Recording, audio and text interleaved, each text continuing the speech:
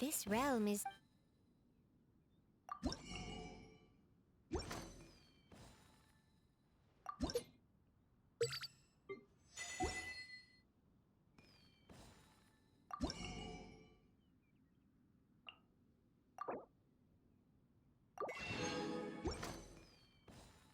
If you ever have it...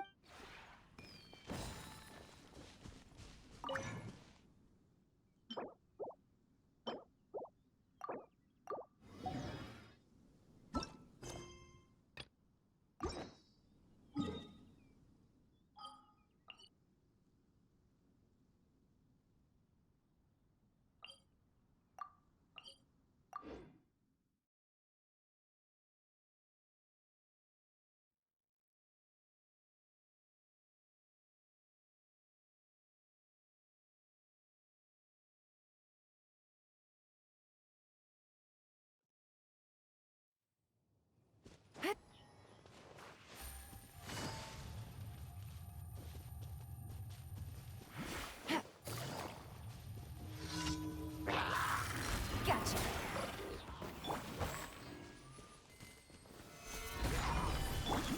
Boing, boing, boom! Dumpty, dumpty, dumpty! One with nature. Clouds high. The birds call. Into the wind. I will have order. Crumble.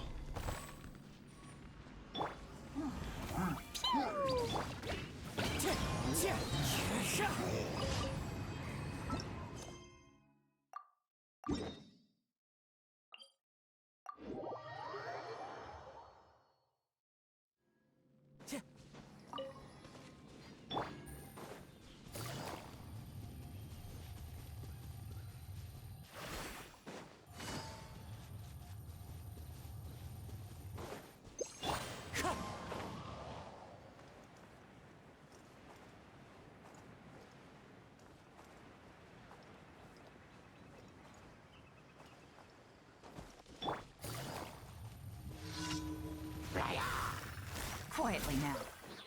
Things are about to get dicey. Rise! Blow them all up!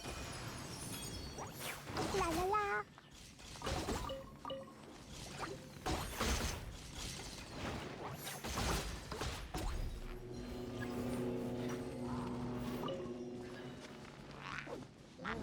Jumpy, jumpy, go! One with nature. Fallen leaves. Adorn my... This is order.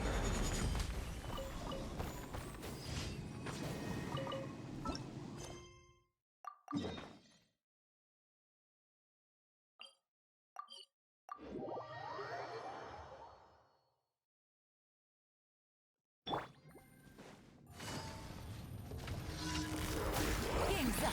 Fun's over. I will have order. Crumble.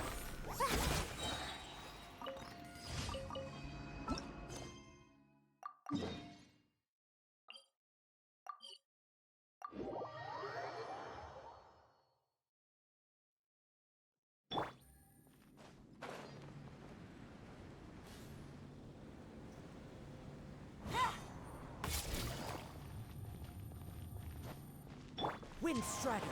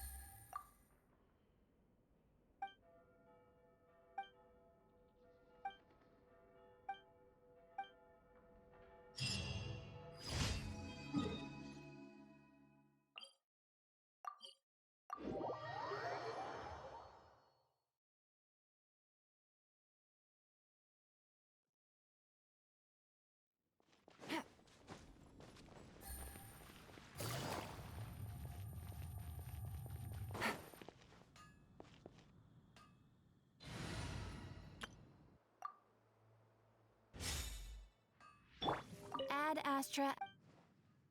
Thank you for completing today. Ad Astra ab.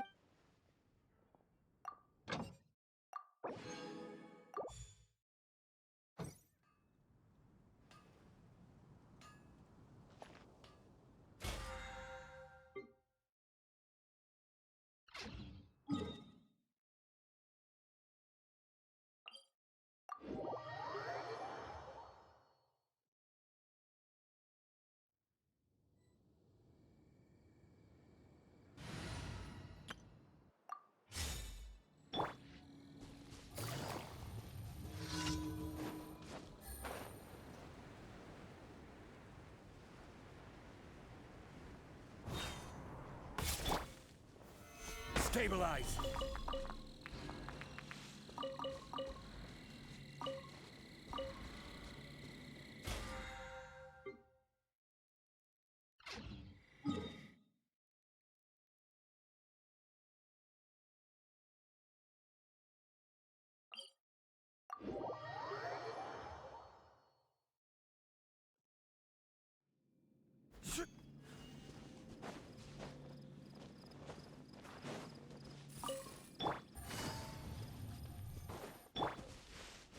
Order guide you.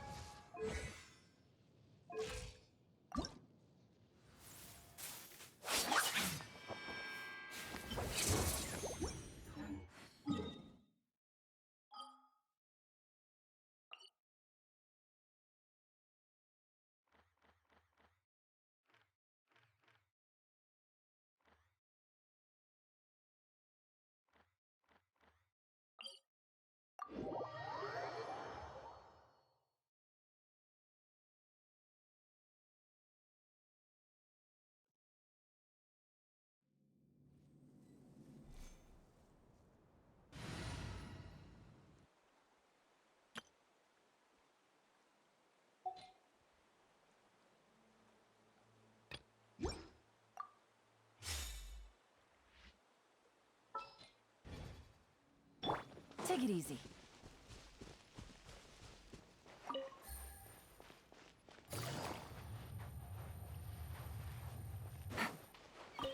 Take it easy.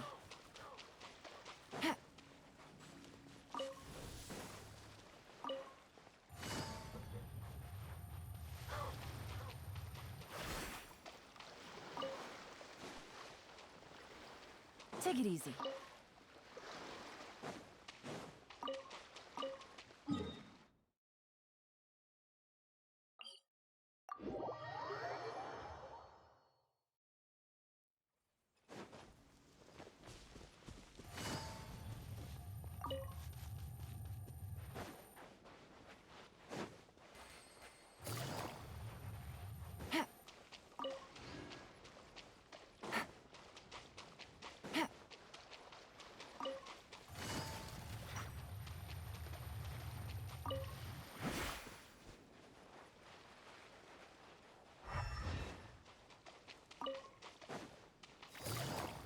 Ignorant and vulgar. Take it easy. Fall in!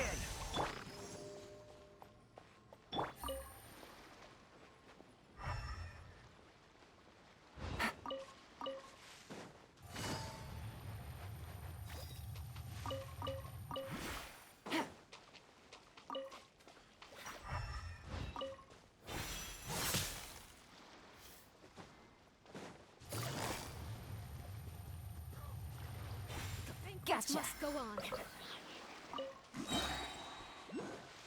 Please remain seated. Busted. Take it easy.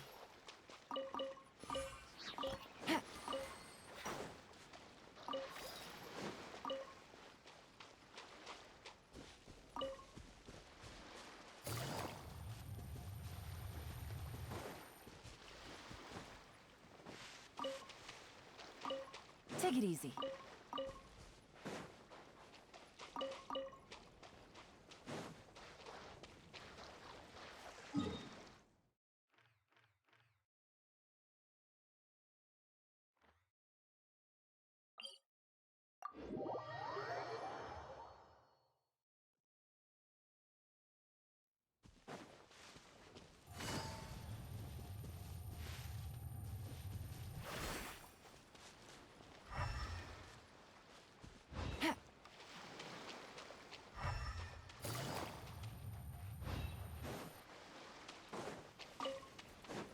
Take it easy.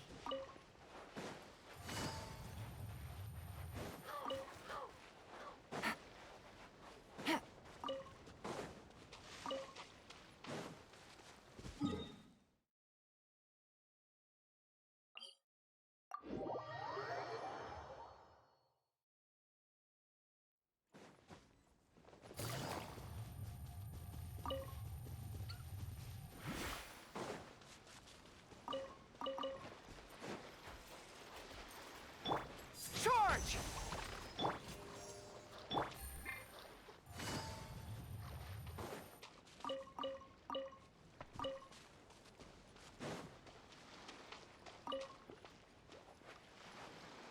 Hunt them down. Things are about to get dicey. Into the shadows.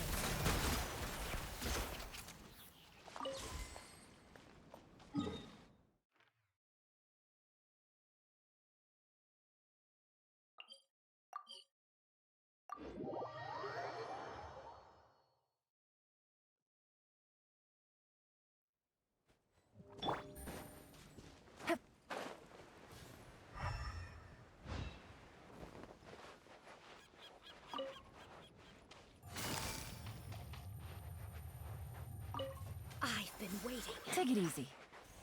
The banquet must go on.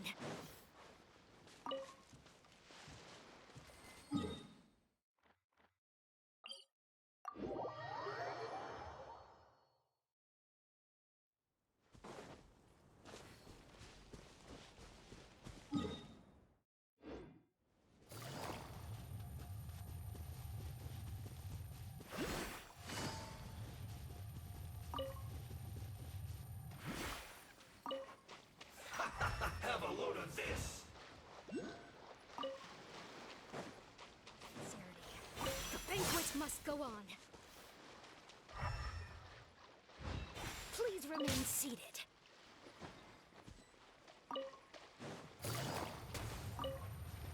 The banquet must go on.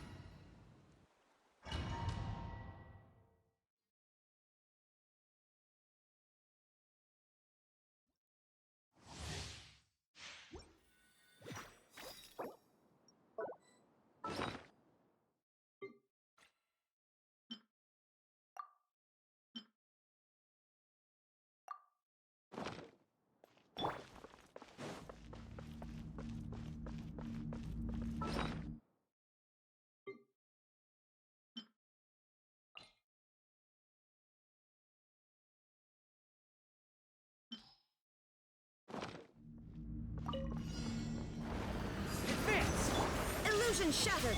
Gotcha. Busted. Here comes the catch. Loaded. Time to testify. Inazuma shines eternal. Shine down.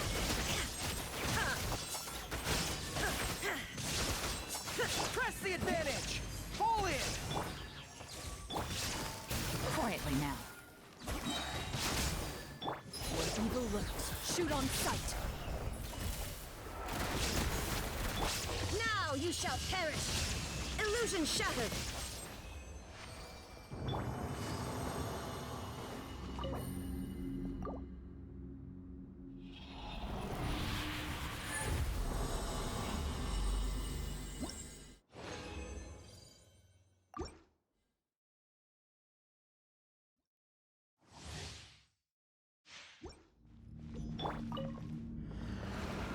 Advance!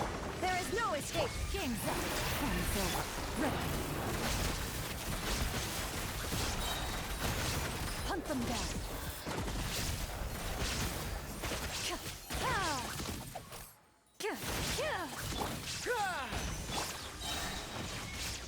Inazuma shines eternal.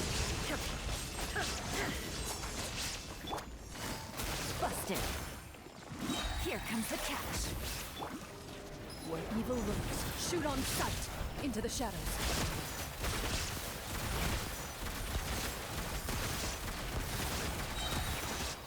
Everyone on me! Fall in! Torn to oblivion. Shine down.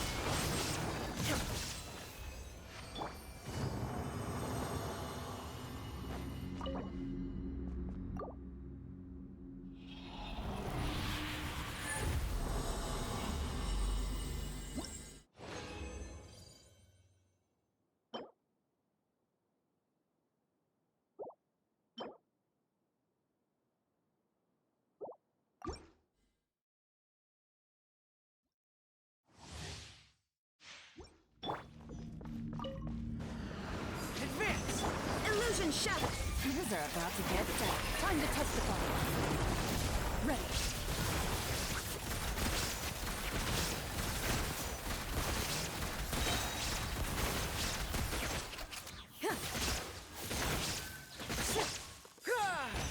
Inazuma shines eternal.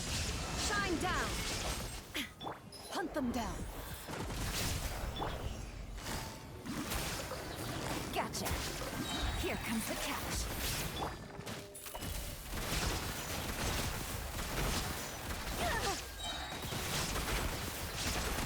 Now you shall perish. Illusion shattered.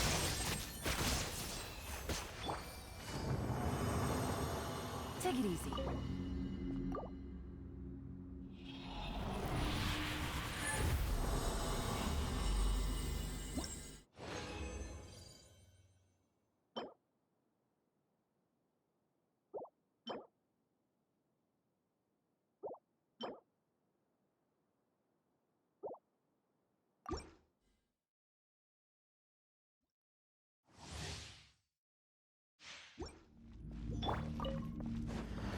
Rally! Charge! There is no escape. Busted. Quietly now. Game's up. Time's over. Where evil lurks, shoot on sight. Into the shadows.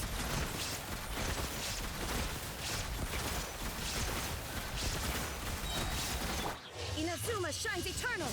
Illusion shattered. Hunt them down. Here comes the catch. Ready.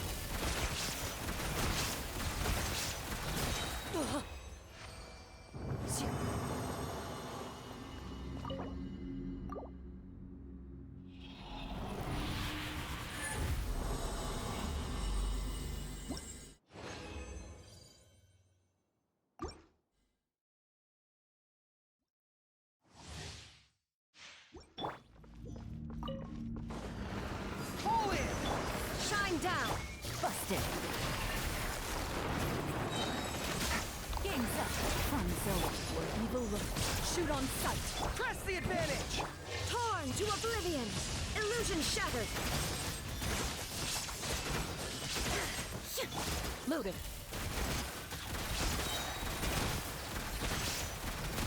Hunt them down.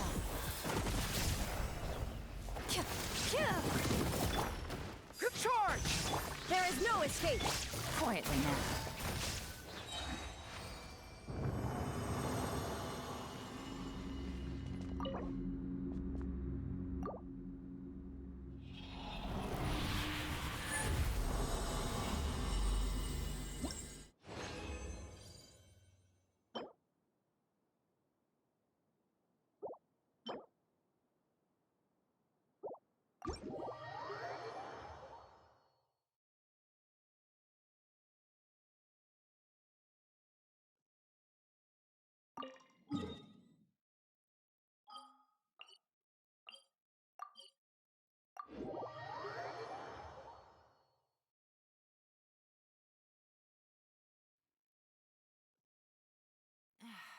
This blinding sunlight is such a pain.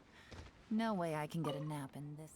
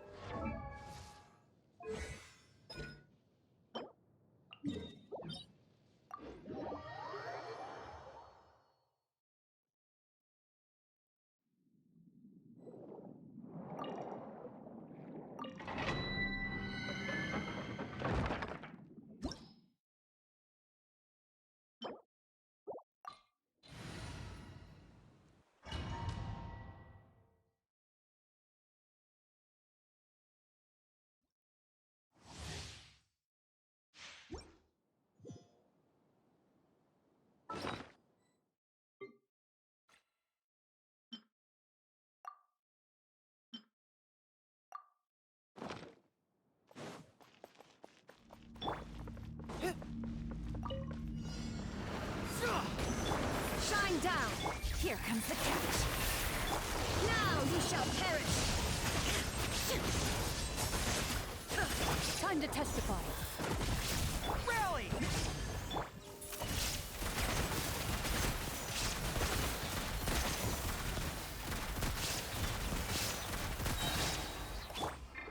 Advance! Game's up. Fun zone. Hunt them down. Inazuma shines eternal.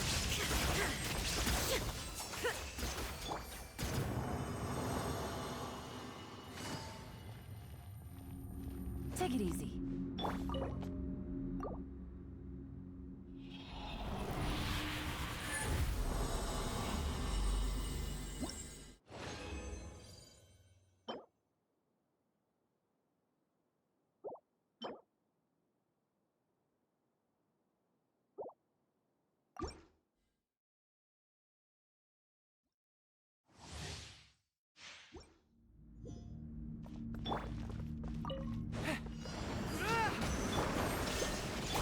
Busted. Here comes the catch. Where evil lurks, shoot on sight. Torn to oblivion.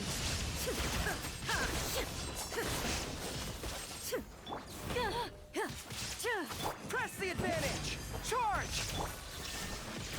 Hunt them down. Into the shadows. Gotcha. Game's up. Fun zone. Now you shall perish.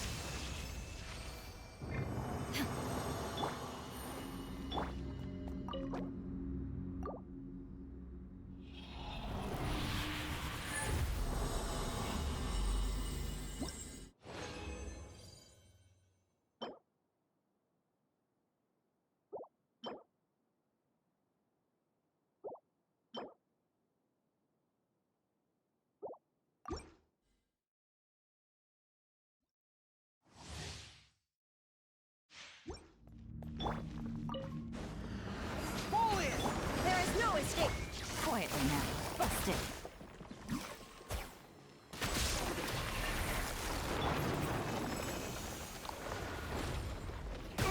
We're defeated. Shine down. Here comes the catch. Loaded. Where evil lurks, shoot on sight.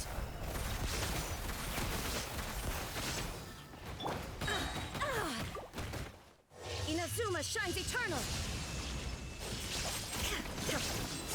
Illusion under all silent.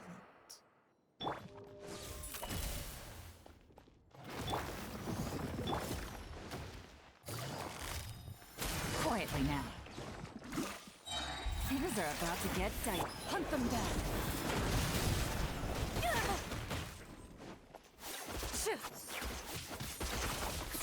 Loaded.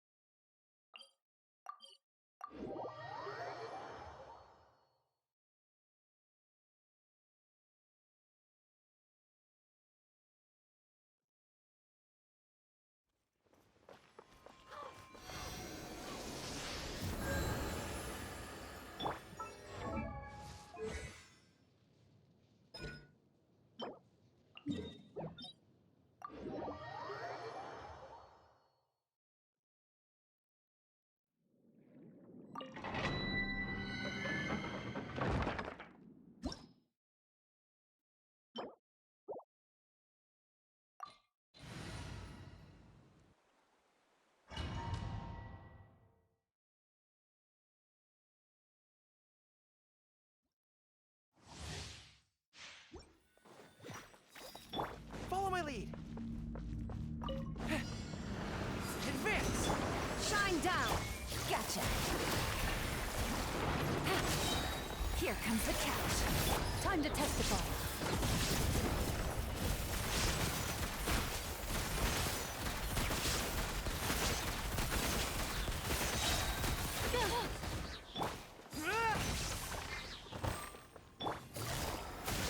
Quietly now. Things are about to get dicey. Torn to oblivion. Hunt them down. Ready.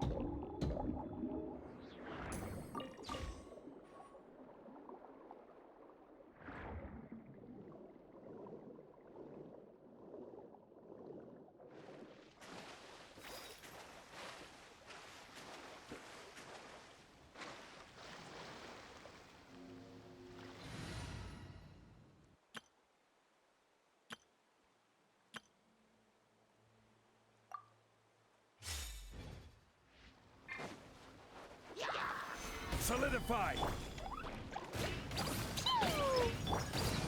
Into the wind. Clouds high. The birds come. Wind strike.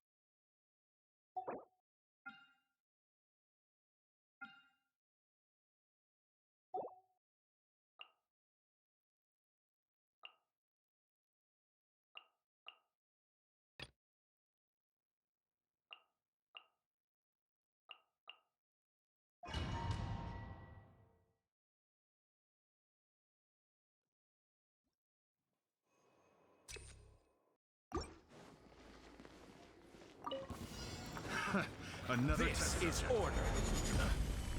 Rise! I'm always watching. Right here. Fry! Fine, fine, go! One with nature. As one with wind and cloud. Hey! The wind knows me. Order guide you. Crumble! Right now, right here. Sparks and blast!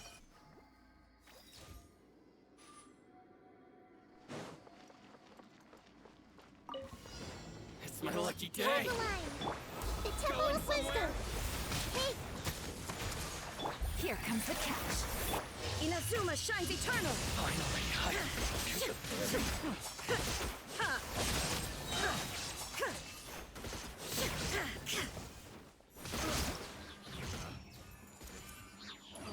test subject.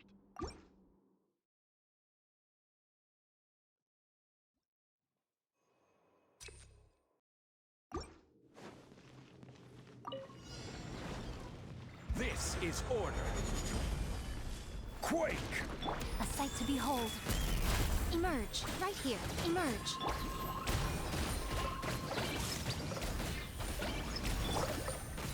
Into the wind. Clouds high, the birds call, one with nature. Free! Order guide you! Right now. Right here. Into the wind. Fallen leaves, adorn my night. Nothing lasts forever. Emerge.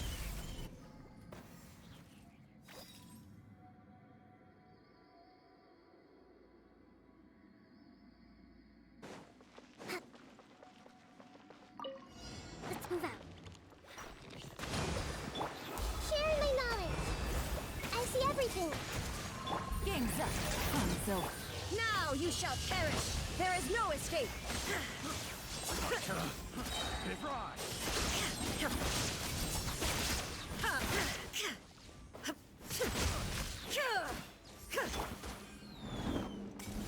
Rest and rebuild. This may bring a little. Gotcha. The wrong test subject.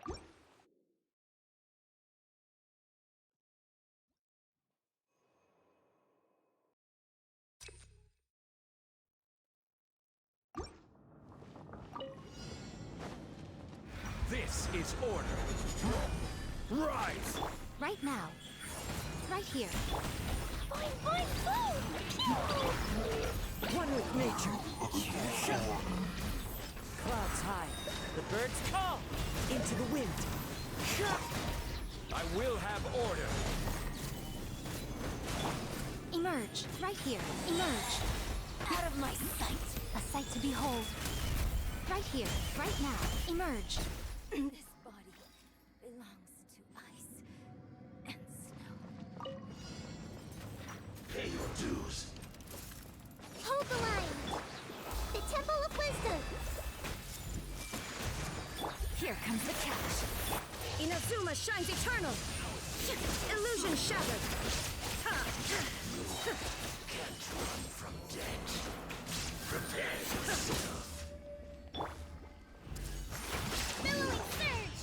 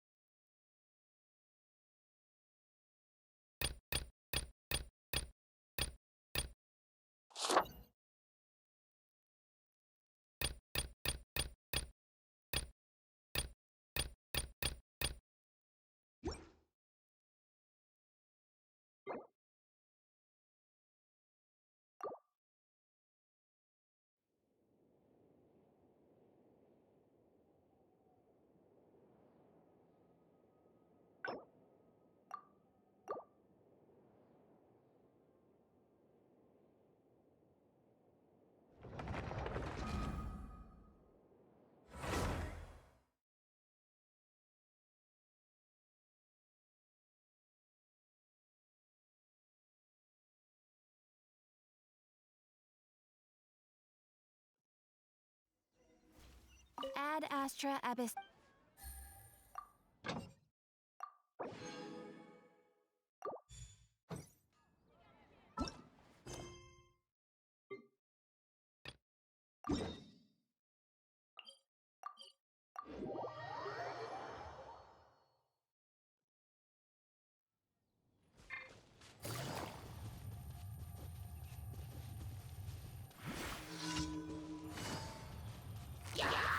Busted. Order guide you. Quake!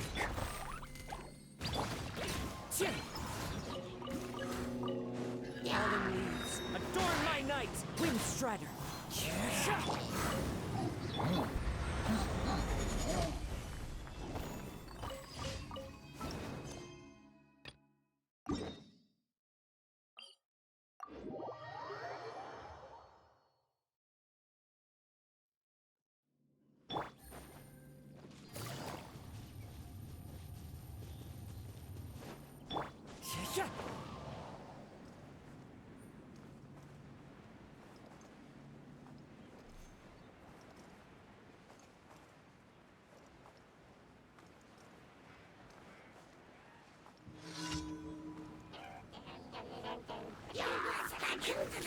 The wind knows me. Things are about to get dicey. I will have order.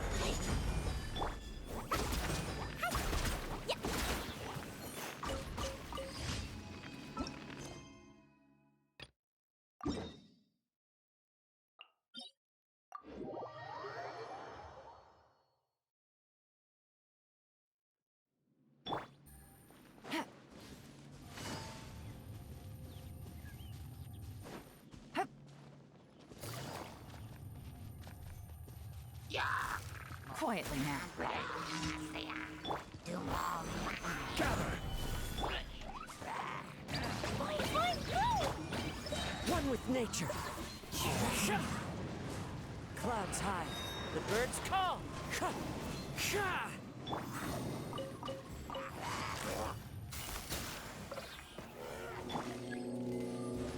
Order guide you. Crumble!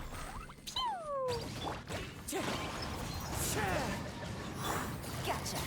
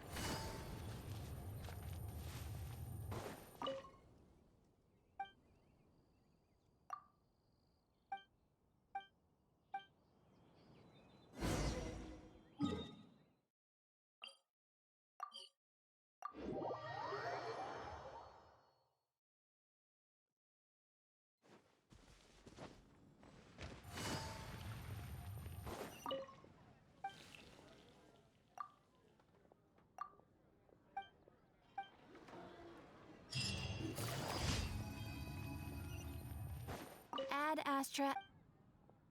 Thank you for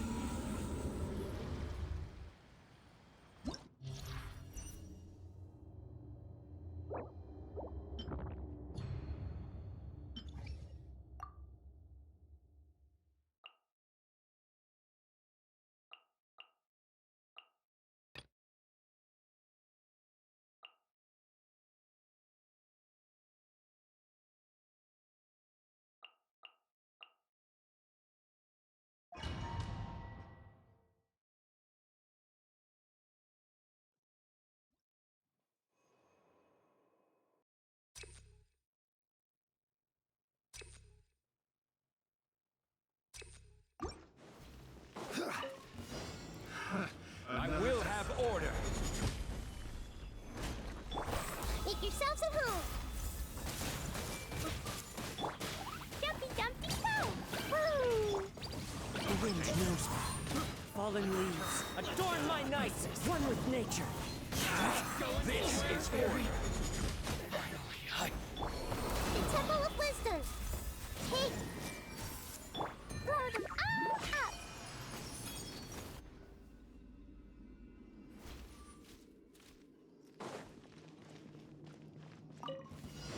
It's my lucky day. Game's up. Fun's over. You're dead meat! Look alive! Torn to oblivion! Finally, There is no escape! to the blurry.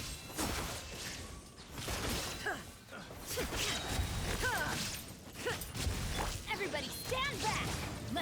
Here comes the catch. Buckle up! Inazuma shines eternal! Illusion shattered!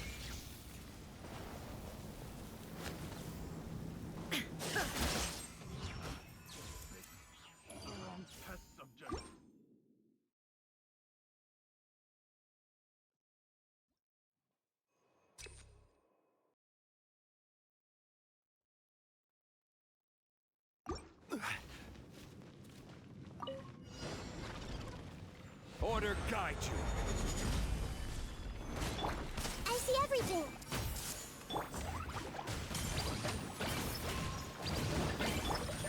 Into the wind. Clouds high. The birds call. One with nature. This is order. Quake. Make yourselves at home. Sparks and blast. Da da da. Pew! Yeah. Free. La la la. Into the wind.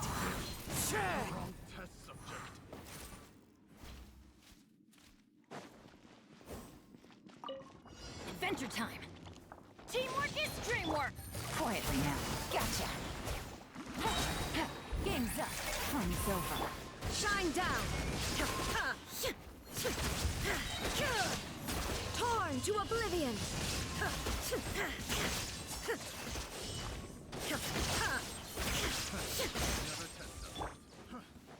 Everybody stand back. Busted. Gotcha. Here comes the catch. Gloves off!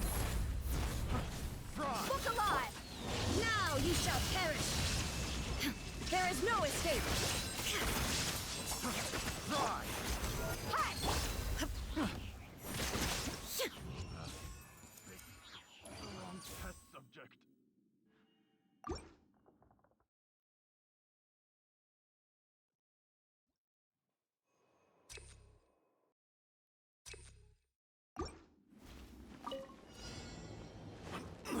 I will have order.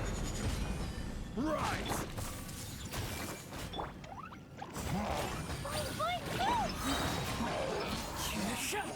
As one with wind and cloud. One with nature. This is order. Sharing my knowledge. Hate. Blazing delight. Dumpty dumpty go. Wind strike. I will. Winter shall eventually come. Pay your dues. I'm going in. Things are about to get dicey. Buckle up! Inazuma shines eternal!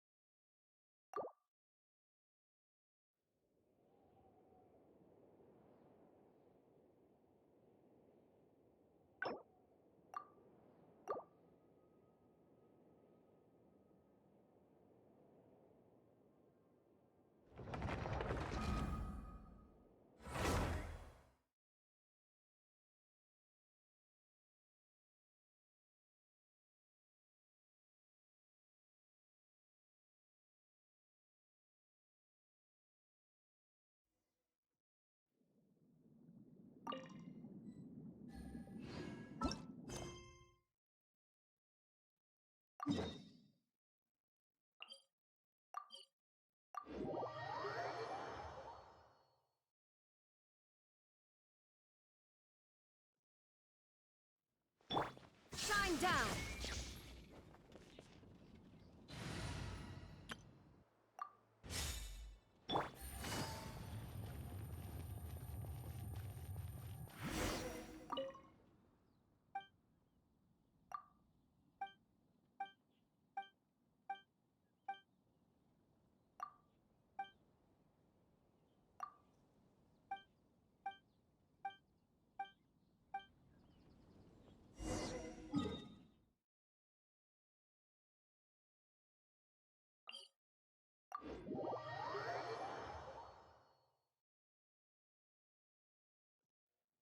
Take it easy.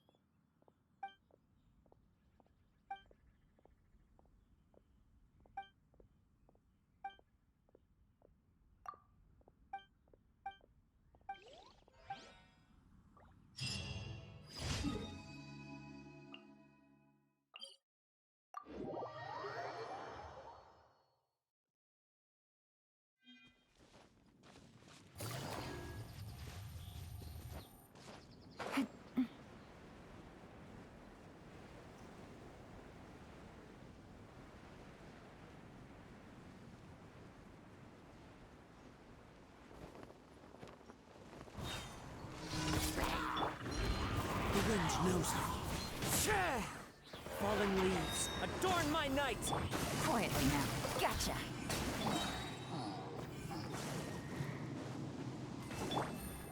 Game's up. Fun's over.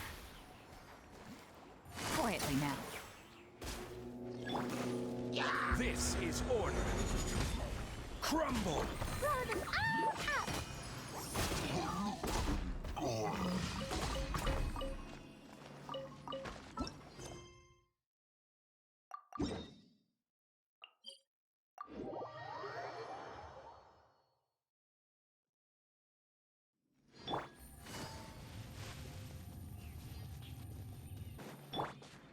One with nature.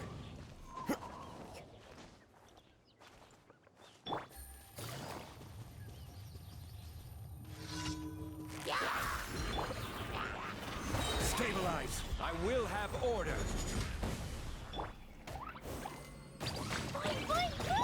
Wind strike.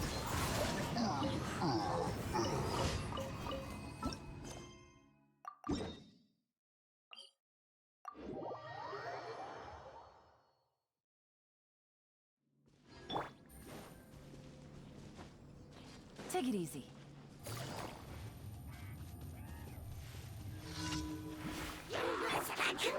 Into the wind. This is order! Rise! Here comes the catch. Sparks and splash!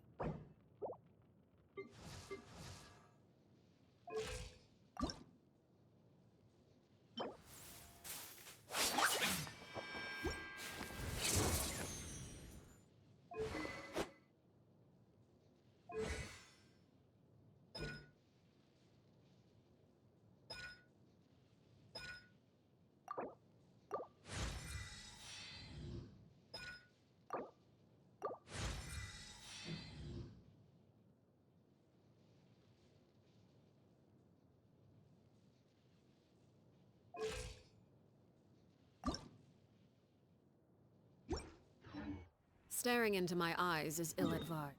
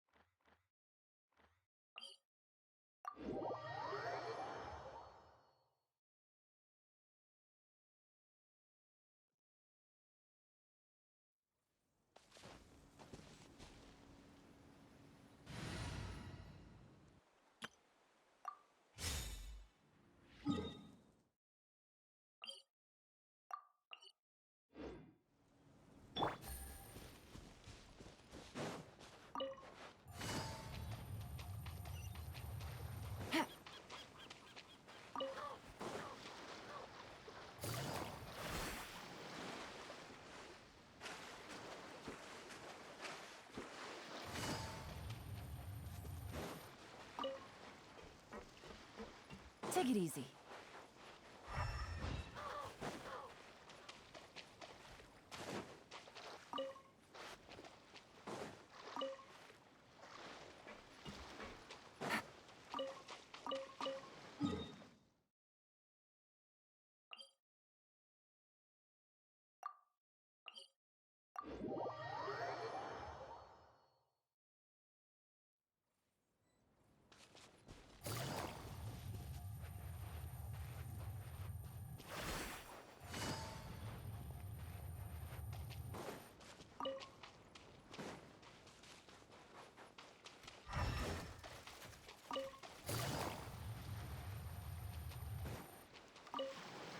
Take it easy.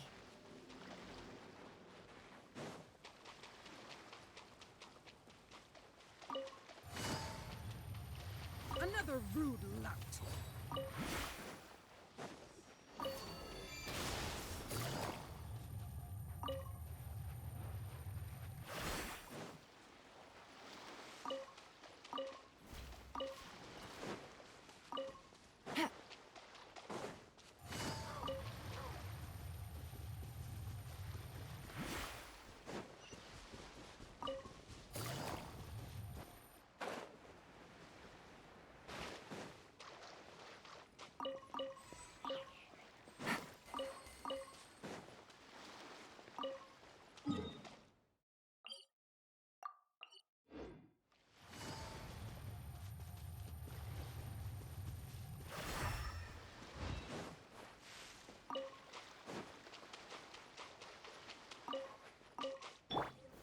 Gather!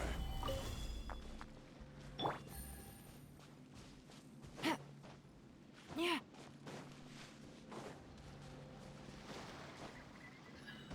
Order guide you. Quake! Jumpy, jumpy, jump! One with nature. Gah!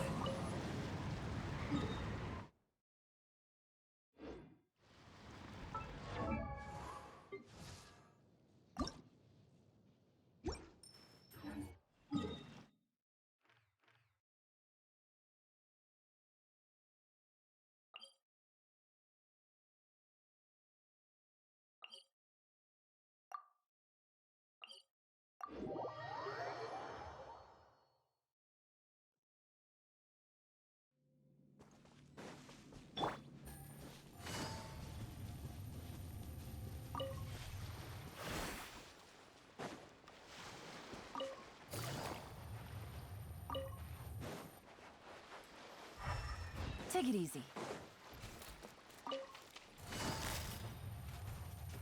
Busted.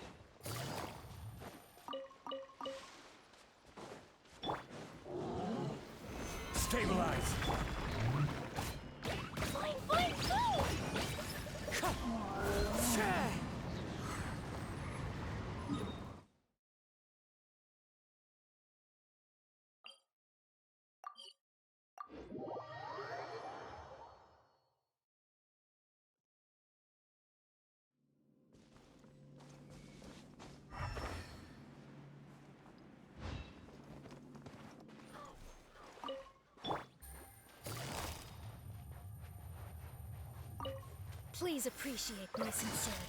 What must go on? Quietly now. I'll put you on. Let's move.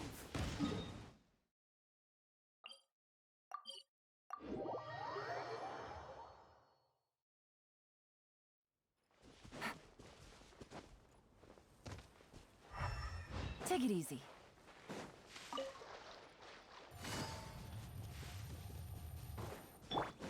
This is order.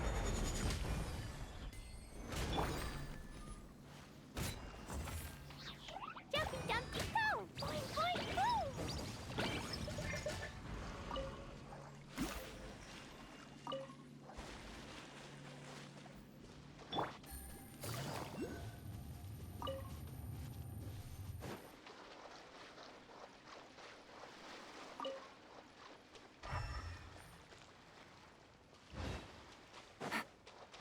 I've been waiting.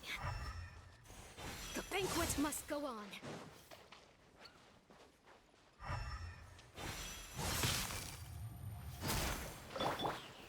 Gather. Apologies.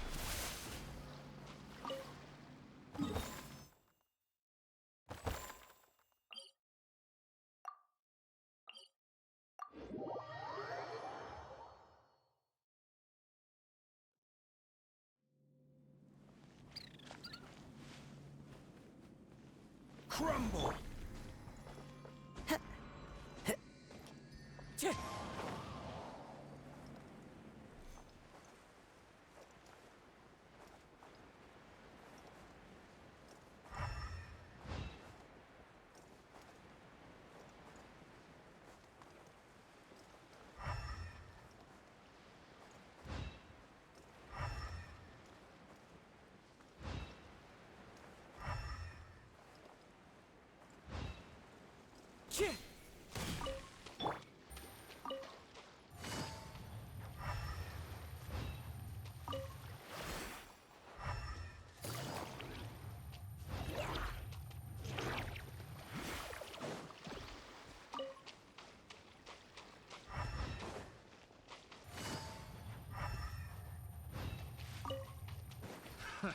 Another test subject. Take it easy.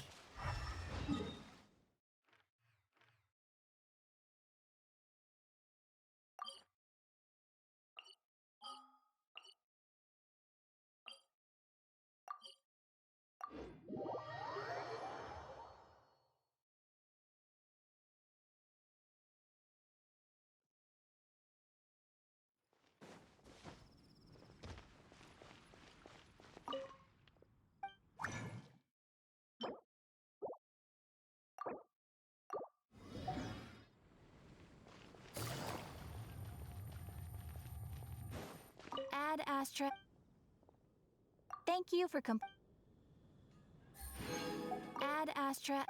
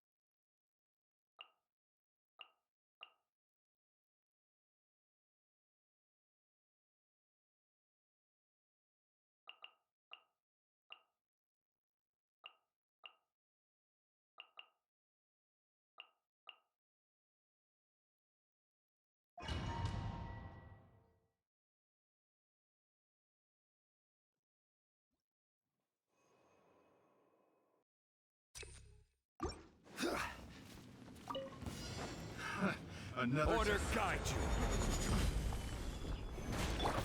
Make yourselves at home. Everyone hold hands. Pew! The wind knows me. Clouds high. The birds call into the wind. I will have order. Share my knowledge. Take. To the fairy.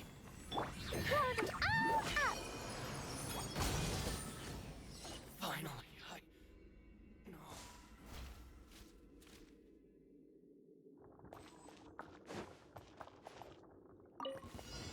It's my lucky day. Laid bare. Let me weave you a verse. Things are about to get dicey. To the fairy.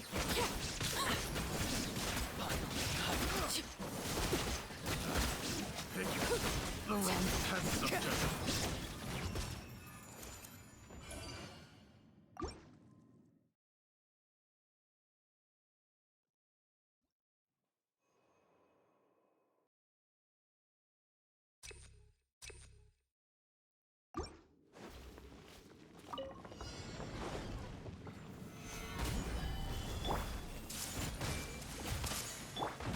Dumpty Dumpty Go! Boing boing boom! The wind knows me. Fallen leaves adorn my night, one with nature. Another test subject. Order guide you. The Temple of Wisdom. I see everything. Sparky! Wow! Dumpty Dumpty Go! The wind knows me. Clouds high. The birds call.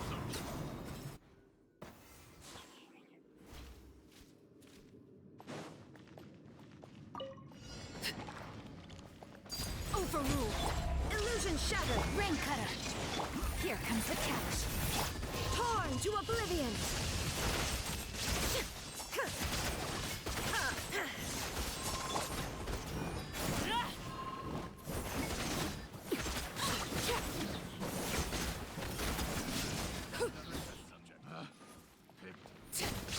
Witness my lies.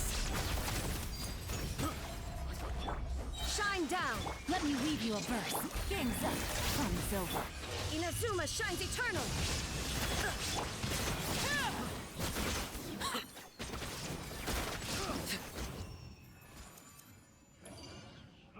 Test subject.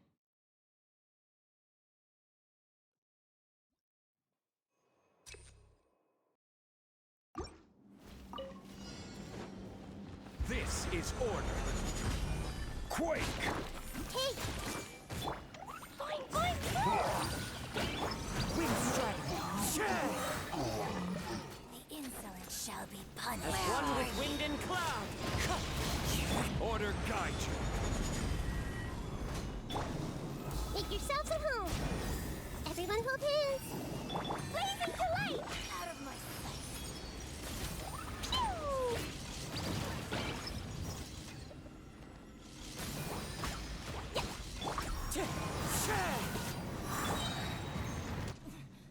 Winter shall eventually come. Pay your dues. Laid bare. There is no escape. Rain outlines your fate. Rain cutter. Here comes the catch. No escape.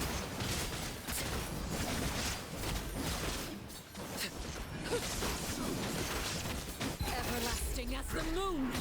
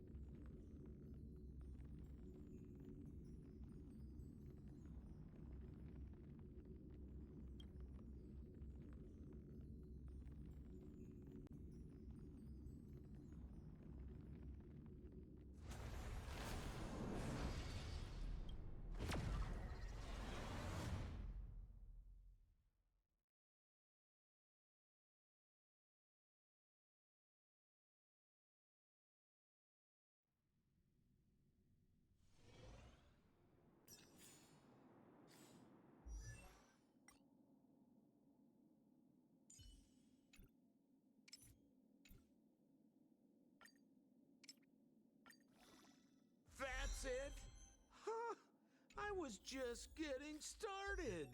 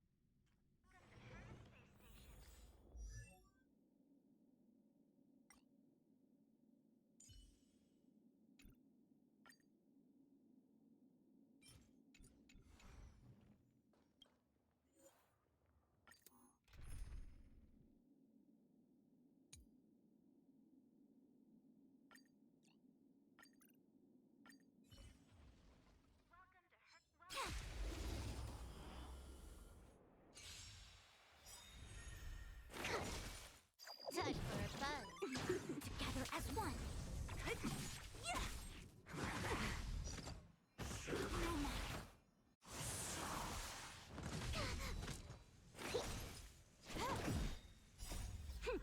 This is double speed.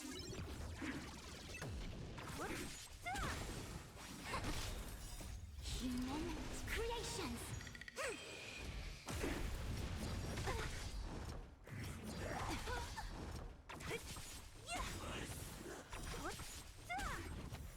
Disappear among the sea of butterflies. Illusions of the past.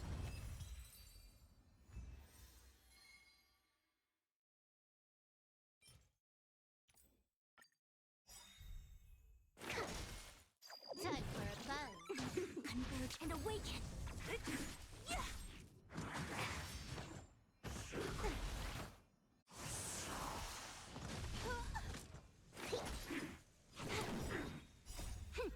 This is double speed.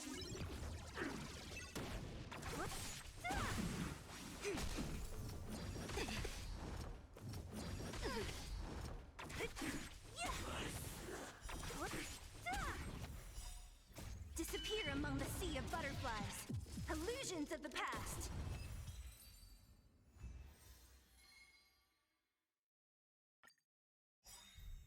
Here, try this. Time for a buzz. Together as one. No matter. No matter. Human creations.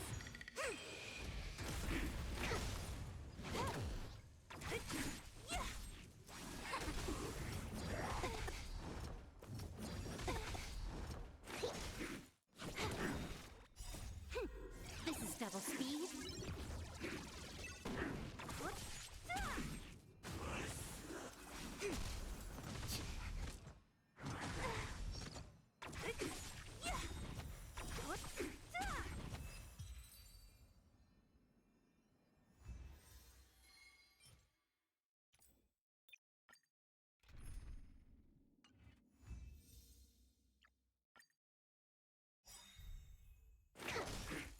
Time for a buzz.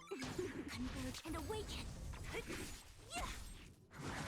I think something bit me.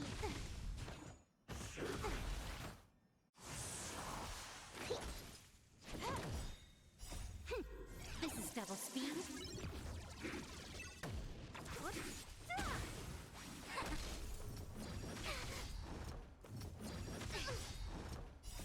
Human creations.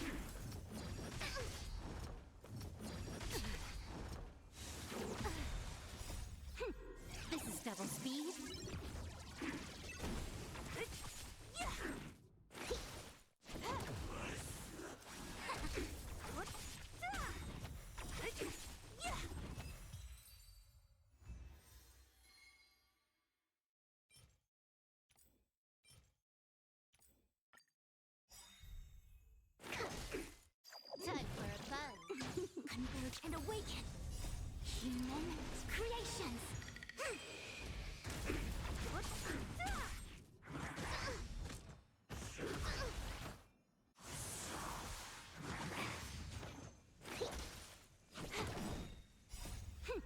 This is double speed.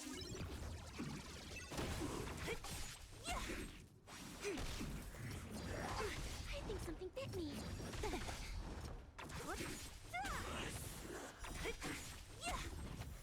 Disappear among the sea of butterflies. Illusions of the past.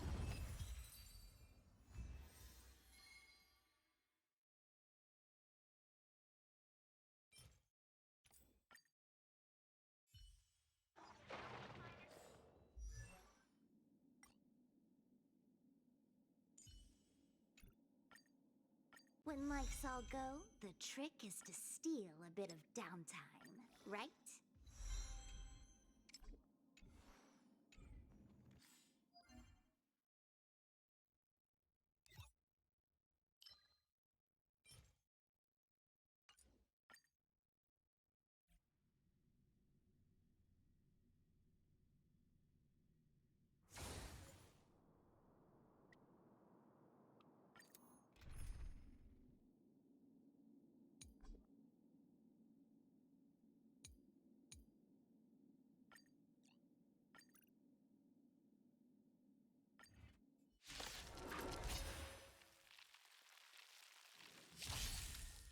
Time for a buzz. Gather as one. On the still waters of oblivion.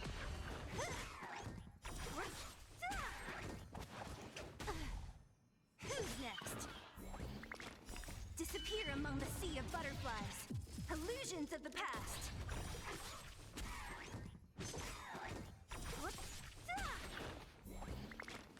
Disappear among the sea of butterflies. Illusions of the past.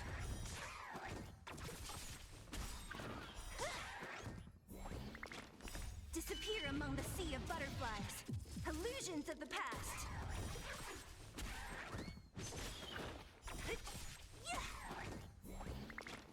Disappear among the sea of butterflies. Illusions of the past. Who's next?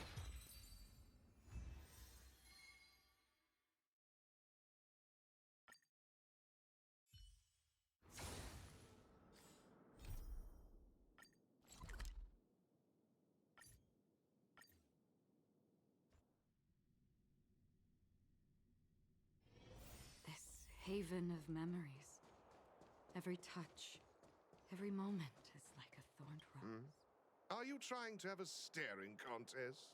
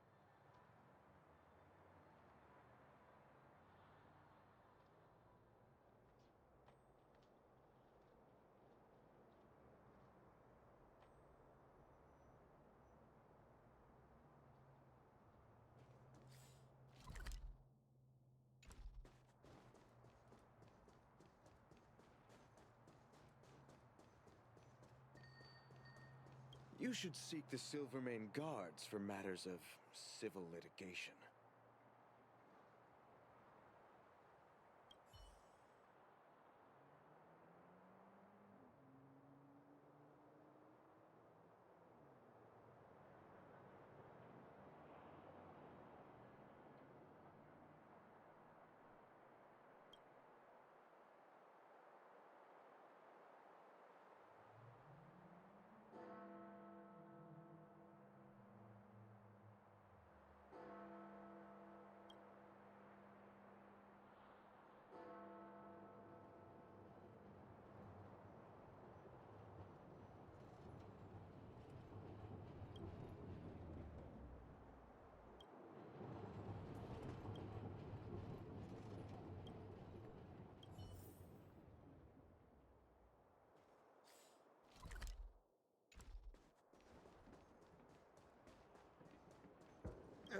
Enough about money.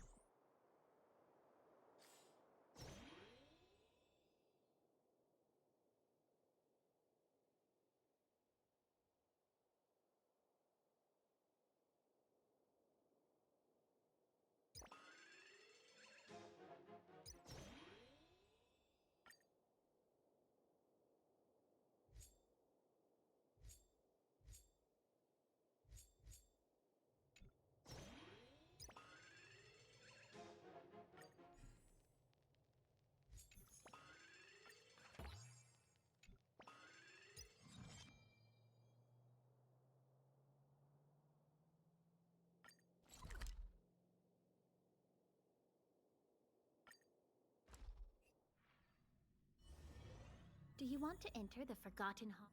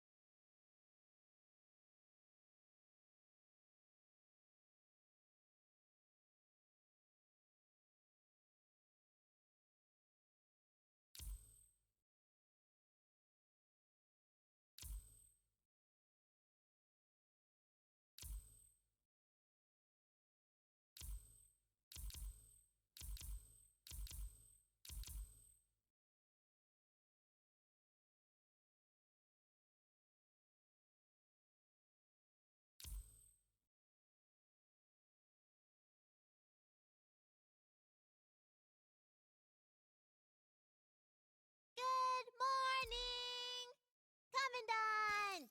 Watanabe told me that nothing is more stimulating than shouting in the morning.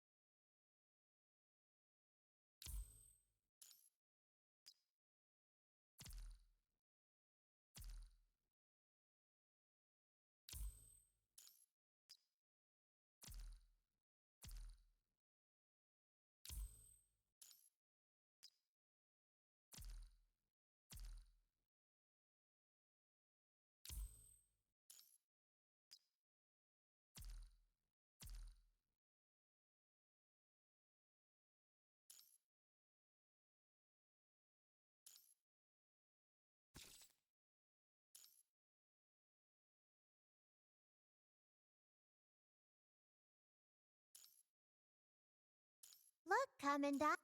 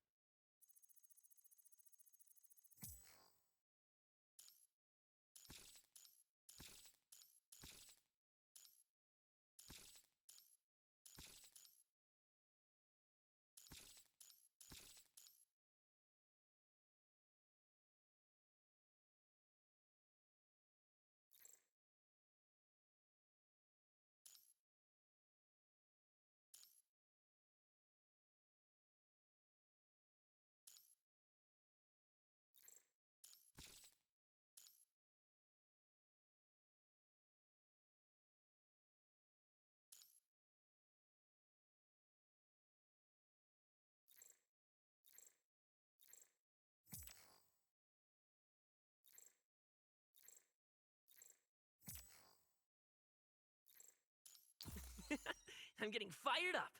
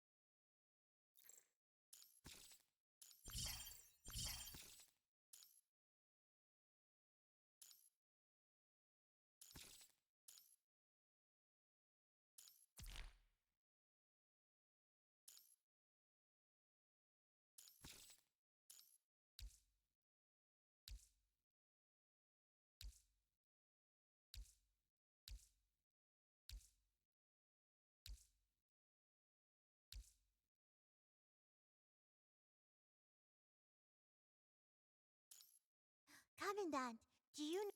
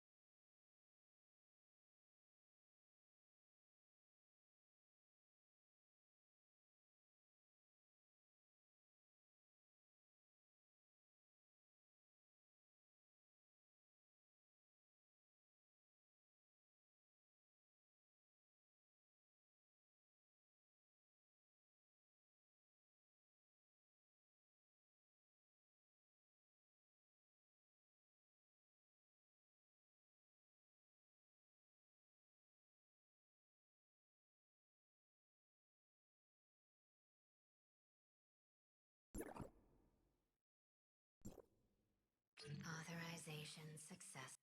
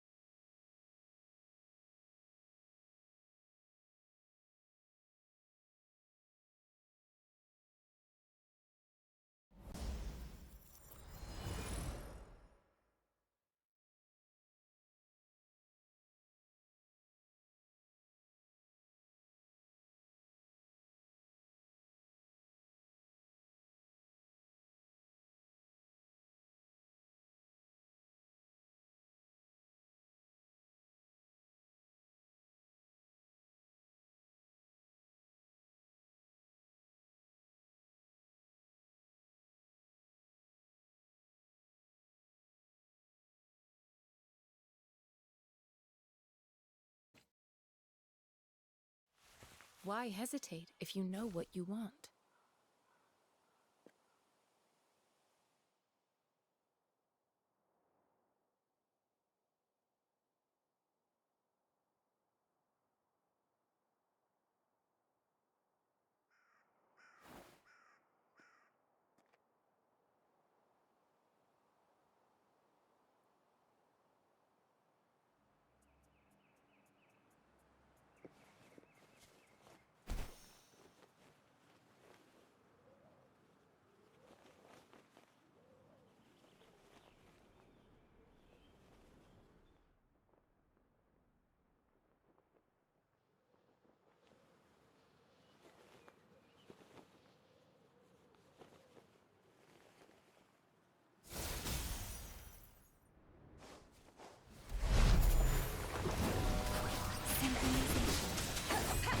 One with the sound.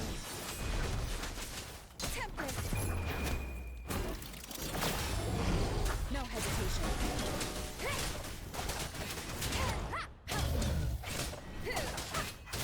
You will obey.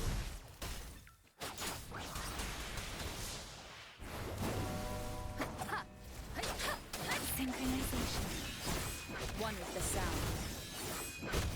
The show begins.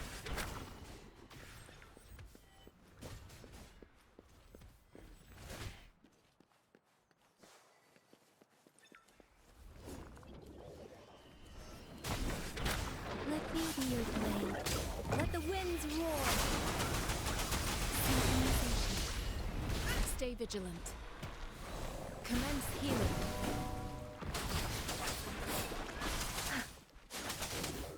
Serenade!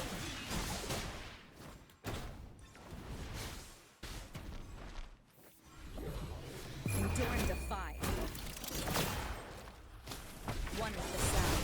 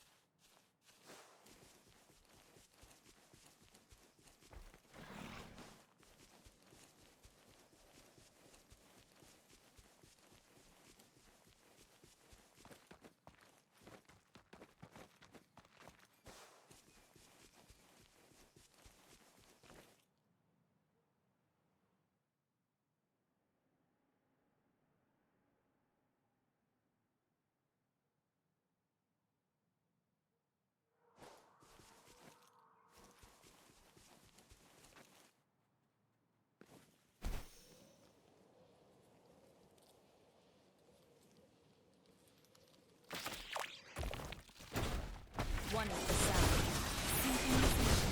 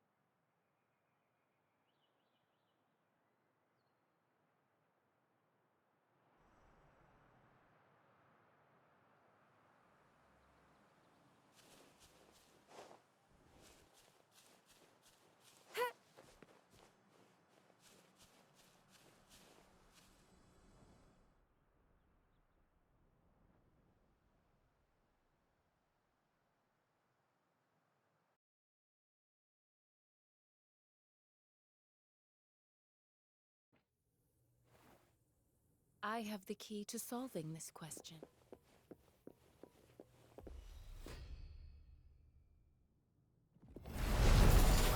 Synchronization. One of the sounds. Leave it to me. Shake the shakeless. The show begins. One more time.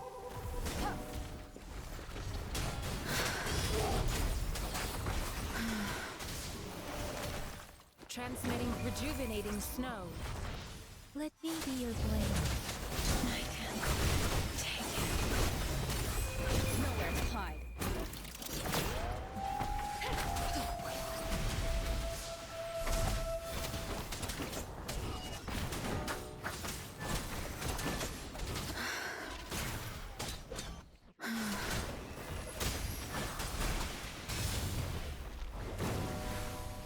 Synchronization.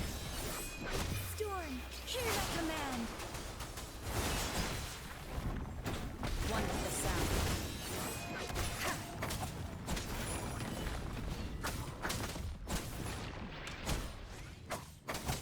Shadow, follow! None shall precipitate! Administering first aid. Synchronization. Shadow descends. Leave it to me. Don't worry.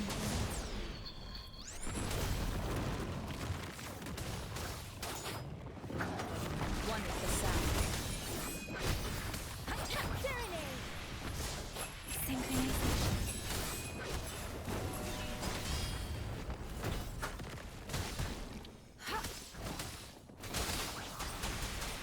Let the winds roar. Commence healing. Verity shines. One of the sounds.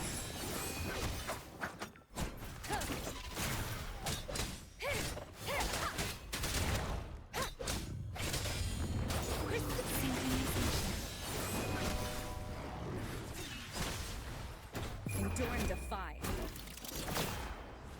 Let me be your blade. Tempest. One of the sounds.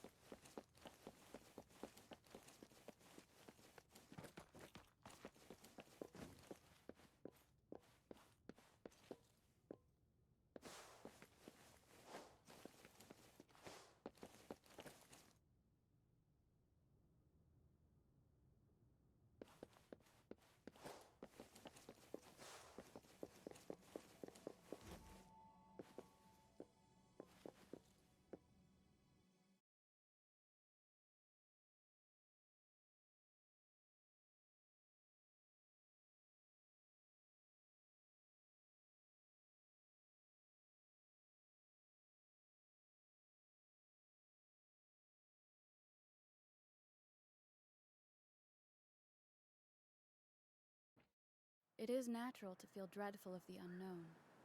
Yet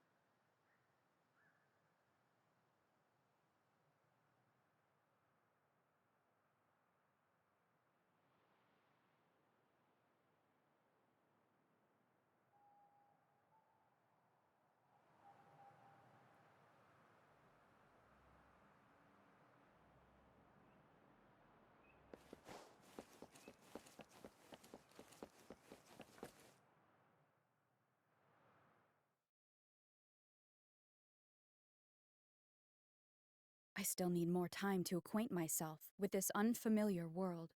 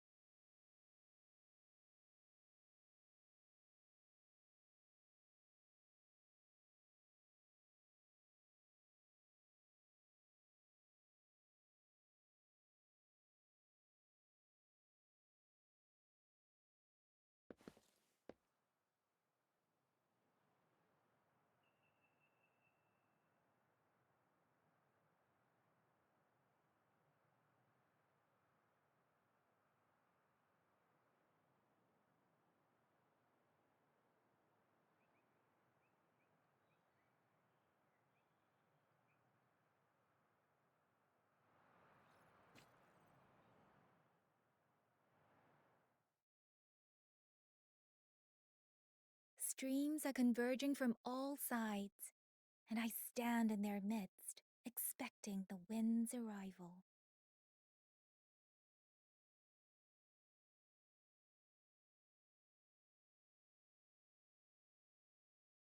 Your help has opened up a world of potential for Yotan and me.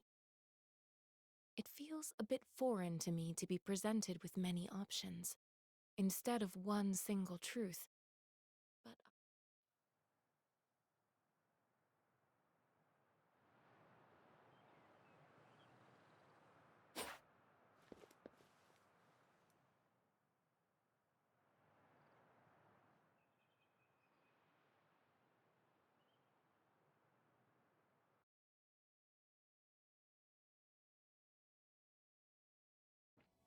an unwavering faith will resonate.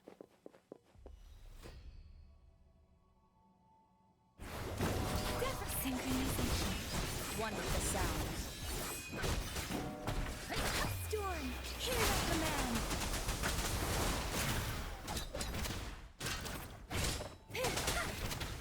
Shadow descends.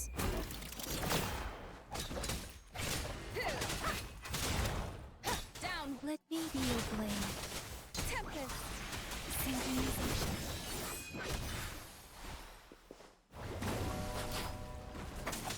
One with the sounds.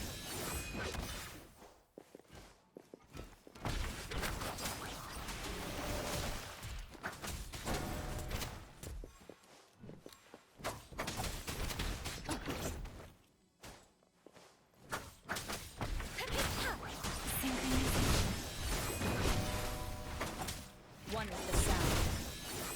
Shape the shapeless. Endure defy.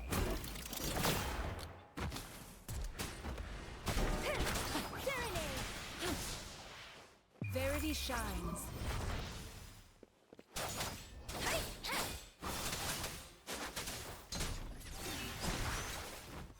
Shadow follows. None shall whisper.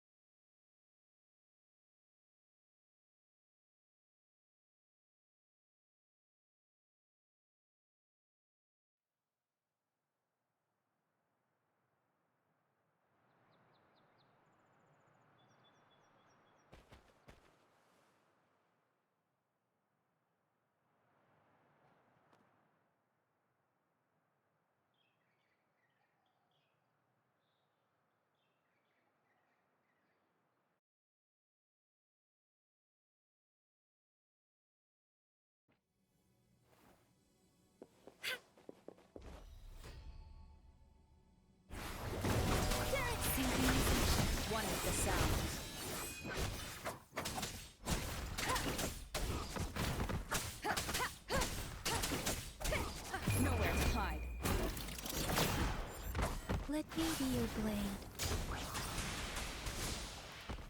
Let me be your blade. Storm, hear my command. One with the sound. Synchronization. The show begins.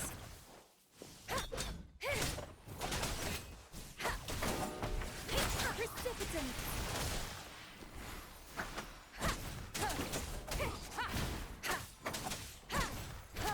One with the sound. Synchronization.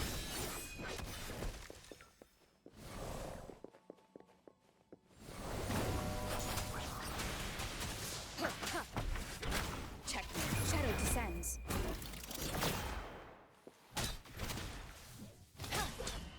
Let me be your blade. Shake the shapeless. Synchronization. One with the sound.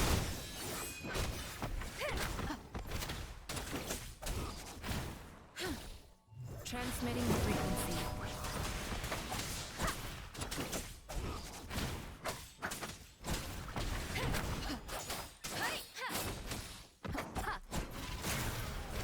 One with the sound. Synchronization. Deference. Endure and defy.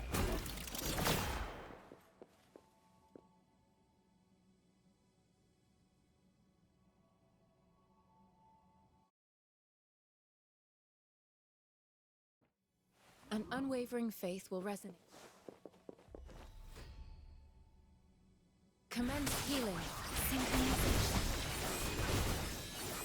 Let me be your blade. Let the winds roar.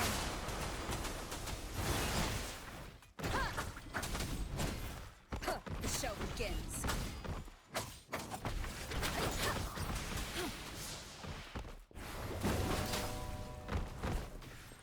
Synchronization.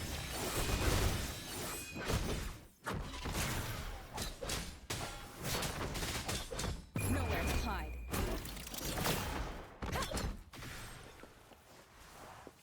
Serenade.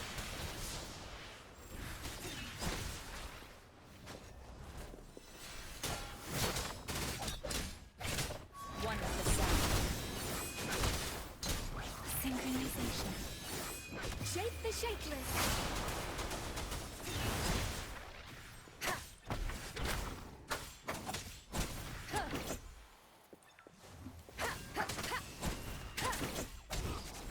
Shadow follow.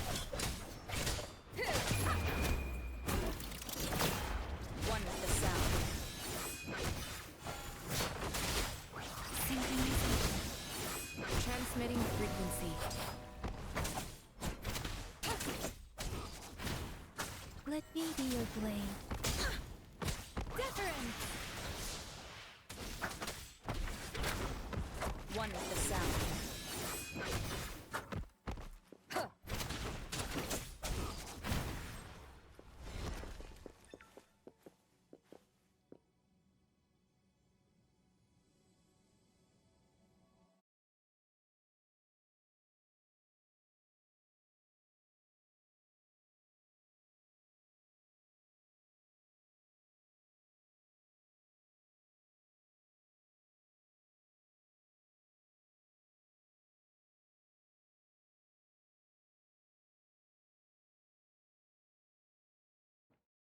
It is natural to feel dreadful of the unknown.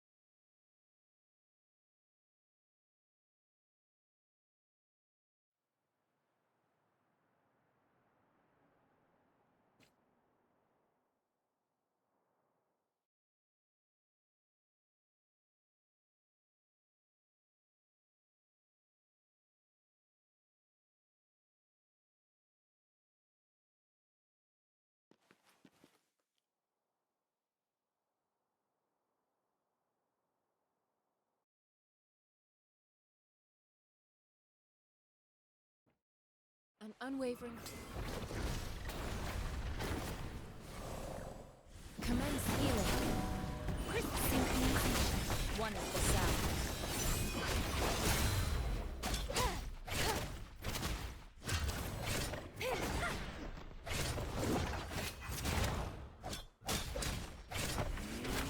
Let me be your blade. Shape the shapeless.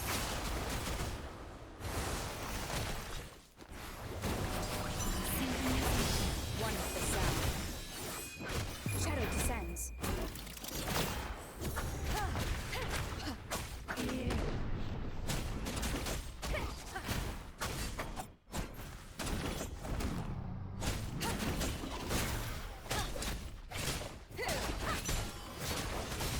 The show begins. Let me be your blade. Synchronization. Administering first aid. One of the sound.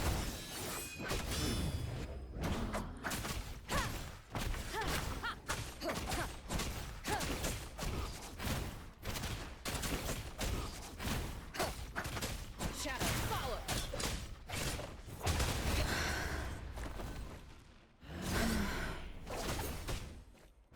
Verity shines. Let me be your blade. Storm, hear my command. Synchronization.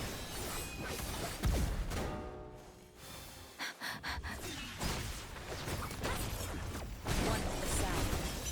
Keep it together. Transmitting frequency. Doesn't matter.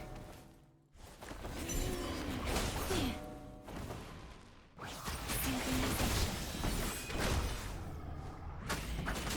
Keep it together. No hesitation.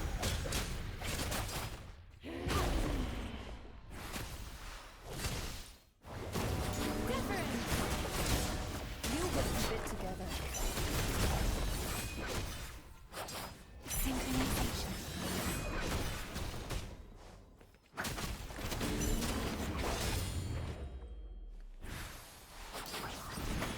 Last chance.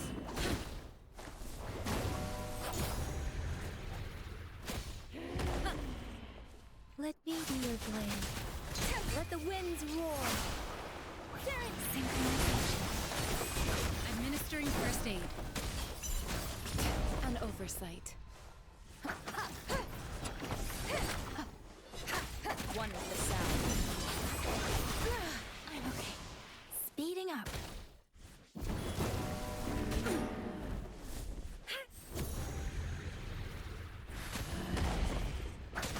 Endure and defy. Let me be your blade.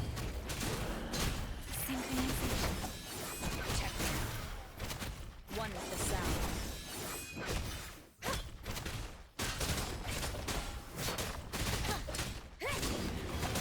Doesn't matter. Don't worry. Then I can take it. Verity shines. Let me be your blade. Synchronization. One of the sound.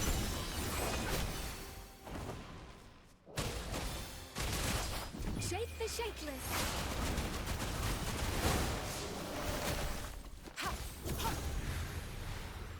Here's acceptable damage.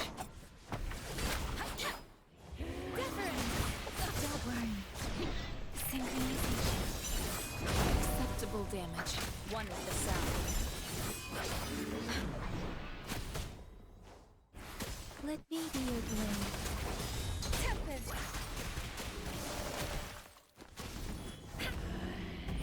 Acceptable damage. Synchronization. Shadow descends. One of the sound. Don't worry.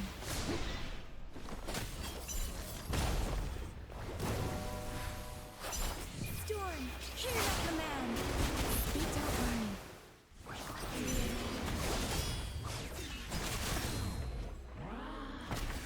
One of the sound.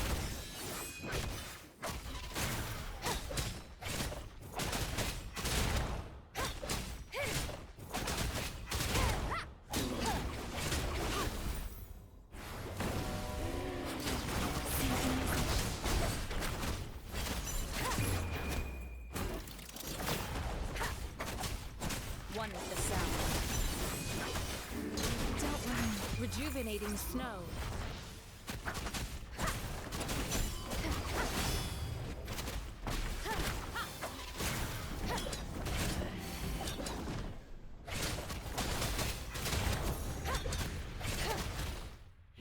Acceptable damage. Commence the It would be to your blade. Synchronization. Let the winds roar. One with the sound.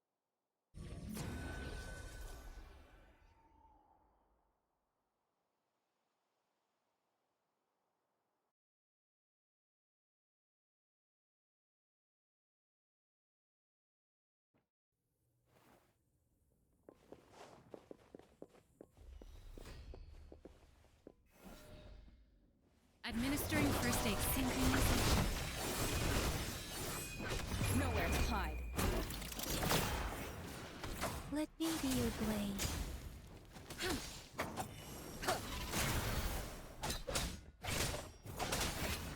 You will obey.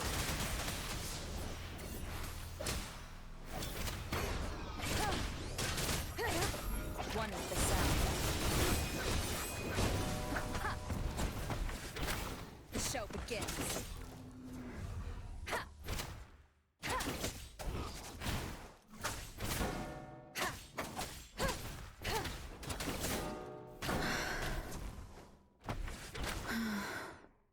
Let me be your blade. Shake the shakeless. Endure and defy.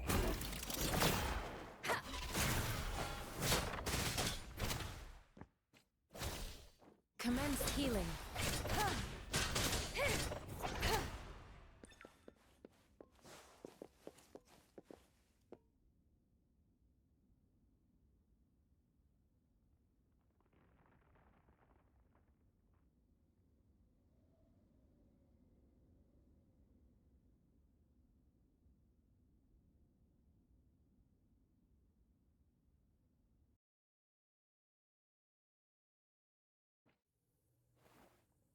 I have the key to...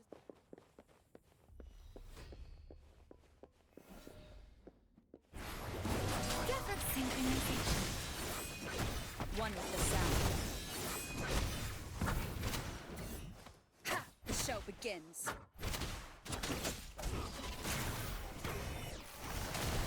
Leave it. Verity shines.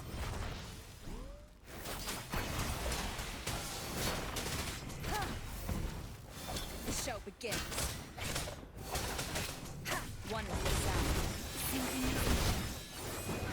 Let me be your blade. Let the winds roar. Serenade. Shadow descends.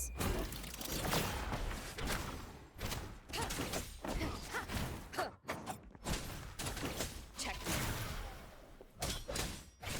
Let me be your blade. Synchronization. Transmitting frequency.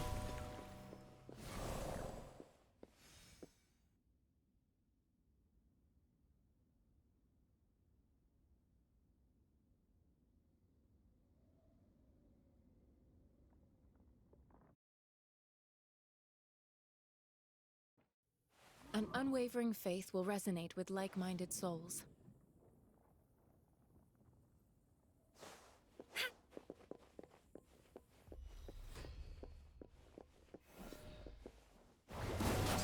Synchronization. One with the sound.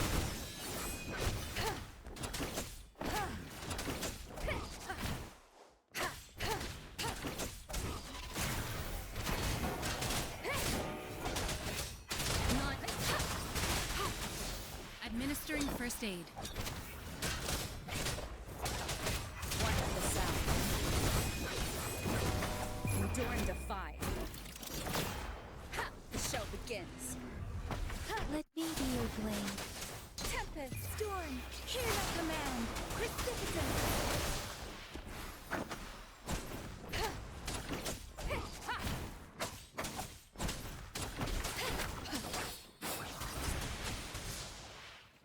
One with the sound.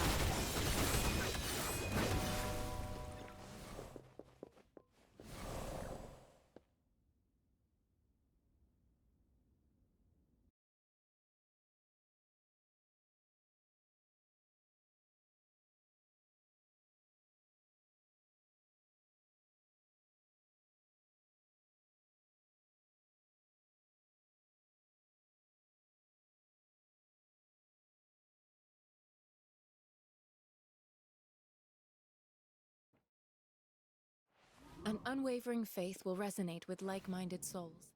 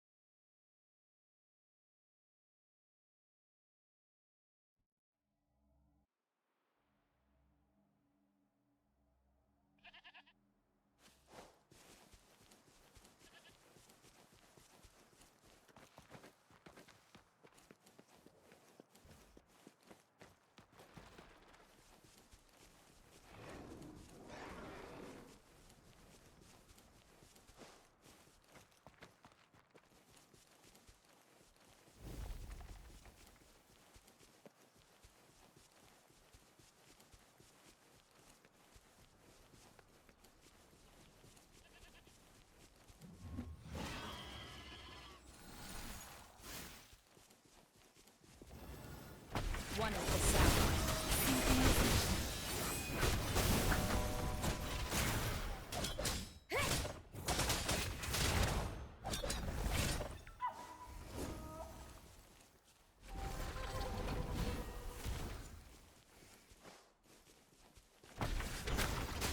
Nowhere to hide. One with the sound. Synchronization.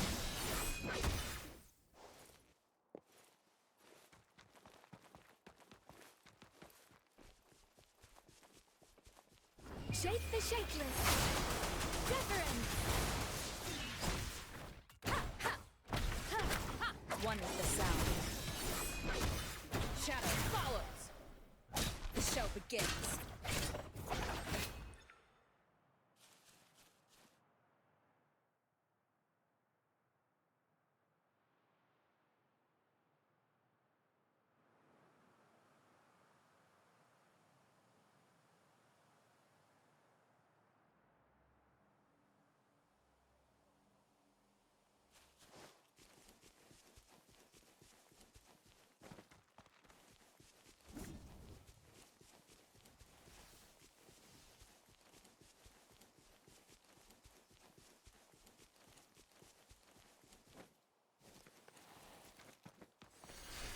One with the sound.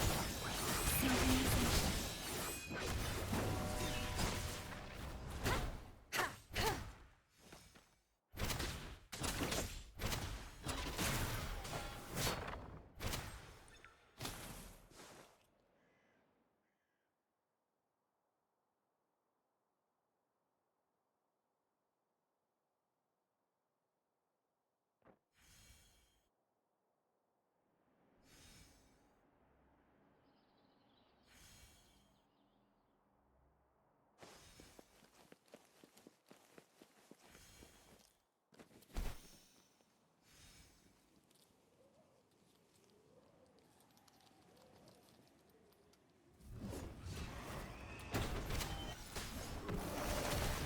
Transmitting frequency. Synchronization. One with the sound. Nowhere to hide.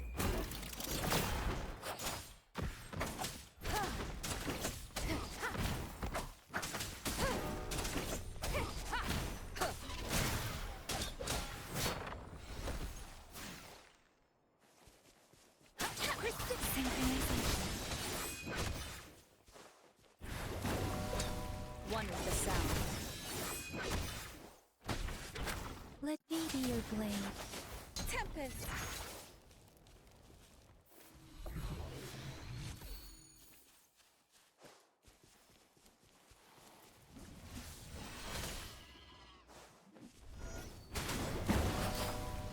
Storm, hear my command! Synchronization. One with the sound.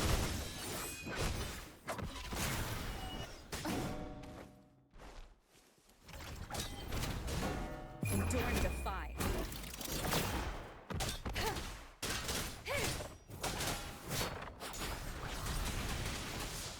Commence healing. Synchronization.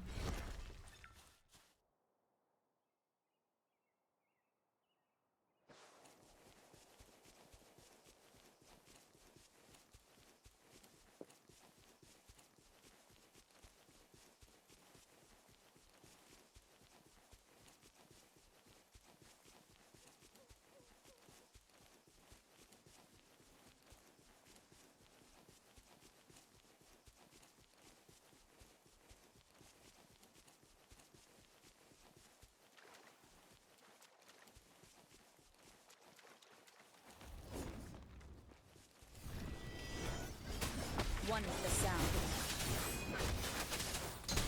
Synchronization.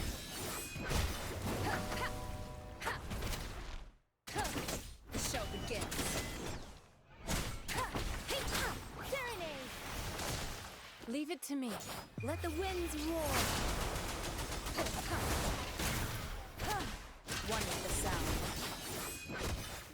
Synchronization. Let me be your blade.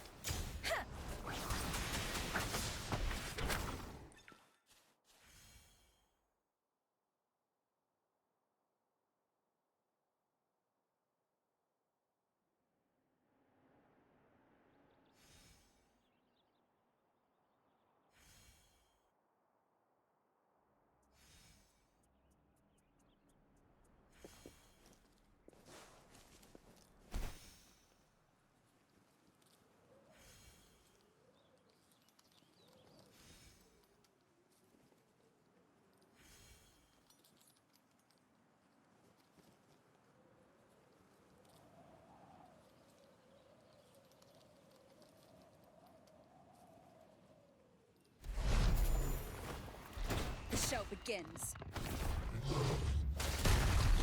Administering first aid. Different synchronization. One with the sound. Endure and defy. One more time. Let beauty your blade. Leap Verity shines.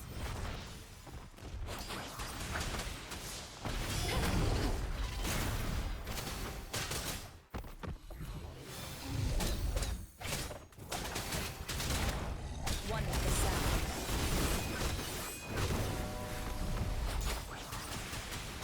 Storm, hear that command.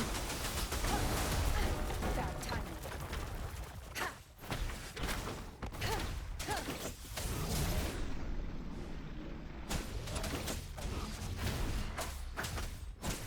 One with the sound.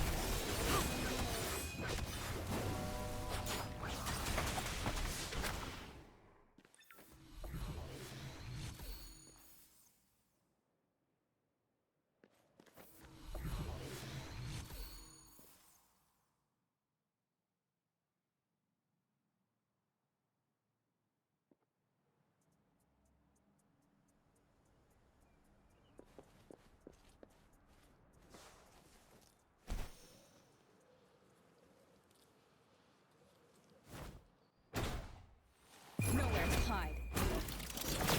One with the sound. Synchronization. Leave it to me.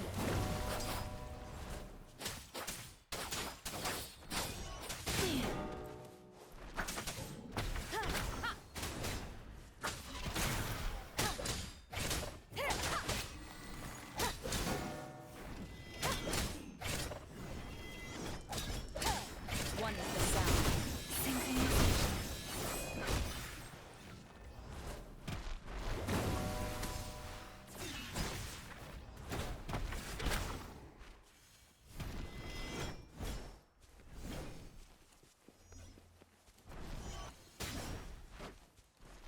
One with the sound. Let the winds roar. Speeding up. Synchronization.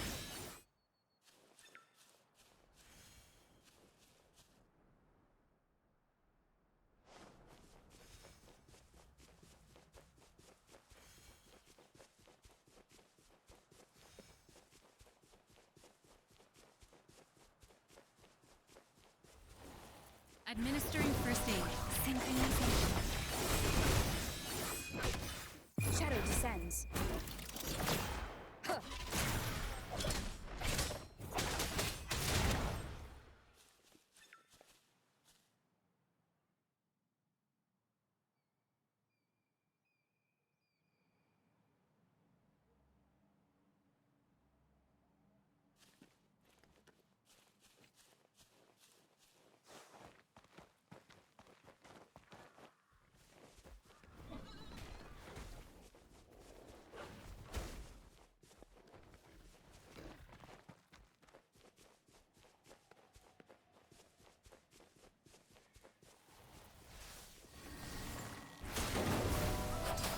Synchronization. One with the sound. Let beauty your blade. Tempest.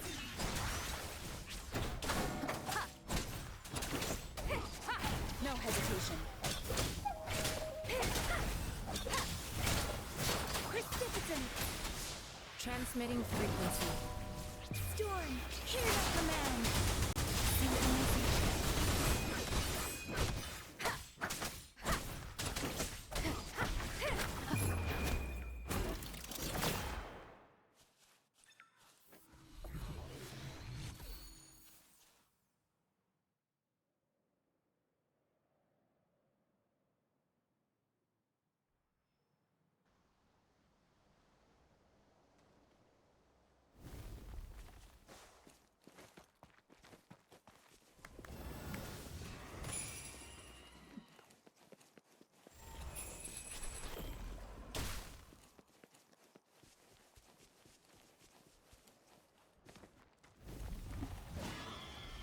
One with the sound. Synchronization.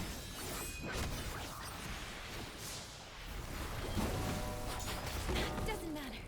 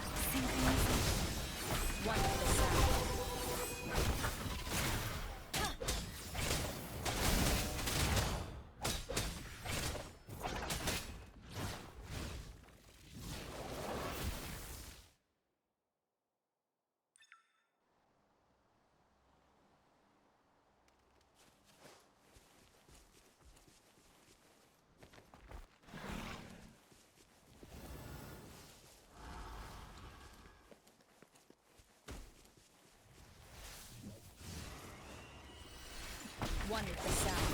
Synchronization. Storm, hear that command. Shadow descends.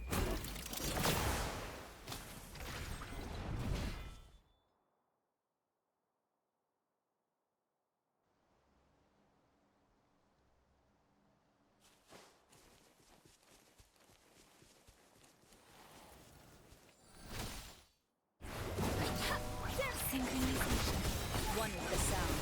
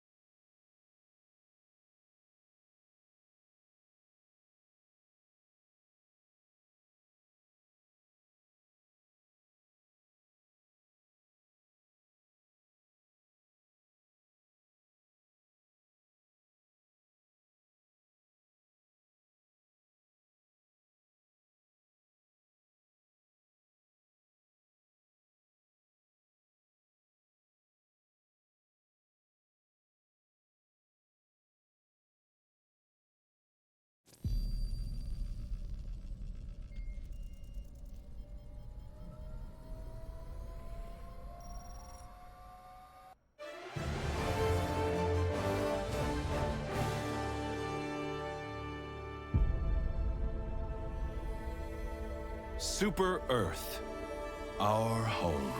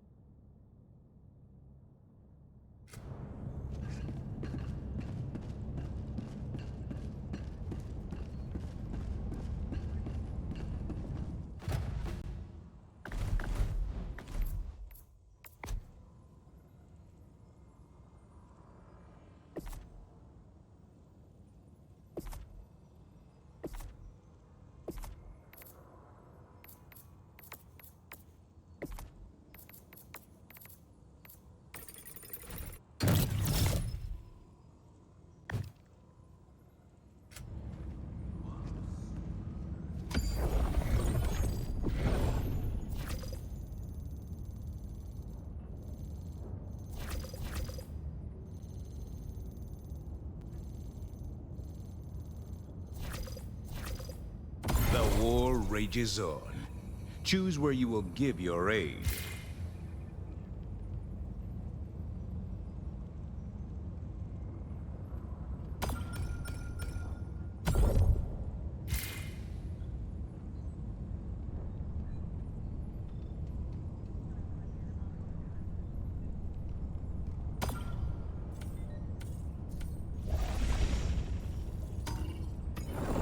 The bugs are a plague. You are the vaccine.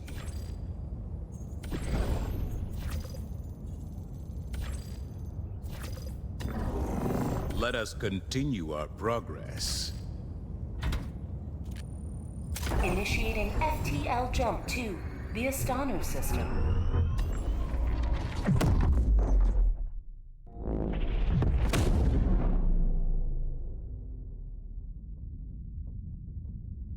Jump complete. Hellpods primed.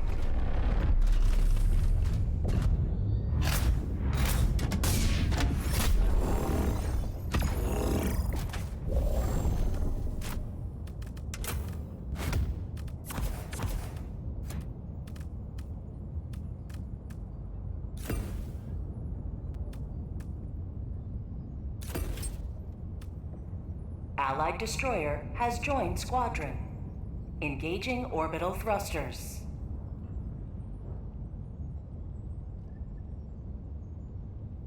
Orbit synchronized.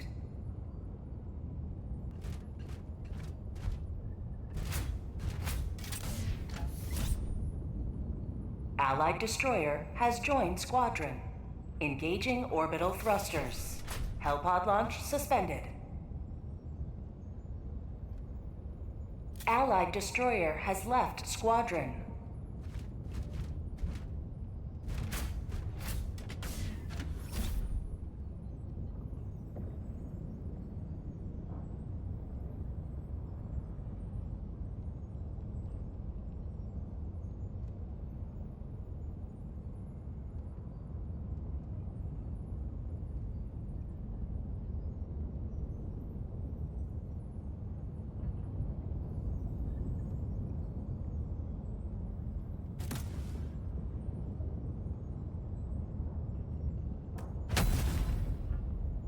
Hellpod launch initiated.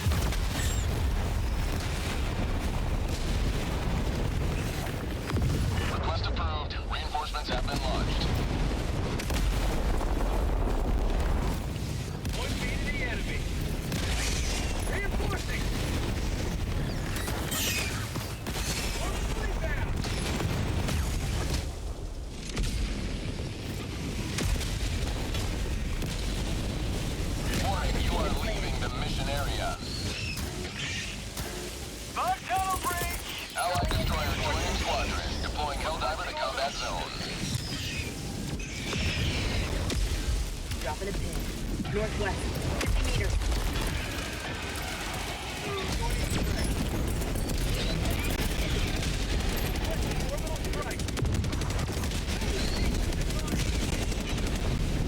Calling in orbital strike.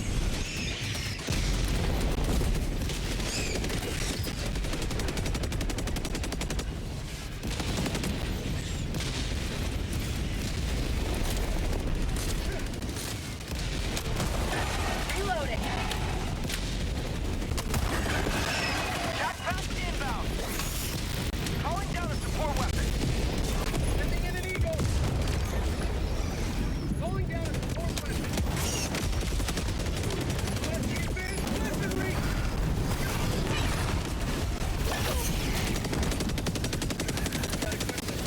Helldiver never dies. Tagging map. West. 50 meters.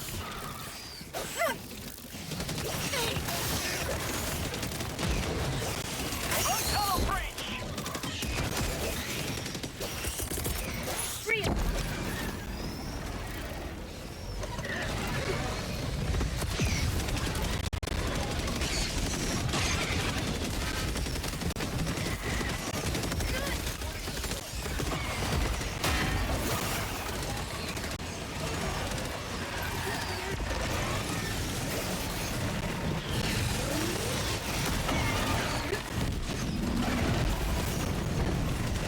Calling in reinforcements. Feels good. Reinforcements have been launched.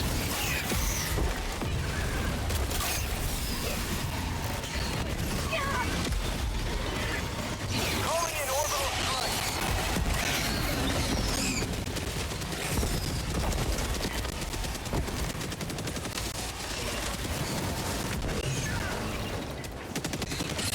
Warning, you are leaving the mission area.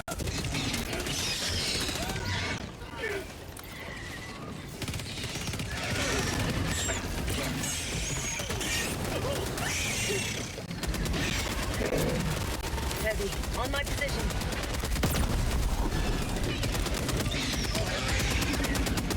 Heavy, on my position.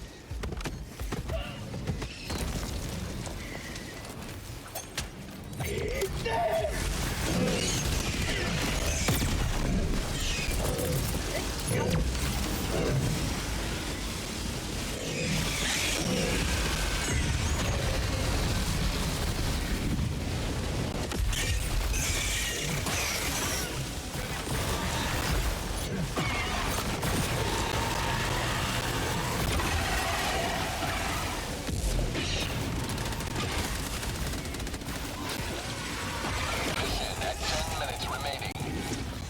Requesting orbital. Heavy. Southwest. 50 meters.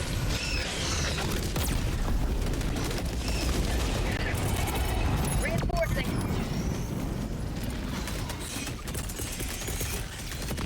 Request approved. Reinforcements on the way.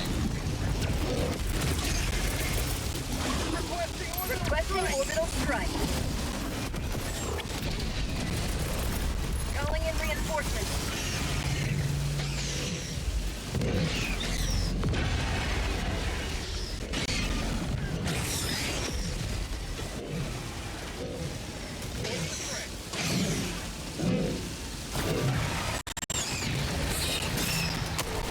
Orbital inbound.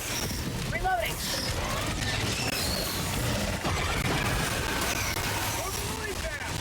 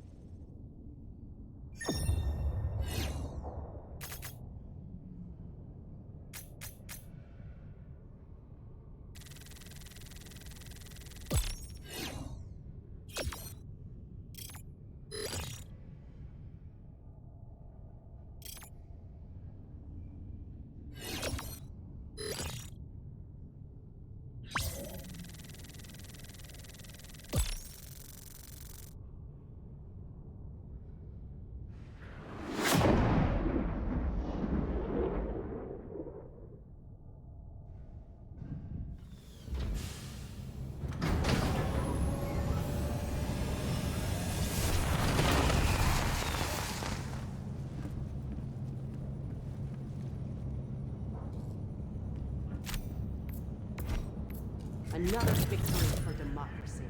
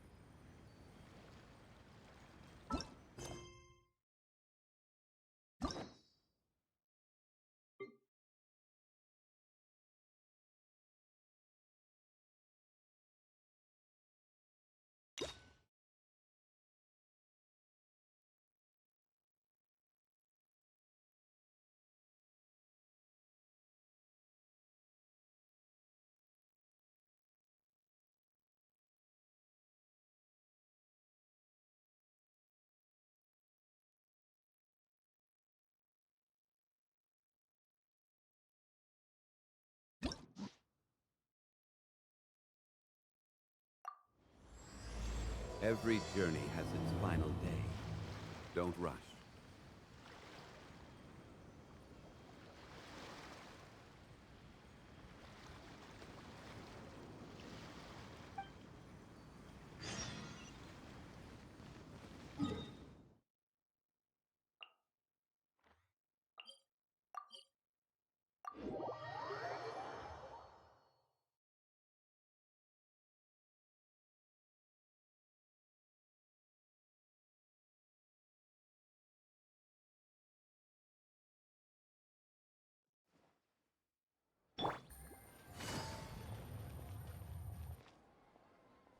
I've taken a look at your proposal. It's much better than the ones you showed me before, but I'd still like to make some changes. Oh, come on, not again. Isn't this the 6th proposal I've shown you? What's your issue this time? It's a bit hard to put into words, but the design still doesn't look quite right to me. I have to say, that's a terribly vague and unconvincing explanation. Please enlighten me. What would feel more right to you? For starters, don't you think this roof is jutting out a bit too far from the top? It looks almost like the head of a fungus. This door, too. I don't think it needs to be nearly this large. If you could reduce it to around my height, you could use the leftover materials to construct a few more rooms. The roof and the door are the most fundamental parts of a building. If we were to change them, then what would be left of the design? Even if the soul of the building won't be lost, all traces of architectural style would be gone. Anyone with the slightest inkling of architectural knowledge would know to leave them alone. Oh, I understand the principles of what you are saying, of course, but the truth remains that I'm still a bit unhappy with the design as is. Is there anything else that you can do? Oh, actually, I just got an idea. Can we get rid of all the extraneous sections on the roof, so the whole design will just be one vertical structure, similar to that of a tree trunk? What? Don't architects often say that symmetry makes everything more balanced and pleasing to the eye? This way, the proportions will be completely balanced. I really don't know how you managed to come up with such a ridiculous idea. Wait, don't tell me. Someone hired you specifically to commission me and put me through the ringer? Come to think of it, though, I really don't think I've gotten on anyone's bad side recently. Anyway, that's it. I will not be working on this commission anymore. Goodbye. Maybe you can find yourself some other genius who'll be able to satisfy your demands. Hey, young man, please wait! Oh.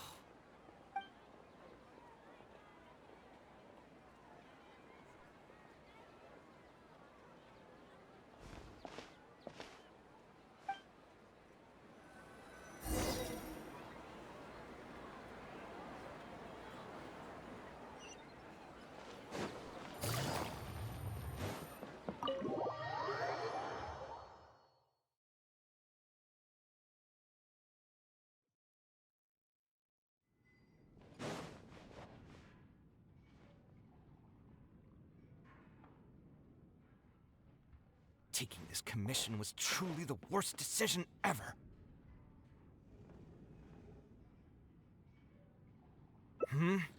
Oh, hey. I wasn't expecting to run into you here. Actually, while we're on that, what are you doing here at the tavern? Don't listen to anyone who says that drinking is an elegant pastime. It's no good for your health. So you saw all that, did you? Ugh. I thought I was in the clear. I made sure to double-check that nobody I knew was around. Anyway, thanks for looking out for me. Honestly, it wasn't that big of a deal. I'm used to it by now. Stress is just an inescapable part of being a working adult. Boss, I'll have a glass of wine, same as last time. Do you want something too? I'll put it on my tab. Wine in a glass of juice, coming right up. I know you're already keeping a secret from me, but if you could add this one to the list as well, I'd really appreciate it. Arguing with a client is not a good look for me. If word gets out, other potential clients might be afraid to work with me. That guy, though, what was he even going on about? All those ridiculous demands of his? He's just a blabbering fool trying to act like a know-it-all. Another glass, please, boss. I'm not leaving today till someone has to carry me out. You've got it, sir. I gotta say, though, it almost feels like you're saying that every other day now. It really is every other day that you'd run into a client who knows nothing about construction requirements or architectural style. If this was in the past, I'd never have gone through 6 whole drafts trying to accommodate the client's preferences. But perhaps getting used to this just means that I've grown numb to it. I've worked on so many projects since graduation, and none of them have been approved at the first pass. I would spend a lot of time altering my designs, and by the time the clients were finally satisfied, all my passion and enthusiasm would be gone. It feels like I'm straying further and further from my artistic vision with every change I have to make. I suppose, though, that just sticking to your guns and completely disregarding other people's feedback would also not be a good thing. All of this makes for a real paradox, one that particularly crops up in my work, too. In the end, what is the true meaning of art? Should I see it as a divine gift of inspiration from the gods? Or an expression of the light of my own wisdom? Here's your drink. How are you already spouting nonsense after just one glass? Your tolerance is usually much better than that. Boss, what do you think is the meaning of art? The meaning of art? Really, my friend, who in Sumeru understands art better than you? Anyway, I don't know about art, but I do know that I'm interested in business, and some patrons are waiting to be served. So, you'll have to excuse me for now. Just holler if you need anything. What do you think, traveler?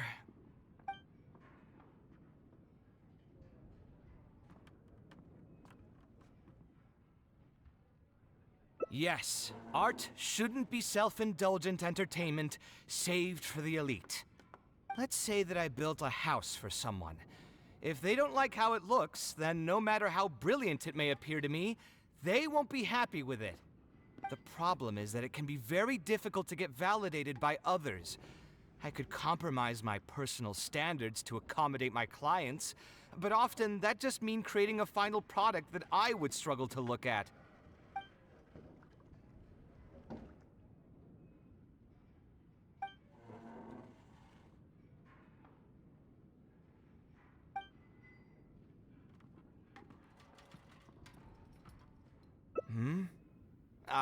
Thanks for offering, but you've seen how he is. He's not going to listen to anything I say. He understands nothing about my design, and all the suggestions he made were as if he just wanted to mock me. You mean, if I managed to get him to see things my way, then this project would also gain recognition from many people? You've got a point. Let's hear him out one more time, then. Time to get going. I know where we'd be able to find the guy. There's no time to waste. The wine can wait until another time. I'll go take care of the bill.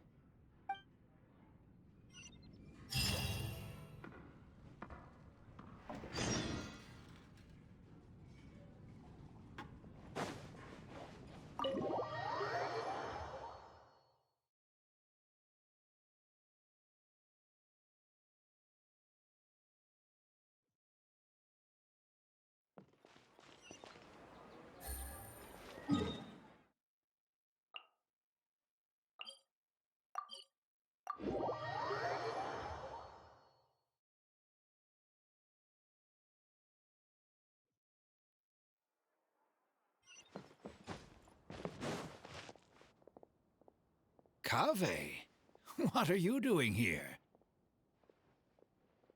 I've changed my mind. I was overreacting earlier. Can we try discussing the project some more? My apologies as well. Now that I think about it, some of my requests were indeed a bit unreasonable. If I choose you to create the design for my project, I should have a bit more faith in your vision.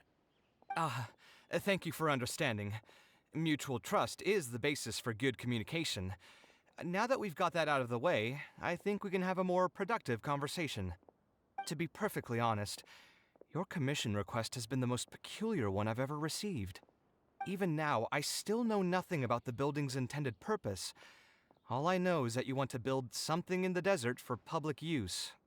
I am aware that overly specific requests will restrain the architect's artistic freedom. However, knowing nothing about the intended purpose of the building also means I have no idea if I'm on the right track. I've produced several draft proposals for you to choose from, and you've rejected every single one. If we don't get on the same page, it could be a decade before we can finally break ground on this project.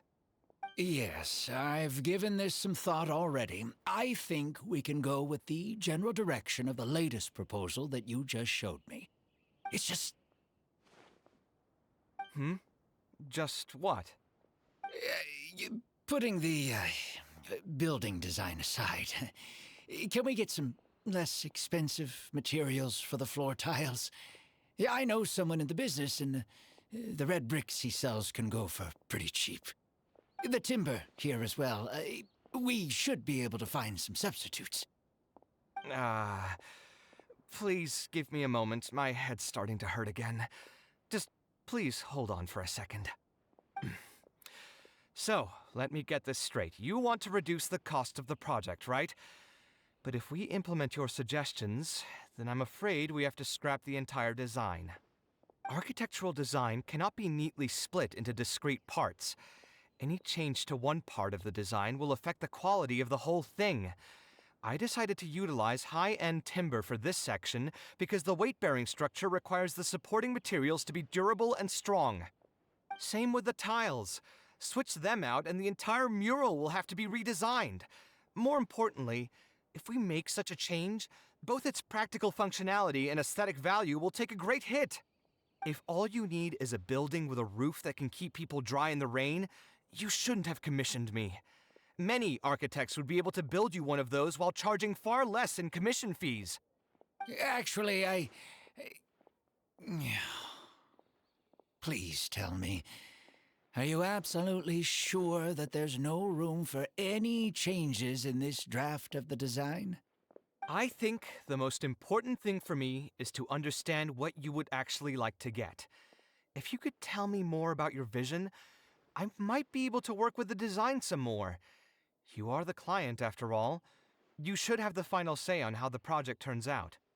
I want to build something unique. Something quiet and warm inside. A refuge that can block out the world outside.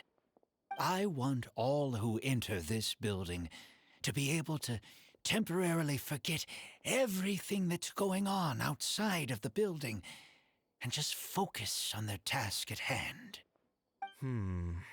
That's a bit more information than last time, but it's still extremely vague. To put it another way, every rich person who wants to build a mansion for themselves would request something like this. We've gone through many proposals, and this draft is already the cheapest one. Cutting costs by substituting building materials will not only detract from the overall effect of the building, it also won't save you much more in the grand scheme of things. Thank you for giving it so much thought. Please, give me some more time to mull over the budget. I'll get back to you once I've figured out a solution. I still have a few business meetings that I must attend, so I'm afraid I'll have to leave for now. You can just leave the proposal as is. I'll get in touch once I've given it some more thought.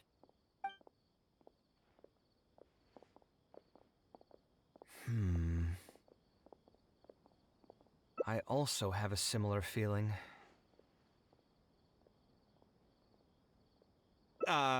Is that really okay?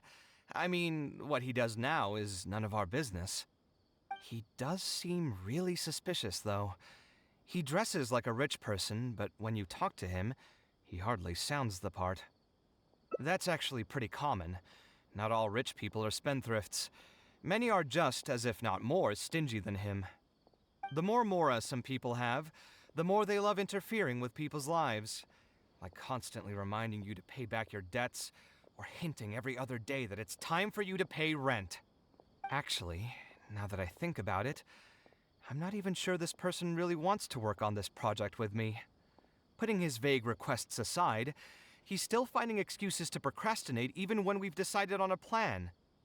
Who knows how long construction will take if he keeps delaying things like this? We should find him again and get some clearer answers. The sooner we can break ground on this, the better.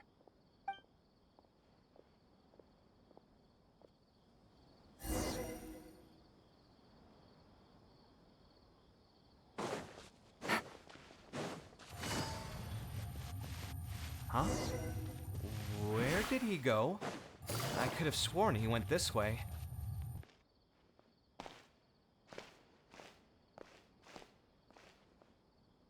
Oh, hey, look! Isn't that Badawi? It sure looks like him, but he's dressed completely different now. What is he up to? Didn't I tell you before? I'm not looking for more workers. Plus, aren't you a bit old for physical labor? If something happens to you, I won't be able to pay for it. Oh, you won't have to worry about that. I grew up as an Eremite mercenary and worked in the desert my entire life. My body's still in great shape. I don't have many talents, but I still have my muscle. If you need someone to unload goods or drive away sumpter beasts, I'm your man. You used to be an Eremite mercenary? I know there are a lot of bad apples in our ranks, but most are just trying to make a living. We're not that greedy by nature, and we'll do our best when given a job. Let me think. I'm sorry, but I still can't take you in. I don't have any open positions right now, and don't have the Mora for anything more. How about this? Why don't you try your luck somewhere else? Okay. He used to be a member of the Eremites? Huh. From the way he was dressed, I would have thought he was a merchant from the rainforest. Let's ask him about it.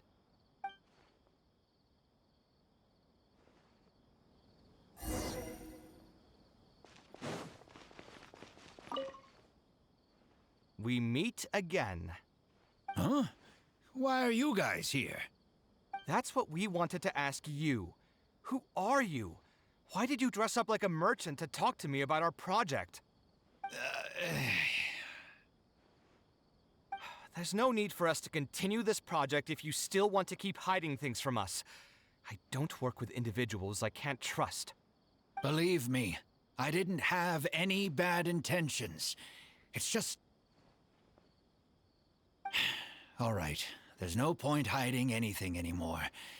The building I'm trying to commission you for is not really a personal residence for me, but rather a library for children living in the desert. A library? Funded entirely by yourself? Shouldn't this be the responsibility of the academia? I've heard that the academia will be looking to prioritize the desert with the allocation of educational resources and materials. It sent over a large shipment of regular goods just last month. You're right, and I was aware of these happenings as well. I just figured what I want to do is a separate effort from what's already being done by the academia.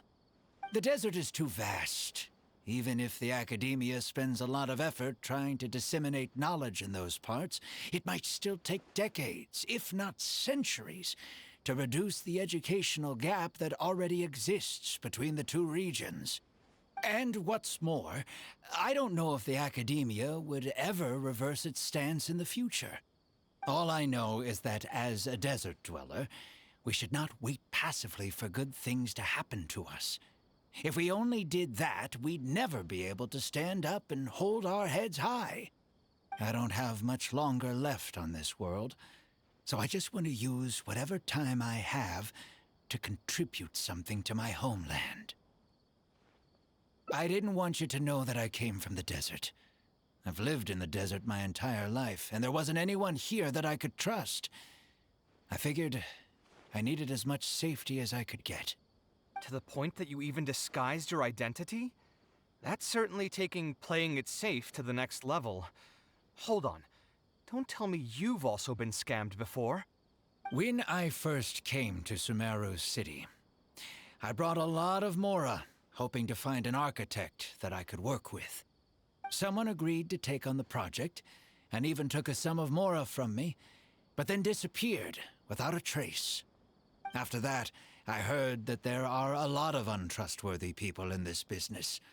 Some would run as soon as they've been paid, while others would deliberately use expensive materials and take a cut of the construction funding. I spent a while collecting information in the city, and eventually learned that you're the most famous architect in all of Sumeru. I figured that you wouldn't need to make Mora by scamming people, so I decided to reach out to you. By the way, how did you know I was scammed? I don't think I've ever mentioned that to anybody. Just a hunch. A while ago, I accepted an offer to work on a project in the desert, and was also scammed out of a large sum of Mora. I ran into someone who was living in a pretty run-down house. I noticed a load-bearing wall on the verge of collapse, and suggested that I build a new house for him. He said that he had no way to pay for it, so I loaned him some of my own Mora, and told him to get some stone and timber from the local vendors. Soon after that, I found out that he had gone gambling with all the money, and lost everything, down to the last coin. And after that, he even borrowed Mora from me twice more, using a different excuse each time. I didn't even suspect him of any wrongdoing until he hired a group of mercenaries and tried to ambush me in his own house. According to him, I looked like an easy target because I was an academia scholar who didn't have any family or friends in the desert. What kind of person would just look at someone else and think, this guy looks like an easy target? Those kinds of things do happen every once in a while, yes. Folks like him are the exact reason why us desert dwellers' reputation has gone down the drain. I must apologize to you on their behalf. It's all right. You were also scammed by someone from Kasharwar, after all. I should apologize to you on their behalf. Ultimately, neither of our experiences had anything to do with the desert or the rainforest. People who are new to an area are always easy targets for criminals. Yeah, you'll find both good and bad people everywhere. I can't understand the logic of those who like to take advantage of others, but I have to accept their existence as a fact of life. Anyway, I digress. Let's return to the topic at hand. Did you keep rejecting my designs because you thought I was deliberately using expensive materials to take a cut as a middleman? That's what I was afraid of initially, yes. I eventually understood that you weren't out to cheat me. But unfortunately, I still don't have nearly enough Mora to pay for the design you proposed. I've done the math and know that we should be able to make it if we cut some corners. However, after our conversations, I can see that you're passionate about your design, and I'm quite fond of the proposal as well. So, I decided to try and see if I can afford your proposal as is. I've been looking for work every day, and in another month, I should be able to cobble together enough Mora to meet the budget. By cobble together, you mean you're going to spend your entire life savings on this project? But then, what will you do if something unexpected comes up, and you find yourself stuck with no emergency fund? To be honest, I haven't really thought about that. I mean, when you've lived to be my age and something happens, you can't really call it unexpected anymore. All I want is to build this library before I leave this world, so that the children of the future would have some books to read, and the desert dwellers would be able to learn their letters and pick up some practical knowledge. A while ago, I heard that the academia had decided to recruit a number of exceptional children from the desert. Of course, this is welcomed news. But as someone who's spent their entire life in the desert, I still have a few concerns. I know the desert life, and can predict what the problems will be. Many children from the desert have had neither the interest nor the proper environment to learn. So even if the academia would take them in, once they enter the halls, they might find themselves surrounded by other children who look and act very differently from them. And as a result, they might become socially isolated. Yes, I can imagine that. My father passed away at an early age. Even though I had a good number of friends during my years at the academia, for some time I still sensed many critical looks in my direction. I'm sure a child coming all the way from the desert will have an even harder time. But let's bring this back to the building itself. I think you said that you want this building to be quiet and warm, with its doors serving as a solid barrier to block out the sound and fury outside, and allow one to focus on the book in their hands. Building it according to the current plan will be quite costly. Even if I don't charge you any commission fees, I don't think we'd be able to keep it under your budget. Any ideas on what we can do?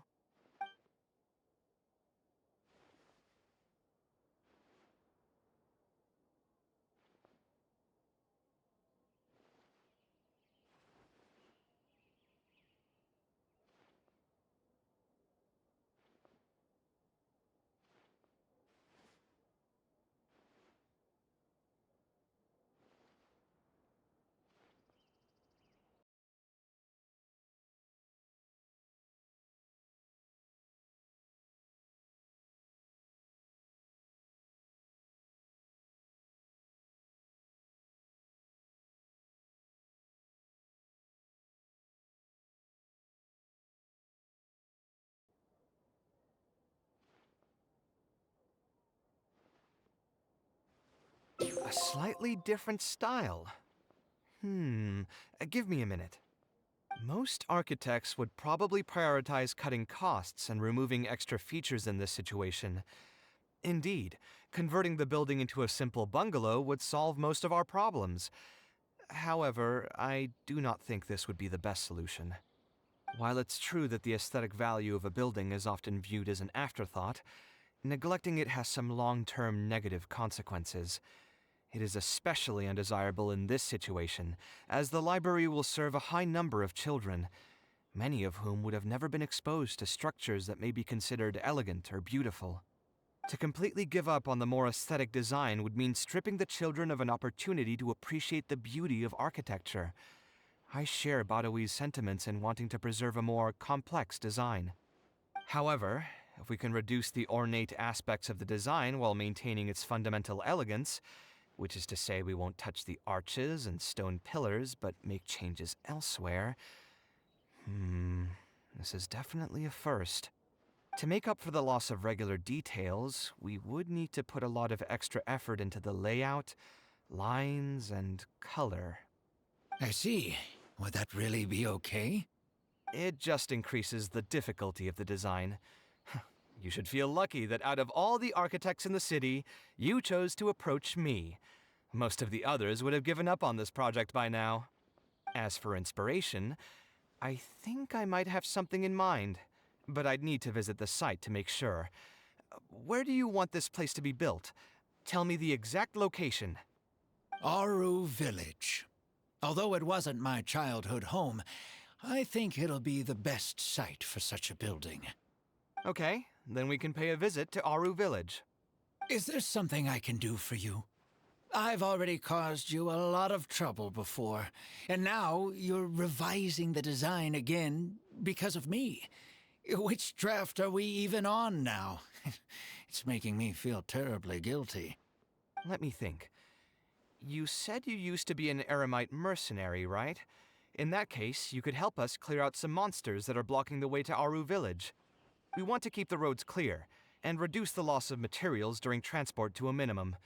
If everything goes well, that'll help us save some Mora. All right, just leave it to me. If there's anything I'm good at, it's clearing out monsters. What are you waiting for, then? Let's pack up and get ready to go.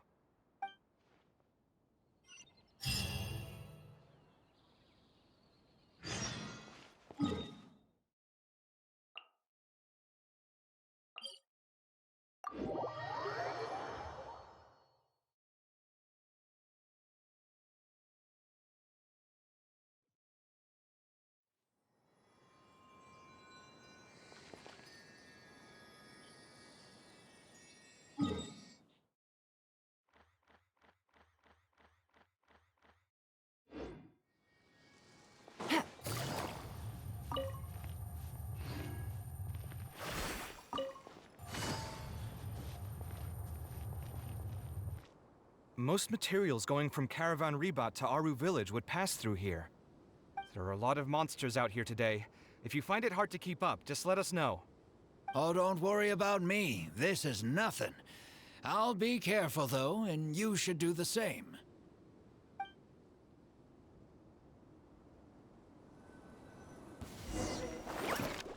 Order guide you. Rise!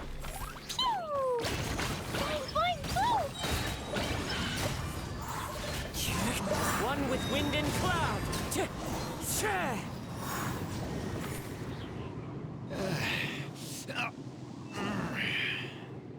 I'm fine.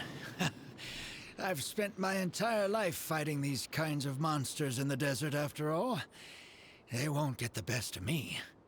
But it's one thing to fight against monsters, and another to fight against an old injury. It's something I picked up when I was young.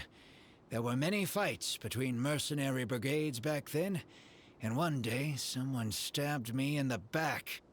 I didn't think much of it back then, but with age, it's caught up to me. Few mercenaries get to enjoy their later years. Failing health tends to take the joy out of reputation and wealth, and many mercenaries never even made much of the latter to begin with.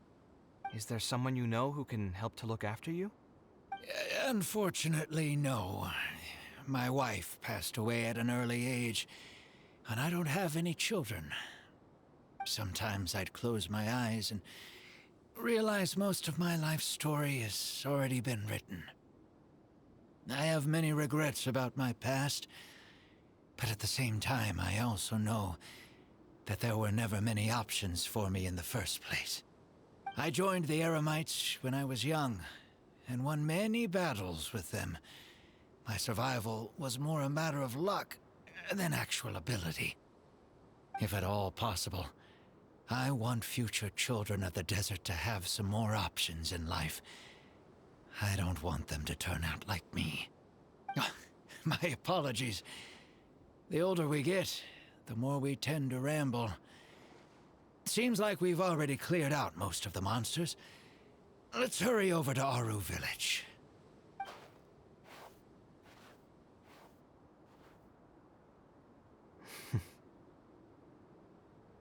I think it's really admirable of him to spend his whole life savings on people he's never met.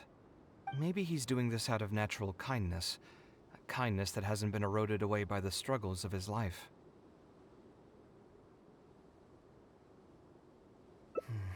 Perhaps. To clarify, though, I don't think I'm quite the same. Some people call me an idealist. I do have some sentiments of that general persuasion, such as wanting everyone to be able to lead a happy life. But my situation is more complex than that. In the beginning, what drove me to harbor those thoughts was less idealism and more a desire to make up for a sense of guilt. When I was young, I impulsively encouraged my father to take part in the first Inter-Darshan Championship, hosted by the Academia. He set off confidently hoping to win something for me, but failed to clinch the title. What's more, he fell into depression after the competition, and requested to join an investigative research project in the desert. I never saw him again. Word has it that he got caught in quicksand. Even if other factors may have contributed to his death, the fundamental cause still circles back to me. I started doing many things in life because I wanted to make amends. Even in cases where I couldn't do something for a specific person, I still did whatever I could. I think I just wanted to make myself feel a little better. At this point, even I don't know. I've tried self-reflection, but it didn't help. I can't seem to walk away from many things that I see or hear about, even if they don't directly concern me. And I can't quite pinpoint the source of it. Maybe it's just like what those Vahumana scholars often say. It's hard for people to truly understand themselves. I could be doing things out of endless guilt, or I could be doing them out of a strong sense of empathy. It could even just be a matter of conceit. The potential motivations could number in the dozens, but the actions they result in are the same. Anyway, I suppose I don't really mind being called an idealist. They also used that term to describe my father. It seemed to carry fewer connotations back when he was around. I've known Alhaitham for many years now, and discussed my ideology with him for nearly as long. Maybe argued is a better word for it. He told me a long time ago that no matter how strong of a swimmer you may be, you'll still get dragged under by the others who are drowning once you run out of stamina. He believes this is the fate that awaits all idealists. I still believe I should live by my ideals, and I've given him countless reasons why I think it's a good idea to do so. Perhaps my ideals are flawed, but are there really any perfect things in this world? Unfortunately, he remains unconvinced. His personality is the exact opposite of my own. If someone happens to drown next to him, he'll most likely stand on the shore and mumble something along the lines of respecting other people's fates. But as you can see, I'm not the only idealist in the world. Just as there are different seasons, there are also different people. There are many others who will continue to care about the fates of those who are not directly related to them. And when I finally run out of stamina, someone will also reach out and bring me back to shore. Someone will help me, right? Yes, I've already been helped like that before.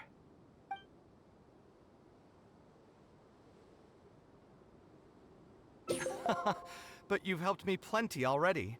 If you didn't reach out to me, I would probably be passed out on the tavern table right now instead of talking with Badawi. Either way, I'm feeling much better than when you first found me at the tavern. I can feel inspiration already welling up inside of me. Maybe this will be just the opportunity I needed to create a whole new style. All right, let's head to Aru Village.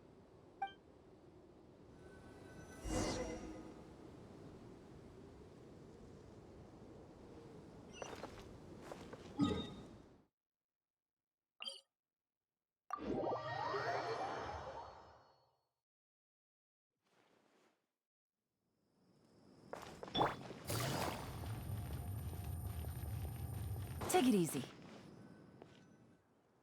Now that we're here, it's my partner's time to shine. Marak!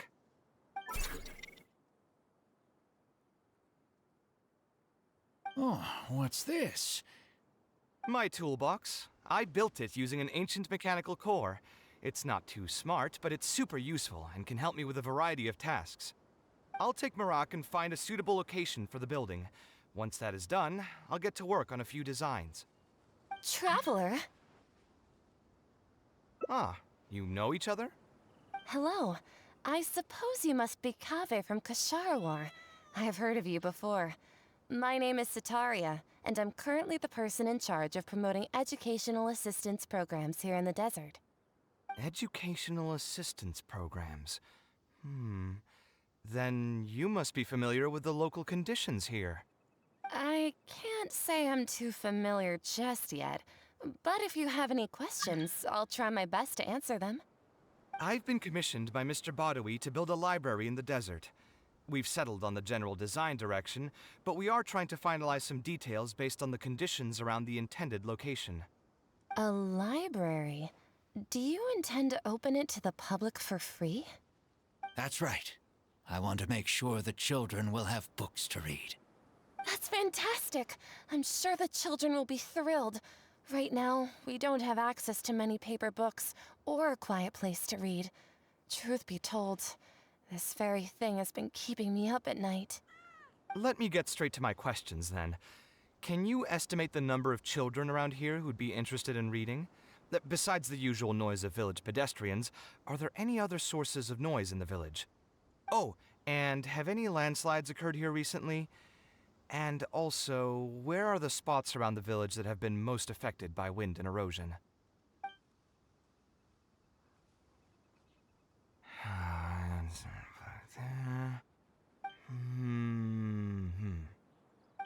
All right, that should be everything. Badawi, let's go over the budget again. We'll keep the building structure the same, but make the place a little bigger, so it'll be able to hold more people and get better natural light. The parts of the project that cost the most will be the insulation and ventilation materials. I'm sure you understand, no one likes to read in a place that's hot and stuffy. I want to make significant changes to the arrangement of the bookshelves, tables, and chairs. I'll go over the specifics of that shortly. I have two plans in mind. Both are pretty minimalist in style, but will provide a very different ambiance from the world outside. Our final cost should be around 70% of the last figure I quoted. The whole thing should take around half a year to complete. Marak has produced a sketch for all of you to see. If everyone's okay with it, then we'll proceed with that as the formal plan. The inspiration just came to me naturally. All I did was put thoughts to paper. I must give you credit, though. If it weren't for your advice and suggestions, I probably wouldn't have landed on this new style so quickly. According to the traditions of my profession, I should probably name this style after you. Let's call it the Traveler style. In the meantime, let's look forward to the day when this building is completed and can finally open its doors.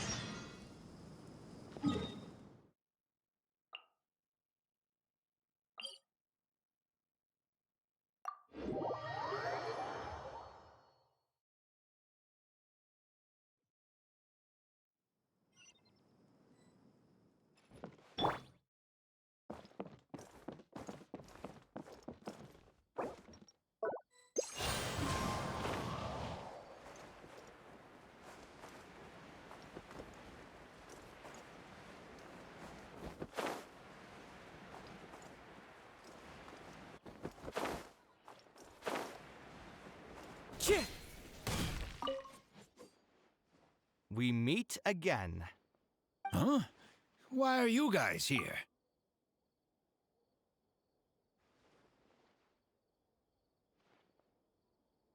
Sponsor the project? You mean convince wealthy merchants to join our cause and pool their money together to build the library? That does make sense. A library is a big project, and it's going to be hard to fund it with just a single person's mora. What do you think? If we can find others to sponsor the project, we could potentially increase the size of the building 2- or 3-fold. It's all fine with me, but where do you think we'll be able to find these sponsors? Well, you're right. If I really think about it, I'm not too familiar with many big-name merchants. Her? Hard pass. With her shrewd and greedy personality, she would never put Mora into something like this. Now there's an idea. She probably won't say no if all she'll need to do is to make some introductions instead of spending Mora. Let's go and pay her a visit.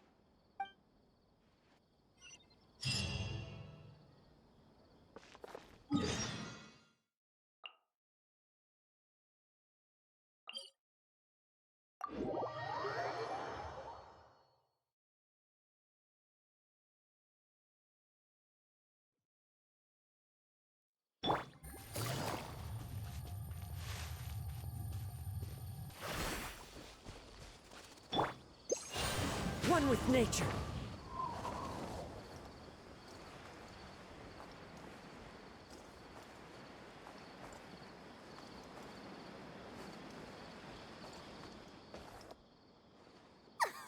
Oh, now here are some unexpected guests. What brings you to the Palace of Alcazar's Ray? When I saw Kaveh, I almost thought it must be that time of month again. Sadly for me, I must wait a few more days before I can collect my shiny Mora. Hey, can't you think of something else for a change? You are literally living in an objet d'art, and yet your mind is still fixated on nothing but Mora? What is the point of wealth, anyway? Is your happiness entirely dependent on your hoard of cold, emotionless Mora? That's exactly right. Mora is extremely valuable, you see. If you don't keep your mind on it, your Mora may just find its way to somebody else's pockets. If you ask me, this place is still way too empty. Just give me some time and I'll fill it to the brim with lots and lots of Mora. You're hopeless. Oh, so you have an actual reason to visit me? All right, let's hear it. Merchants? Why? Is there some kind of business opportunity? Oh, I see. So you're just looking for someone to help you fit the bill. I knew you wouldn't be interested in something like this. Still, you wouldn't refuse just making some introductions for us, would you? Sure, I can connect you with some folks, but with every service comes a fee, you know. A fee? You mean just for introductions? Of course! Making introductions means using my connections and putting my reputation on the line. Why wouldn't I charge a fee for something so important? Since we've known each other for so long, though, I'll give you a huge returning customer discount. How about 500,000 Mora? 500,000? I guess that's okay. But why are you charging a fee before we've even secured any funding? That just doesn't seem right. Besides, by helping us out, you'd be doing a great service to the public. Can't you take your mind off your Mora even for just 1 second and focus on something far more important?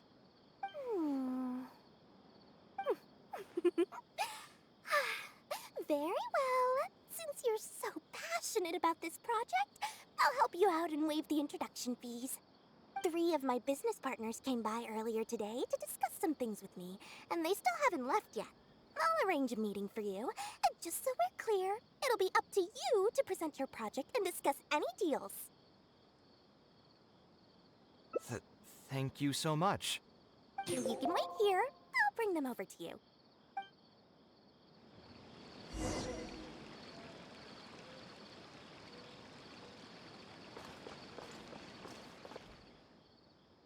Dory gave us a brief introduction about the two of you. You are Kaveh, the renowned architect, and you are the traveler. Practically all of Teyvat has heard of you by now. To be frank, I don't feel like there's an obvious business opportunity here, but since Dory took the time to introduce you, we can spend some time to have a conversation. So, let's hear your idea. All right, here's the situation. I've been commissioned to build a library in the desert, with the intended goal of allowing the desert dwellers to have more access to reading materials. So it's a public welfare project? Correct. Then the commission fees will likely be very low. You should be careful. I'm not too concerned about how much I'll get for the commission fees, actually. I'm fine with doing it for free. I just want to get this project rolling as soon as possible. We're just a little short on funding. So what? You can't possibly expect that we just cover the shortfall for you. Besides, what does a library in the desert have to do with us? If you want to build it yourself with your own Mora. Seems simple enough to me. Hey, there's no need to be so harsh. They are Dory's associates, after all. Here, can you tell us a bit more about what we can gain from sponsoring this project?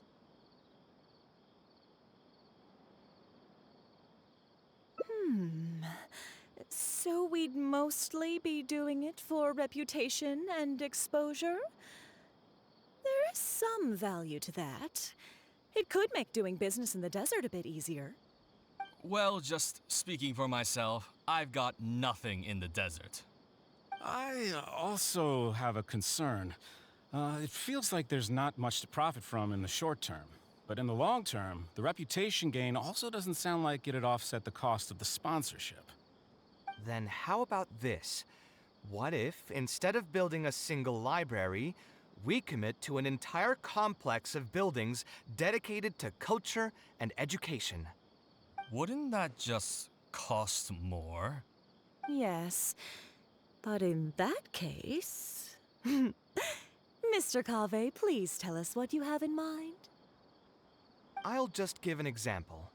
If we were to build a library and a school near Aru Village, then the desert dwellers would gradually begin to migrate towards the area.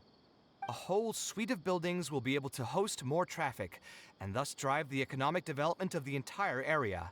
In turn, that would lead to direct business opportunities. I've been to the desert several times. Although there are still many lingering tensions between the two regions, the amount of interaction has been steadily increasing, and in the long term, the desert will only become more and more important to Sumeru. You do have a point. Education in the desert is indeed an industry that has not been tapped into. If we can be the first to place stakes in the area. And you just believe anything he tells you? Even the greenest amateurs know that urban planning will affect population flow. If you don't believe me, you can ask anyone on the street to confirm it to you. You...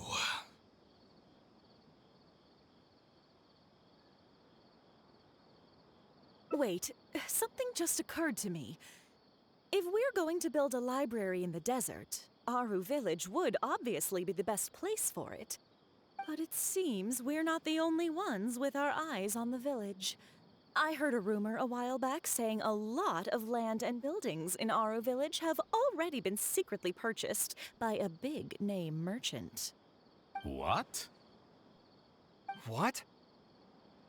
In other words, if we try to join the fray now, there won't be much left for us. If we want to build a suite of buildings focused on education and culture, Aru Village is the prime location. If we want to build it anywhere else, we'll have to deal with a far larger list of problems. It's not impossible, I suppose, but... Then there's no hurry. We can wait for Aru Village to develop more first and get into the market for expansion to other areas.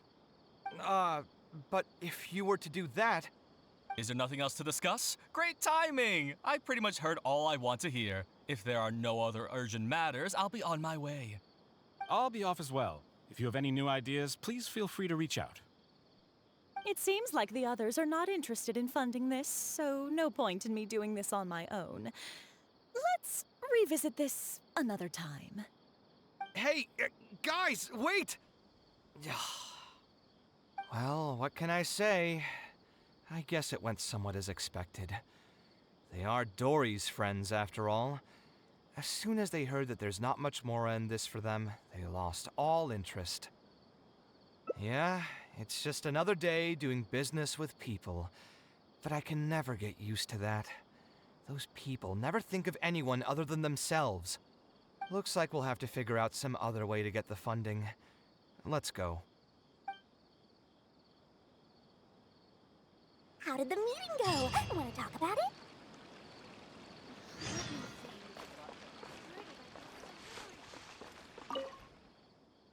Oh, where did all that passion go from earlier, I take it you weren't able to find a sponsor for your project?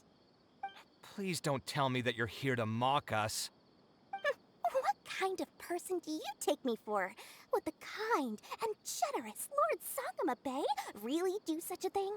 I will say, though, I more or less expected this outcome even before I introduced them to you. You can try to talk up the project all you want, but the facts will remain the same. This project is high investment with slow returns. No sane person would put their money into this. But this isn't just a business project, right? Also, if you already knew no one would want to partner with us, why did you still try to charge me 500,000 mora? You scammer! You might want to remember who your creditor is before you start talking like that, Kaveh. I'll pay back every last coin that I still owe you, but that's a completely different matter. Alright, since you're so devastated about this, I'll set you up for dinner with another big-name merchant. In fact, I'll be inviting the most famous merchant in all of Sumeru, so I'll be counting on your performance. What? Really? I would like to sincerely apologize for my attitude just now. So, where would we be meeting this merchant? Follow me. Oh, I suppose both of you can come.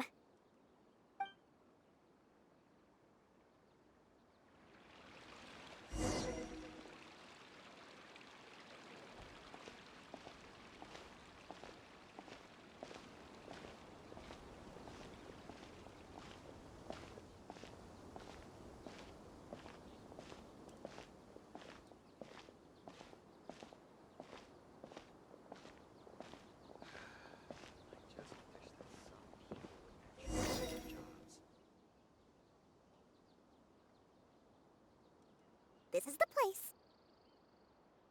You said you're going to introduce us to the most famous merchant in Sumeru.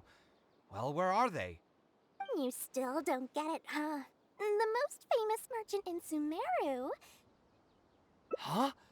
So you meant yourself all along? Then why did you bring us here? Well, I've given it some thought, and that complex of education and culture buildings that you mentioned does hold some promise. It'll be a pretty big Mora sink, and I'll have to fund it all on my own, but that's not really a problem for me. Seriously? Where's this generosity coming from so suddenly? Are you trying to scam me again? The reasons are not important. What's important is that I'm willing to help you. However, you know just as well as me that once this project actually breaks ground, it'll start sucking Mora from my pockets like crazy. So, to cut costs... I get it, I get it. I won't charge any commission fees, and I'll take responsibility for the entire project. Splendid! Then let's sign the contract right away.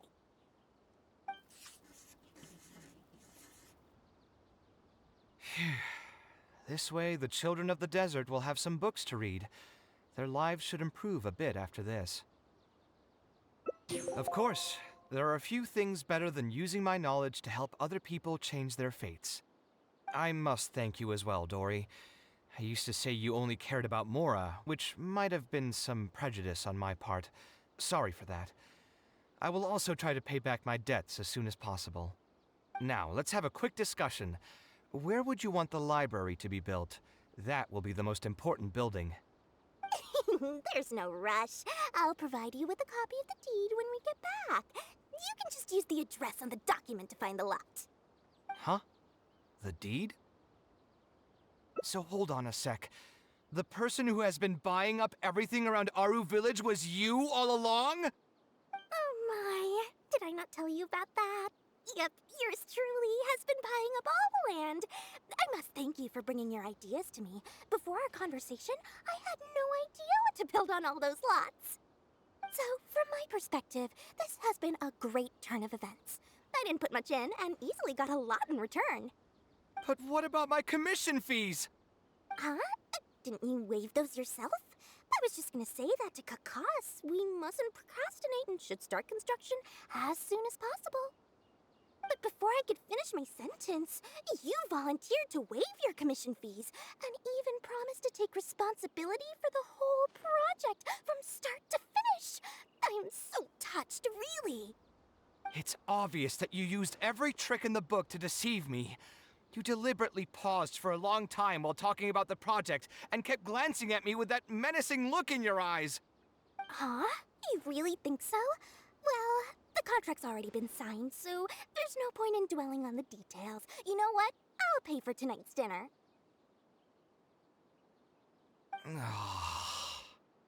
Fine, I'll drop the argument on the commission fees. But since you said you're paying for dinner, I'm going to order the best dishes and booze this place has to offer, and lots of it. Tonight, we're feasting until I've recouped my full commission fees.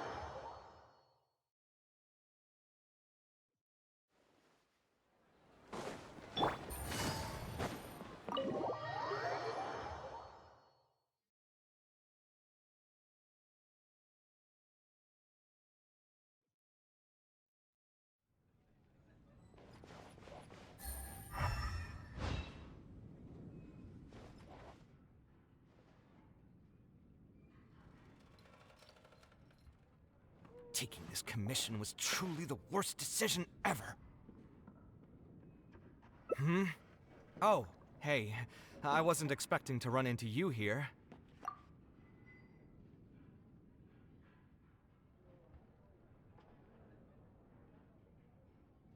No worries. It was just an offhand question.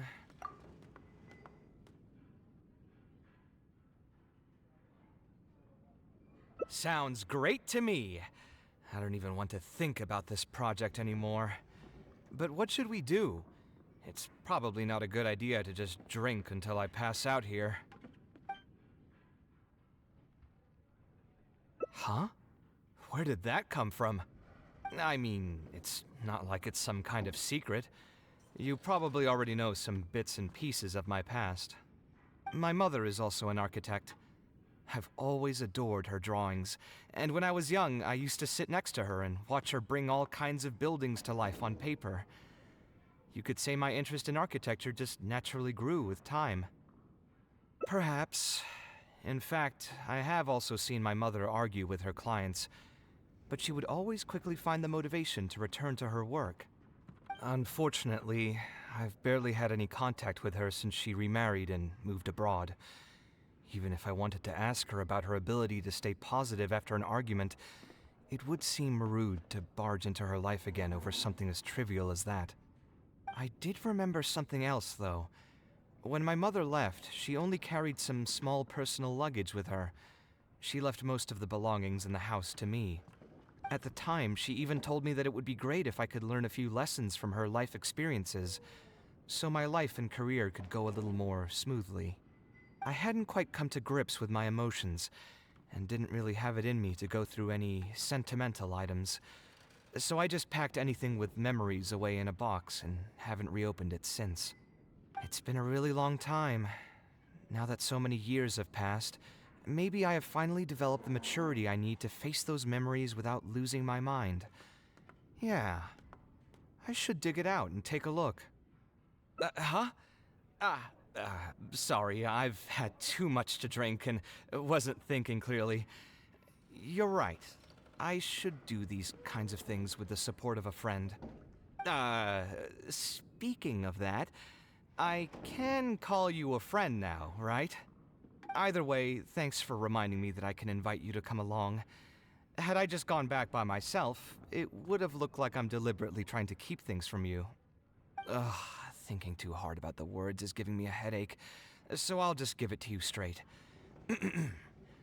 Thanks to your advice, I have decided to put my current projects on pause for now, and spend some time trying to rekindle the passion for my craft. If you want to stick around and see how this will turn out, you'll be sure to encounter some bits and pieces of my past. Do you think you'd find that too boring? All right, then let's head back together. I mean, you already know where I live. Who knew that the day would come when I too would have some friends over? Let me see. I should have tidied up the place before I left the house this morning. Alhaitham shouldn't be home now either.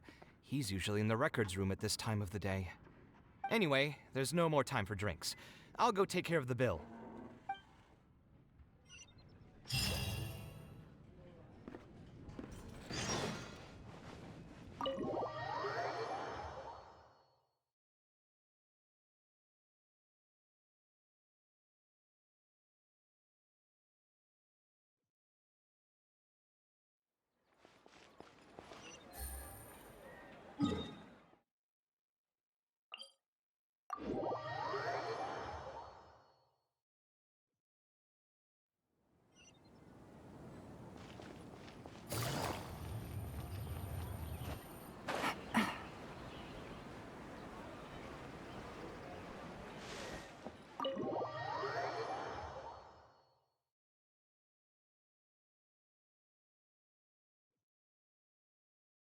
Alhaitham isn't in, so feel free to sit wherever.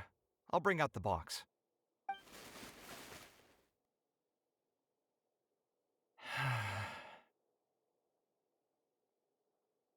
Oh, nothing. I just didn't realize how much time had passed. The box is pretty dusty, which means it's already been a while since I've moved into this place, and many years since my mother moved to Fontaine. I'm happy for her. I hope she'll be able to find happiness there. She raised me all by herself after my father passed away. It definitely wasn't easy for her. Anyway, enough about that. Let's see what I packed into this box. What are all these things?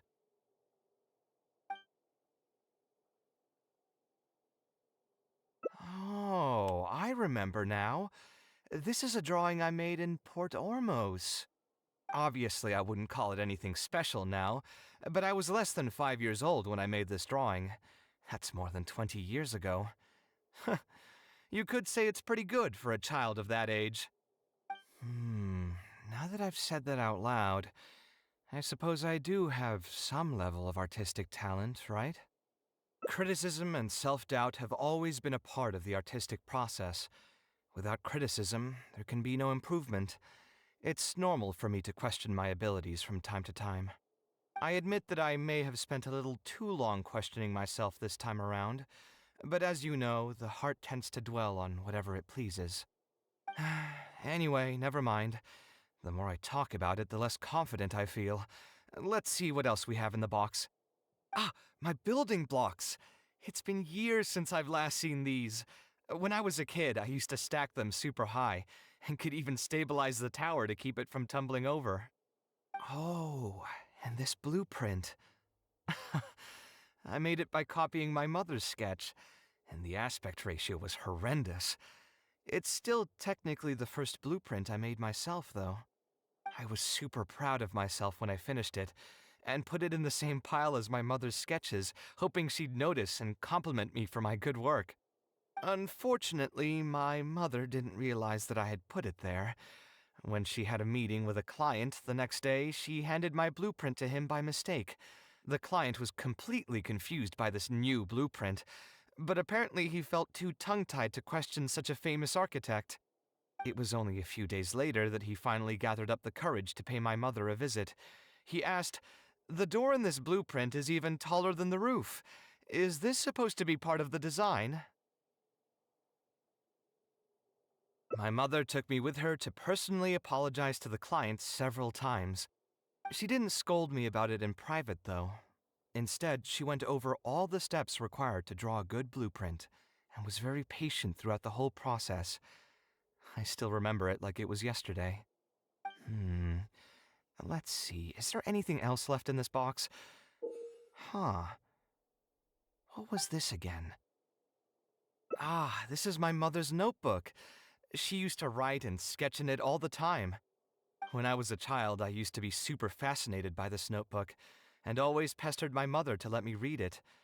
After asking her a few times, she told me that I could read it as long as I could guess the password. Huh. Wonder why she didn't take this notebook with her. Did she leave it to me on purpose? If only I could. I never managed to guess the password.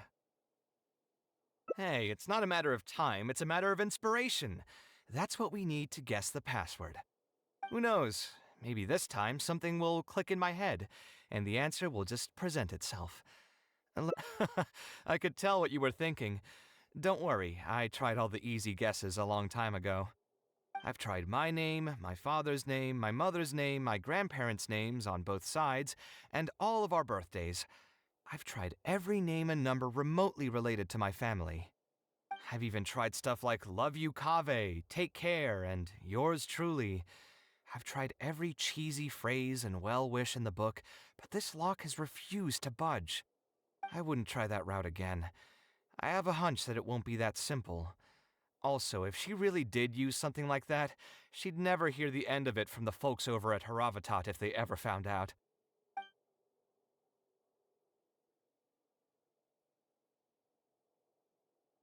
So we could find someone who was close to my mother and see if they might know anything?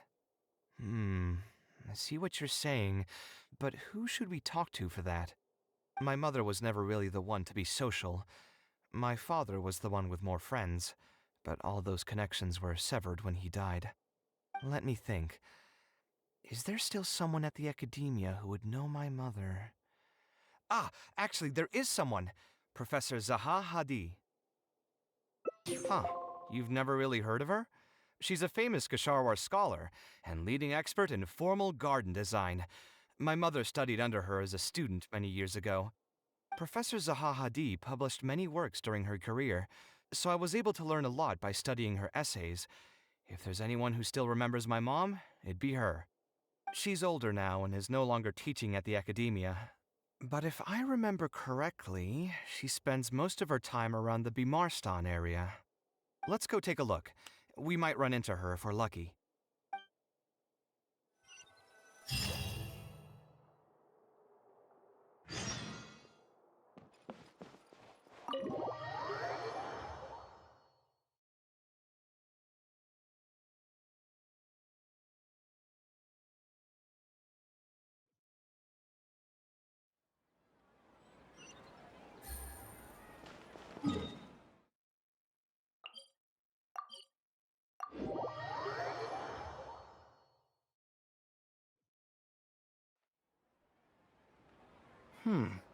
What am I supposed to do now? Forget it. I'll just head back. Tainari, what are you doing here? Oh, it's you. Good to finally see you again. I came into the city to buy some experiment reagents, hoping to bring them back with me to Gandharvaville. But as soon as I got here, I noticed someone banging on Cyrus's door. You've all heard of Cyrus, right? He's an ex-sage and Sino's adoptive father. I was thinking about going over to ask what's happening. That granny over there may appear old and frail, but her vocal cords certainly sound loud and healthy as ever. Granny? Yeah, she's just over there. You can go check out the situation yourselves in a moment. Kaveh, were you at the tavern? I had a quick drink or two. Can you still smell the alcohol? Drinking in broad daylight. Really? You want to pass out by the road and get run over by a sumpter beast like some mindless fungus, huh? And you, traveler? You didn't try to stop him?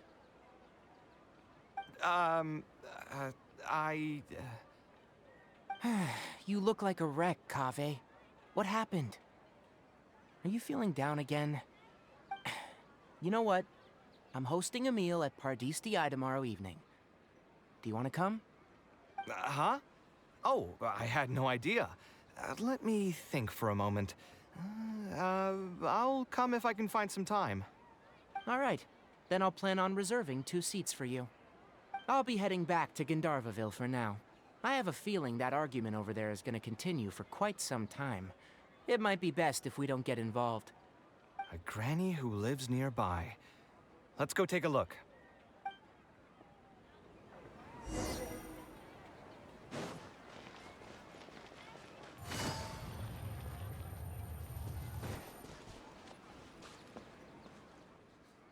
Ha! So, plan on keeping yourself locked in there, huh? Fine by me. If you're not going to come out, then I'm not going to leave. My tomato was growing so well, it had all the potential to become the best tomato this year, and you cut it straight from the vine! I already told you I had nothing to do with it. Why would I take a tomato that's still weeks from ripening? You'd have to be awfully green as an investigator to think it was me. You see, the word green here could refer to both the color of the tomato and the fact that your skills could use some. Enough nonsense! Just come out and face me, you coward! You're out of your mind. If I've actually done something wrong, then get a mantra and pull me out by force, why don't ya? Oh, why you? Professor Zahahadi? And who are you? Oh, Kaveh. Fancy seeing you here. How long has it been?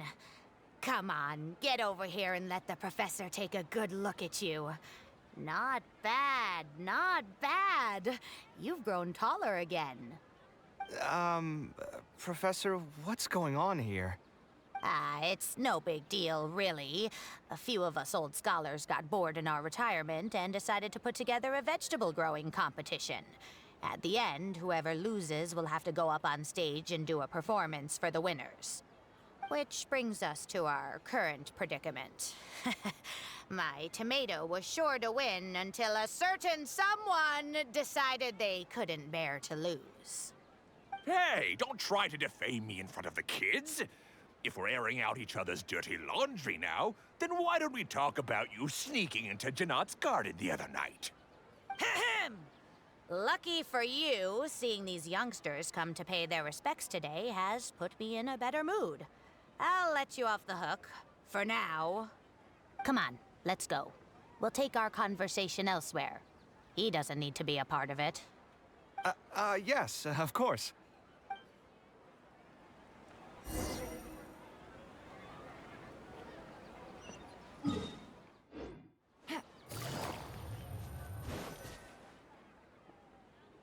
Is Faranak still doing well? Yes, as far as I know. She left for Fontaine some time ago and started a new life for herself. She's still doing work related to architecture, though. Ah, yes. I did hear about that. Did that upset you at all? No, not at all. She's already sacrificed a lot raising me as a single mother. That's good to hear. Your mother did struggle quite a bit those few years. It's probably a good thing that she found a new place to call home. Sometimes I wonder if things were harder for her because she was so beautiful. People were always drawn to her beauty first, only to realize she had a sensitive and vulnerable heart underneath.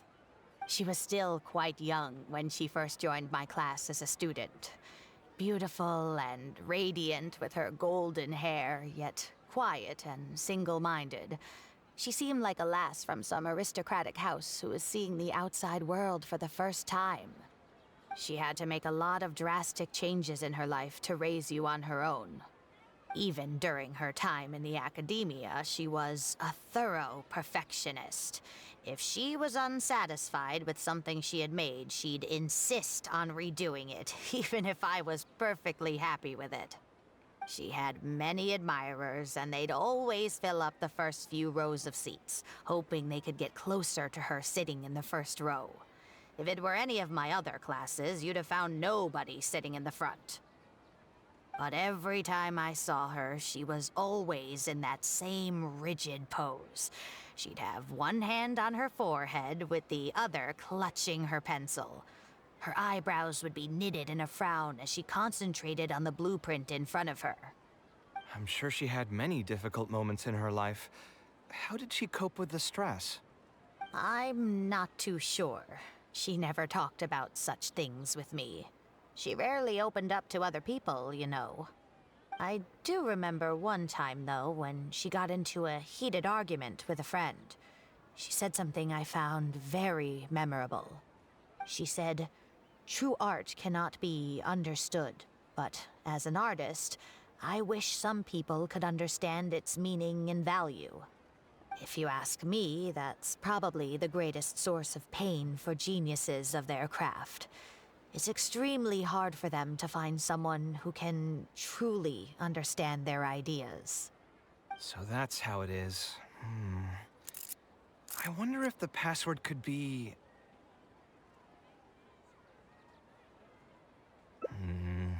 I tried both just now.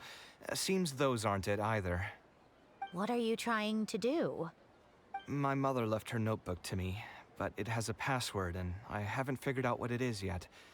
I'm trying to learn more about her so I'd have a better chance at cracking the code. Thank you for all that you told us. It's the least I can do. Talking to youngsters like yourself makes me feel younger too. Honestly, looking at you now, I can see how much you resemble her. It's almost as if she's standing right in front of me again. Your personalities are quite alike too. You're both stubborn and both a little awkward. Of course, I'm sure the similarities are mostly superficial. But so long as you continue to harbor those traits, you'll find a lot of difficulties in your work. I've taught a lot of students over my career, and in my experience, very few genius architects of Ksharawar ever found happiness for themselves. They would know exactly what they want to express and fight for it tooth and nail, which inevitably led to arguments with their clients. Some clients would choose to respect the architect's vision or just let the argument go because of the architect's reputation, but those are the rare ones.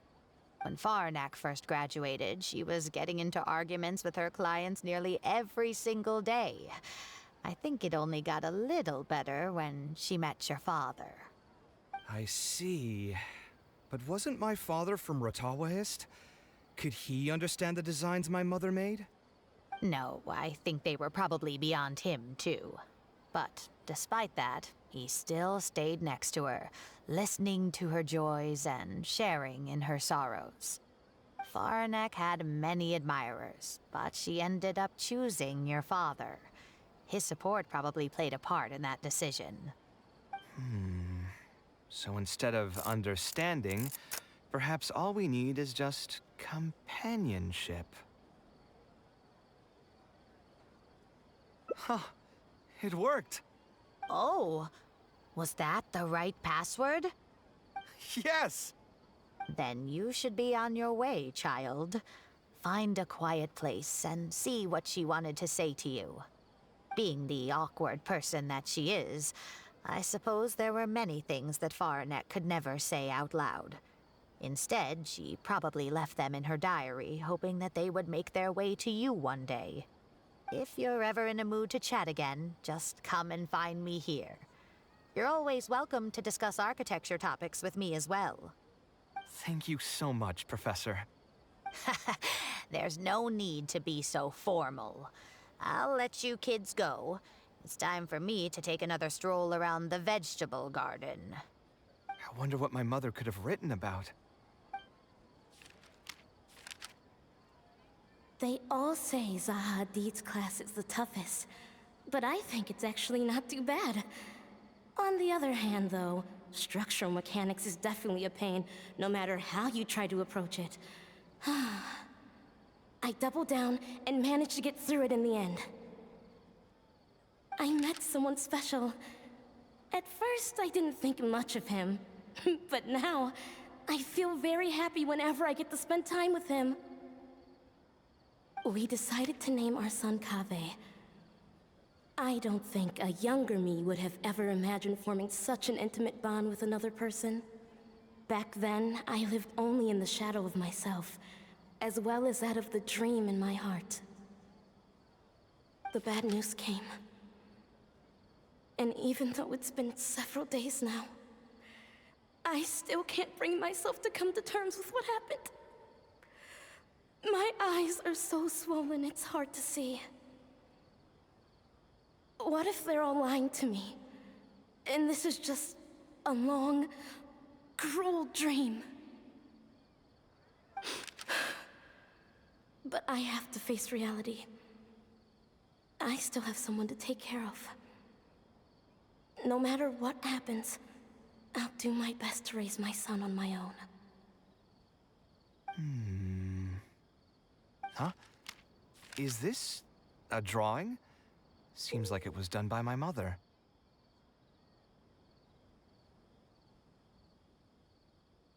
This blonde man was probably my father, but who are the other people in the picture? Huh? Why do a few of them look somewhat familiar?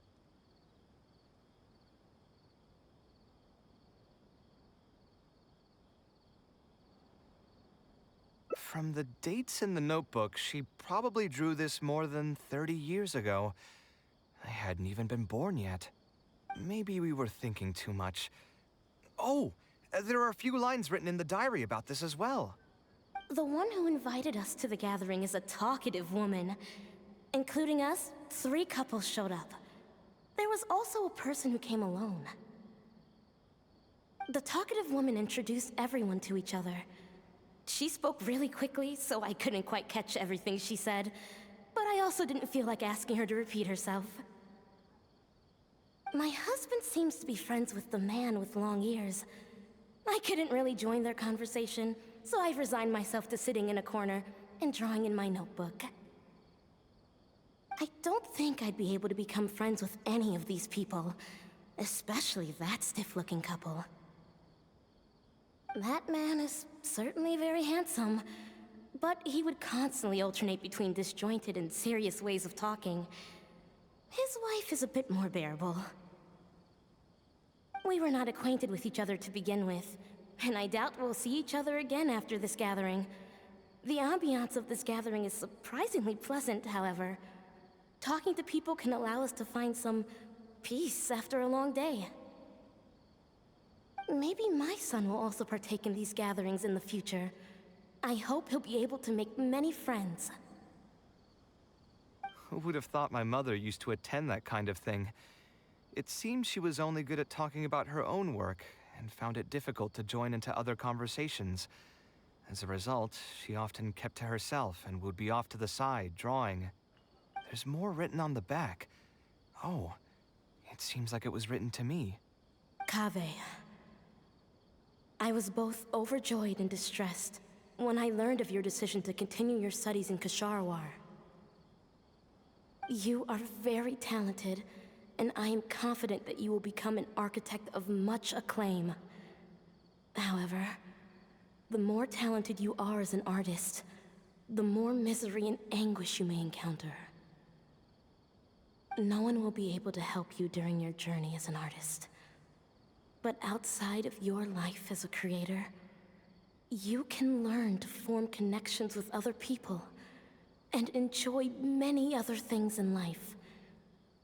It's the only way to alleviate your suffering.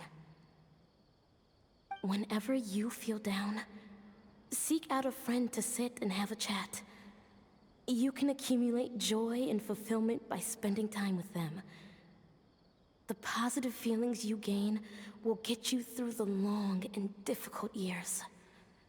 Never forget that companionship is the most important thing of all. So that's the answer she prepared for me. She really thought long and hard about me and my future. Well, now that I've read her words, do you think I should accept Tainari's invite and attend that dinner at Pardis Di? The thought definitely crossed my mind. Although it'd be nice to get together with friends and chat the night away, I don't want to bring down other people's moods because I'm sad. Besides, don't most people hate the feeling of seeing their friends troubled and being unable to help? And what's worse, nearly all of my problems can't be easily resolved with some encouraging words or gesture. And don't forget, I'm also older than all of them.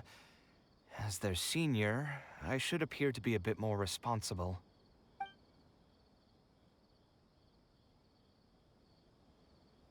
You're not wrong, but I keep feeling like I haven't really helped them much in return.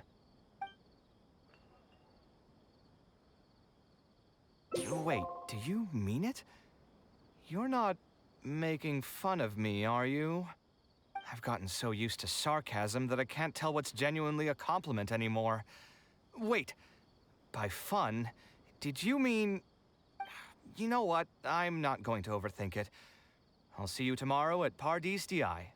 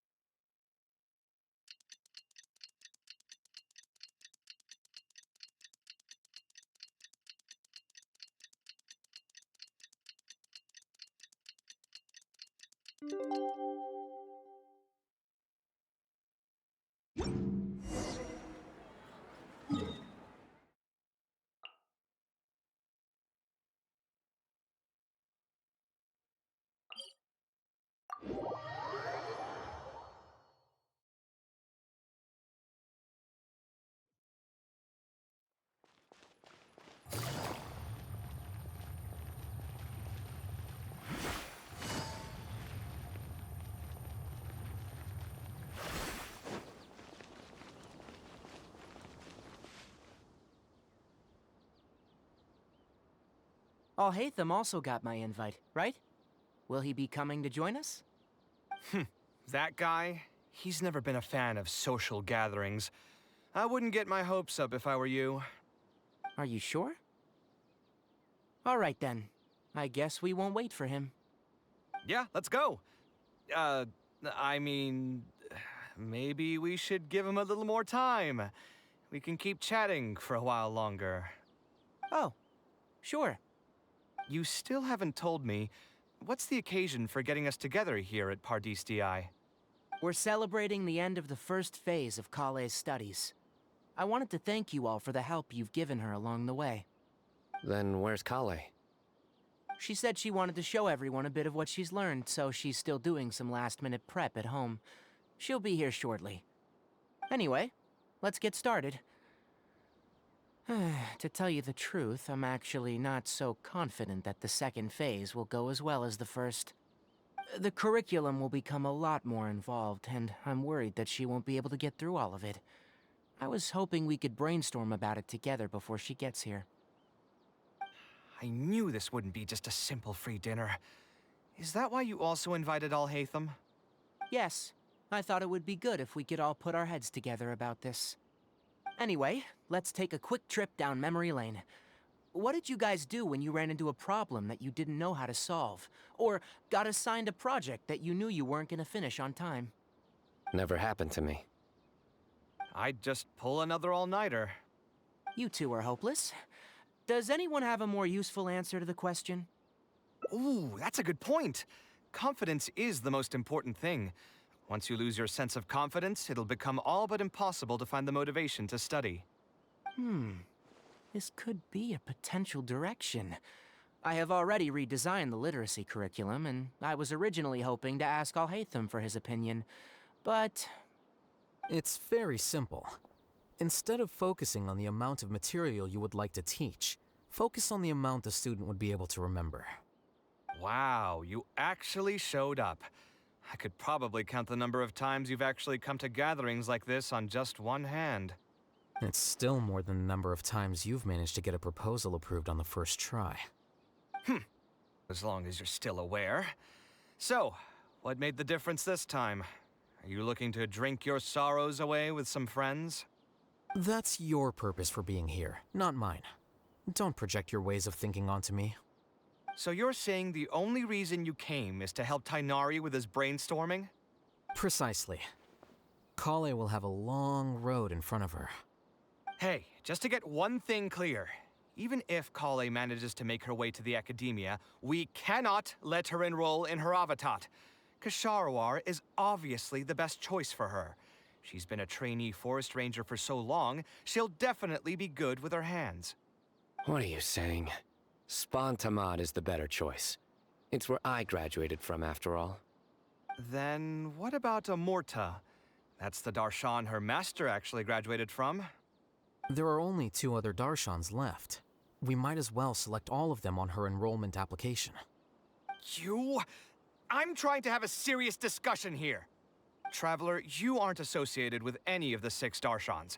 In your opinion, which Darshan would be the best choice for Kale?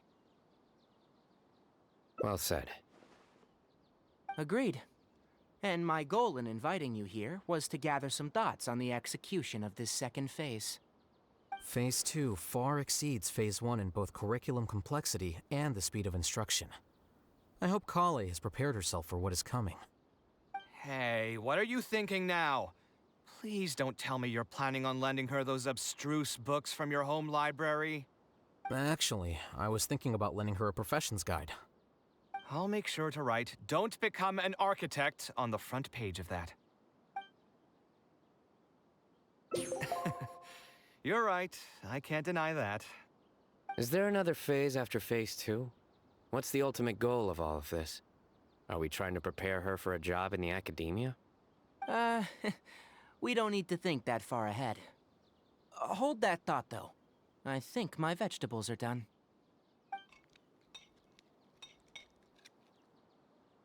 I'm telling you, that client had no idea what he was talking about.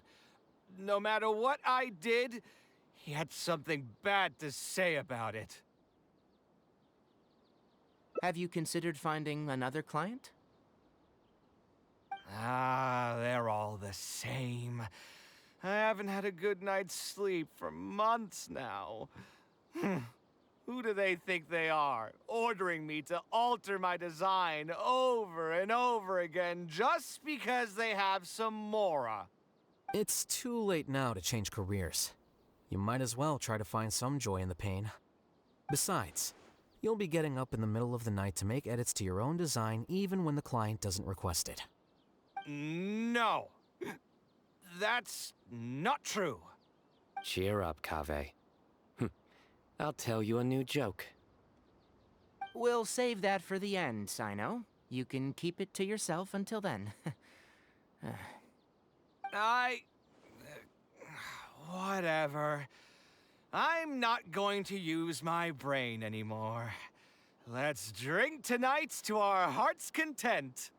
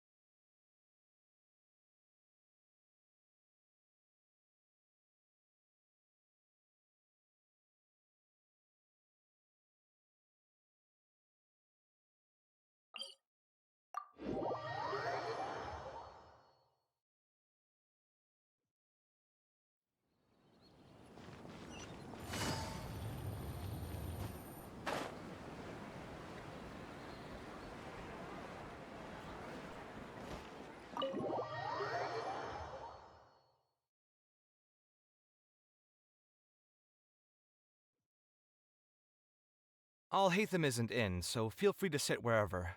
I'll bring out the box.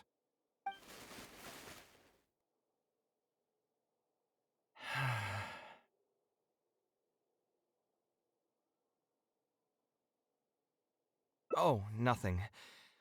I just didn't realize how much time had passed. The box is pretty dusty, which means it's already been a while since I've moved into this place, and many years since my mother moved to Fontaine. I'm happy for her. I hope she'll be able to find happiness there. She raised me all by herself after my father passed away. It definitely wasn't easy for her. Anyway, enough about that. Let's see what I packed into this box. What are all these things?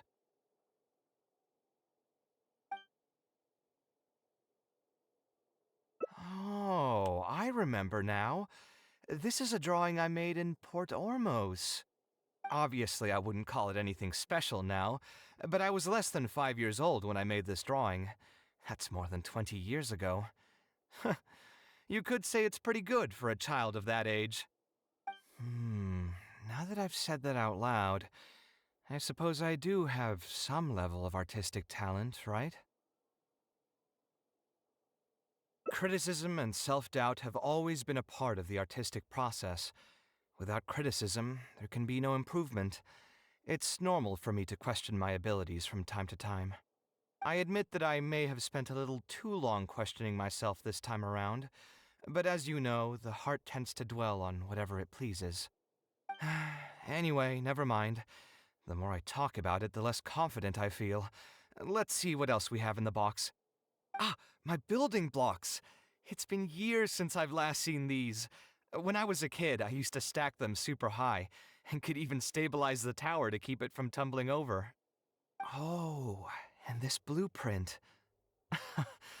I made it by copying my mother's sketch, and the aspect ratio was horrendous. It's still technically the first blueprint I made myself, though. I was super proud of myself when I finished it, and put it in the same pile as my mother's sketches, hoping she'd notice and compliment me for my good work. Unfortunately, my mother didn't realize that I had put it there. When she had a meeting with a client the next day, she handed my blueprint to him by mistake.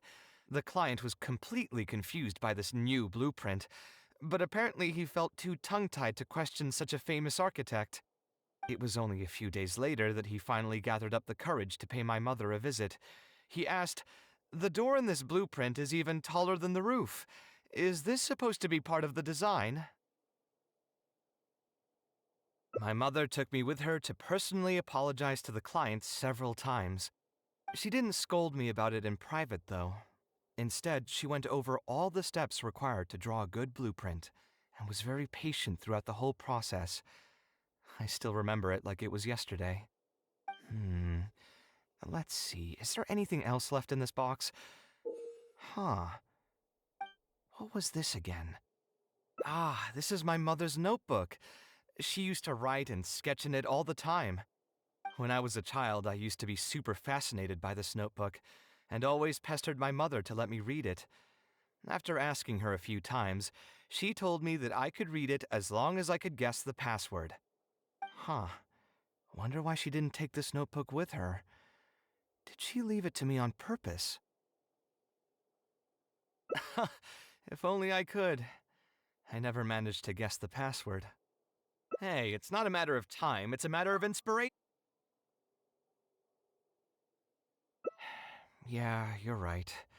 Although I was hoping to find some words of wisdom from my mother, if I stop and think about it, her words may not be the advice that I need to hear right at this moment.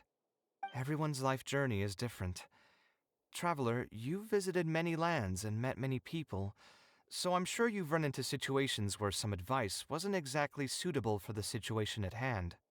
Ah, I just got an idea though. If I want to rekindle the creative passion that I had before, instead of trying to unlock an old notebook, why don't I take a walk around the parts of town that had changed my life? What do you think? I'm glad you agree. Then let's start by taking a quick stroll around the academia.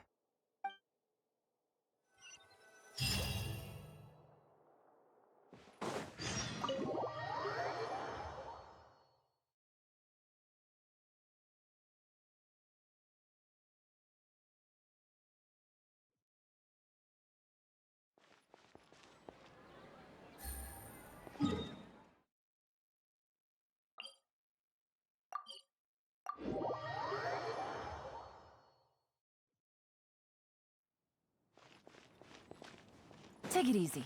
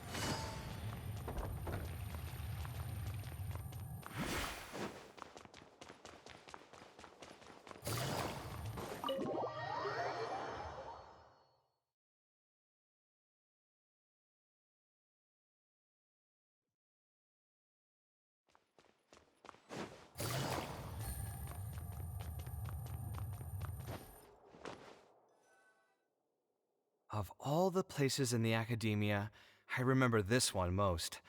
When my studies got busy, I used to pull all-nighters here trying to finish my blueprints. Who doesn't miss their time at the academia? Life was a lot simpler then, and we all had far less troubles. I created many designs that I thought were beautiful in the House of Dana. I drew whatever came to mind, since I didn't have to care about budget constraints or turning them into reality. If I had to give a reason, it'd probably be because I like the ambiance here. The Academia also had a rule that allowed scholars to annotate any physical books they came across. As a result, the books here are chock full of scholars' wisdom across many generations.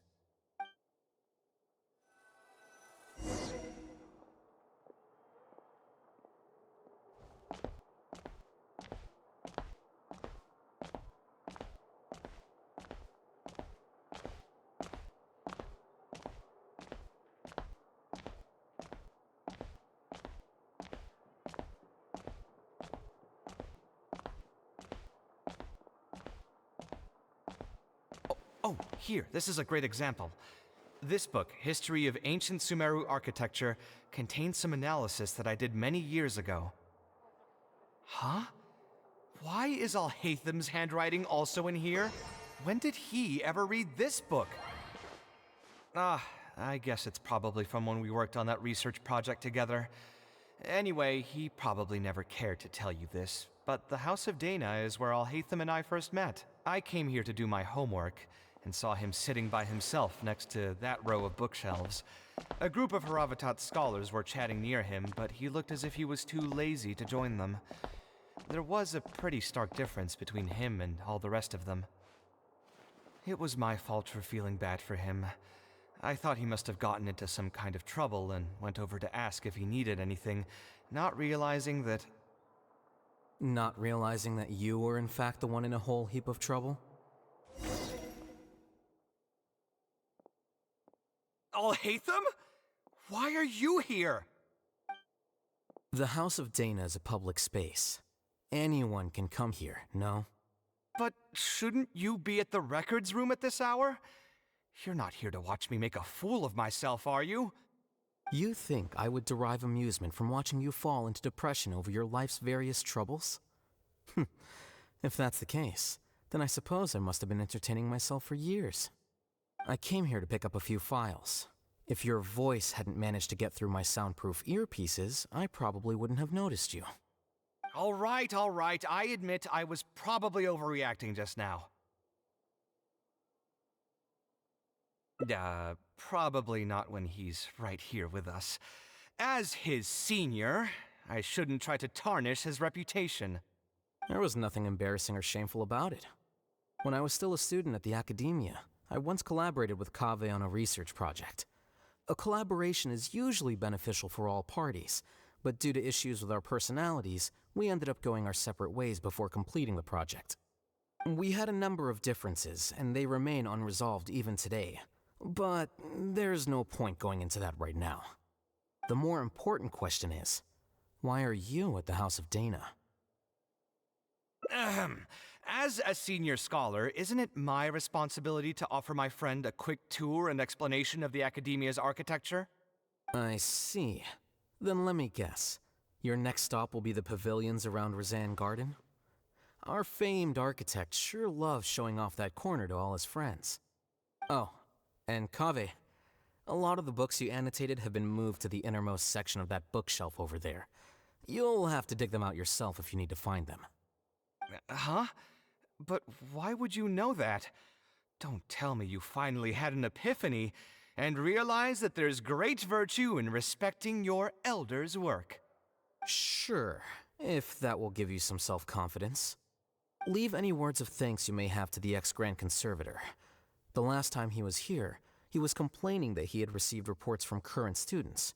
The main grievance being that the annotations are too long and difficult to read. As a result, the books you annotated have been moved to the back shelves. What? But all of my annotations were extremely important. Instead of reporting me, they should have been thanking me for my service. The notes that I took, they couldn't have asked for a better analysis of those books. Okay, just you wait. I'm going to fix this right now. I'll dig all the books out and return them to the proper shelves. Oh, we'll wait. Anyway, you were about to say he's feeling a bit down? Put through the ringer. What an interesting phrase. I assume he used those exact words himself? He probably did suffer quite a bit, that's true. He always spends a lot of time editing his proposals, with the goal of satisfying as many of the client's preferences as possible. But the satisfaction of one client will not translate to general satisfaction with his work. Many problems in life can only be solved by a fundamental change of attitude. As the leading genius of Kshahrewar, Kaveh should have both the right and the confidence to reject any unreasonable demands. There are plenty of architects in Sumeru who are inferior to him in skill, yet far more irascible in temperament. What's more, there are plenty of people who look up to such individuals as paragons of staying true to one's principles. Clearly, his predicament is inevitable, since he holds other people's feelings as more important than his own. Of course, each person is different, and we should respect the paths that they have chosen for themselves. Admonitions will serve no purpose. People tend to succumb to familiar pitfalls, and this is especially true for those who believe it's their duty to carry more burdens on their shoulders.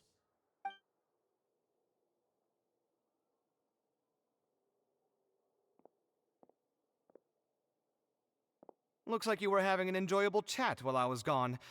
Were you talking about me by any chance? What do you think? What else is there to talk about?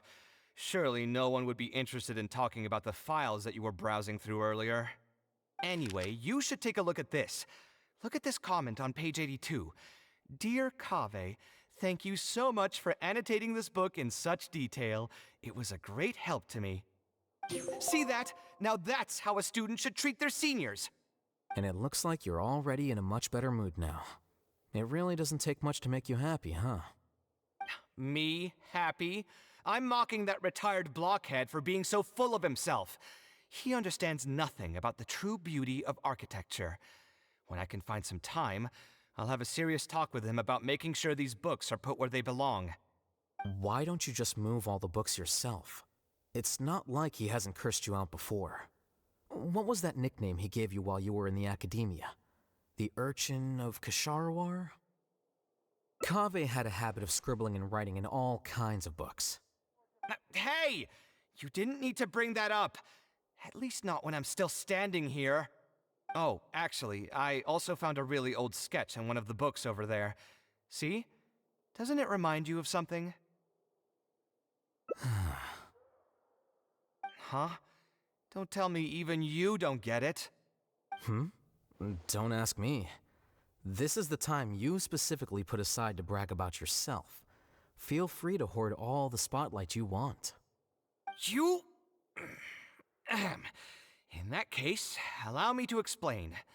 Although this sketch is a little abstract, you can plainly see from the road plans that this was an original concept for the expansion of Port Ormos. We can also plainly see that the designer was a huge fan of this project. It's the project he loves to talk about the most, second to the Palace of Alcazarzare. If I don't keep bringing up the neat projects that I've done, how would anyone know that I was the one who did them in the first place? There shouldn't be any complaints about Port Ormos. If I remember correctly, the construction process was very smooth, everything was made ready ahead of time, and there were very few safety concerns. There are indeed no records of any complaints about this project. A most impressive achievement. See? What did I tell you? Come on, let's take a stroll through Port Ormos next. I'll tell you all about the designs I made for the place.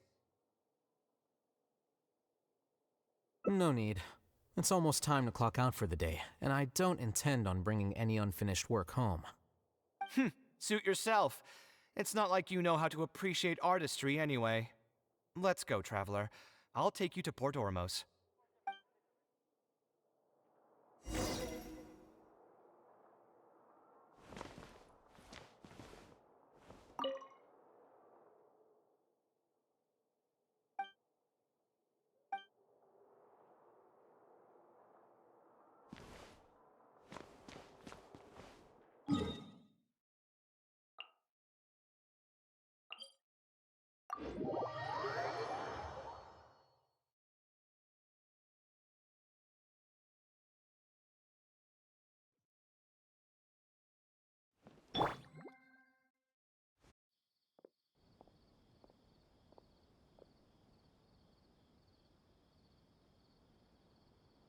Port Ormos.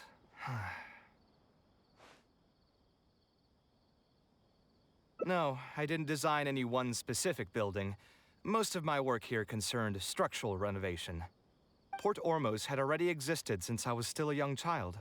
It wasn't as large as it is now, though. It only came to its current size after a sizable expansion. I was part of that project. The arch bridge over there, for example, that was one of my designs. When I was first tasked with the project, I decided to reference the growth patterns of nearby trees to split Port Ormos into 2 levels. My goal was to improve the overall utilization of space. We ran into a lot of issues during construction, but thankfully, we were still able to achieve the original vision. Residents can now behold all the ships entering and leaving the harbor from the vantage point of the bridge, while visitors can recognize the site of Port Ormos from a long ways away. I was still young and new to the trade back then. I could hardly believe that an idea in my head could become reality and remain in the world for many years to come. The true cornerstone of the creative process. The point about the design that will be ultimately used to judge its true worth. It was the first time that it became crystal clear in my mind. Once built, a building will continue to stand. Countless people will see it, and countless more will step inside it. Its final worth, whether it's good or bad, will be assessed by the countless generations of people that interact with the building during their lives. You think so? I'm glad to hear that. But even with this project, I still had one small regret. My budget was tight, and I was unable to use the higher quality timber I had originally intended for the design. I knew that some concessions on aesthetics would be needed as soon as I agreed to a proposal that prioritized the practical functions of the project. Us creative types know better than anyone that most projects cannot be completed without a few regrets. Even the Palace of Alcazarzare was not perfect. Yeah, you're right. I should learn to look toward future opportunities, and believe that any regrets I have can be overcome in time. We've spent long enough here. There's still one last place I want to go, but it's a little far. Would you be interested in a quick trip to the desert? Great. Most of my projects over the last few years have had something to do with the desert, partially because there's a special place there that I often visit. This is a rare opportunity, so why don't you come along and see it for yourself? If you ever feel down, maybe you'll be able to go there and feel better too.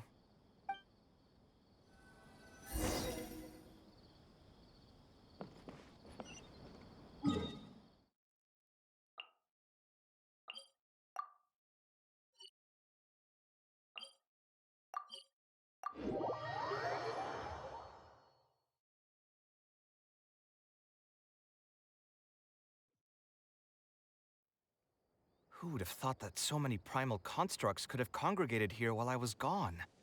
We won't be able to sit and talk peacefully with these guys around. Let's clear the area.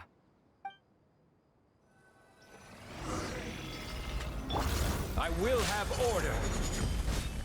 Crumble! Cloud's high. The birds come! Things are about to get dicey.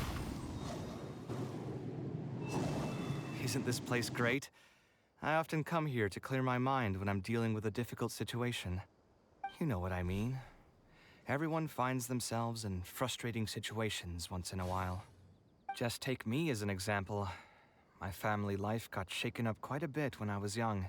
I struggled in school, and I got into a huge pile of debt building the Palace of Alcazarzaray. Although Alhaitham thinks that it's because of my personality that I continue to live in the shadow of the past, I think it's also just a part of life.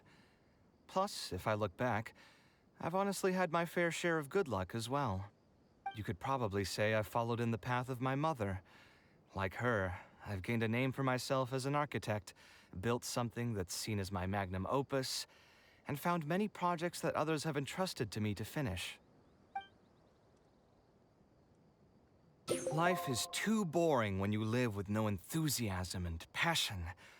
Only those who believe in the inherent meaning of it can capture the small nuances of everyday life and turn them into inspiration for beautiful designs. Of course, I will concede that loving something also means taking it to heart.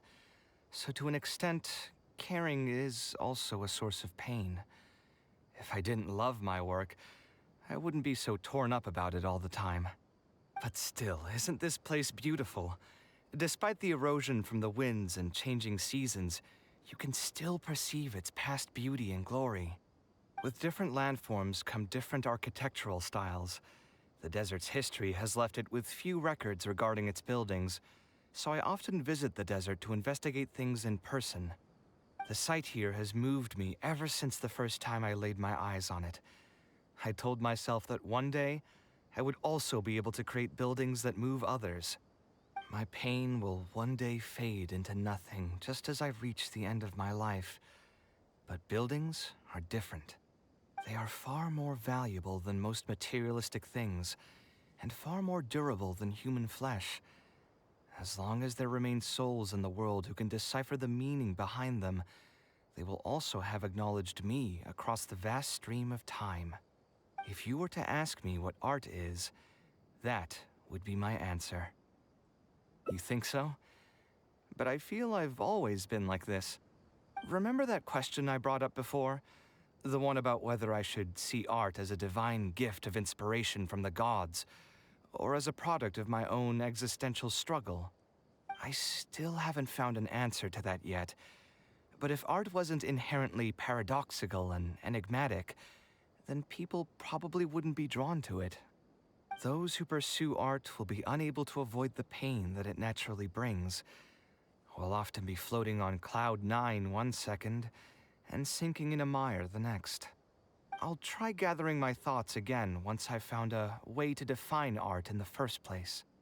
In any case, thank you so much for listening to everything I had to say.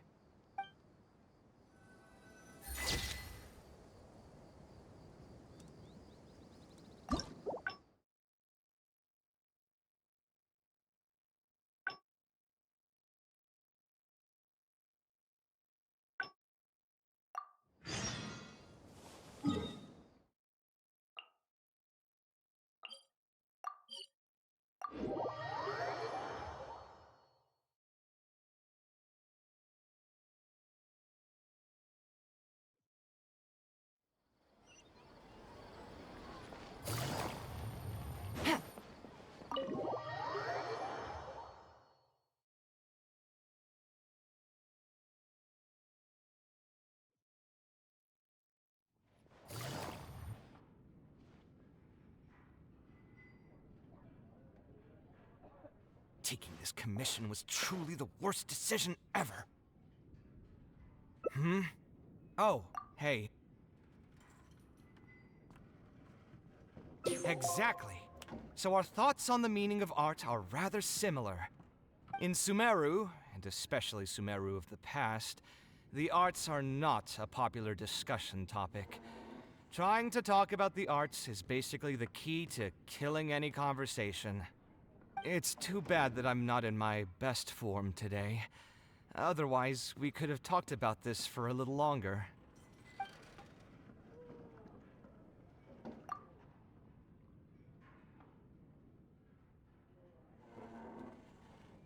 Hmm? Ah.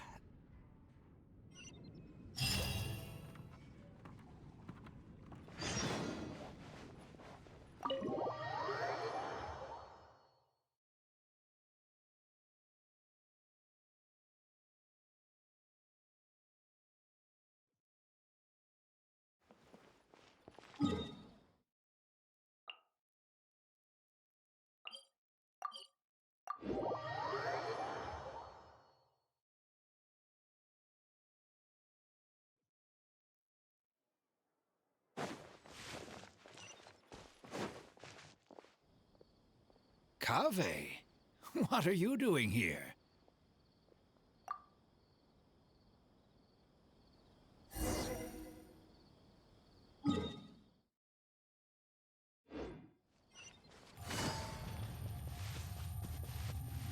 Huh? Where did he go? I could have sworn he went this way.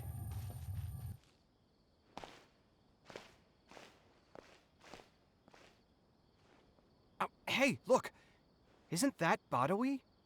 It sure looks like him, but he's dressed completely different now. What is he up to?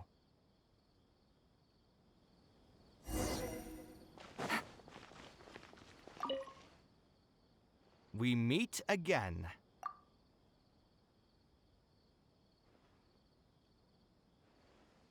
A slightly different style. Give me a minute.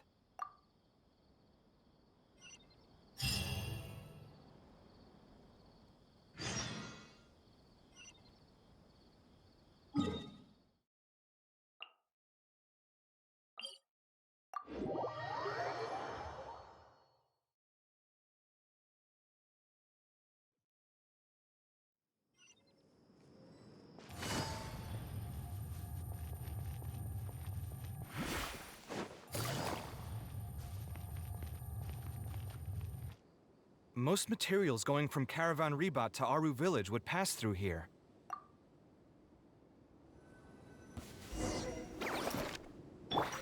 Order guide you. Rise!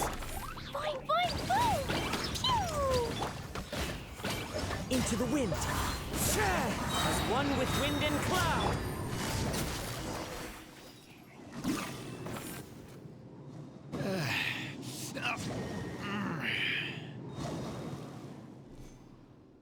I'm fine.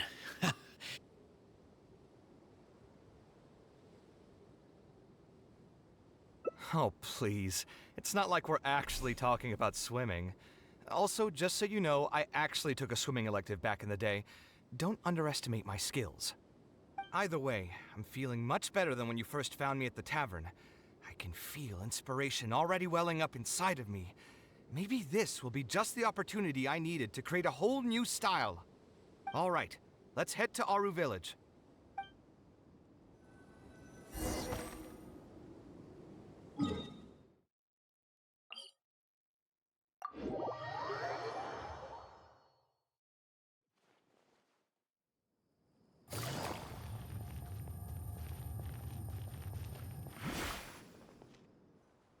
Now that we're here, it's my partner's time to shine. Marak!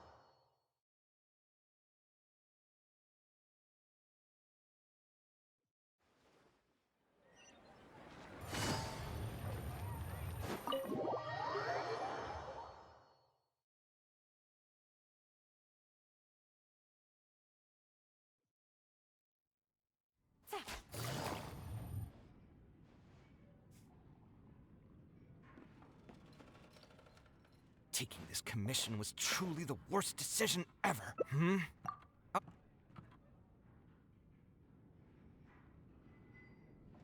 Exactly.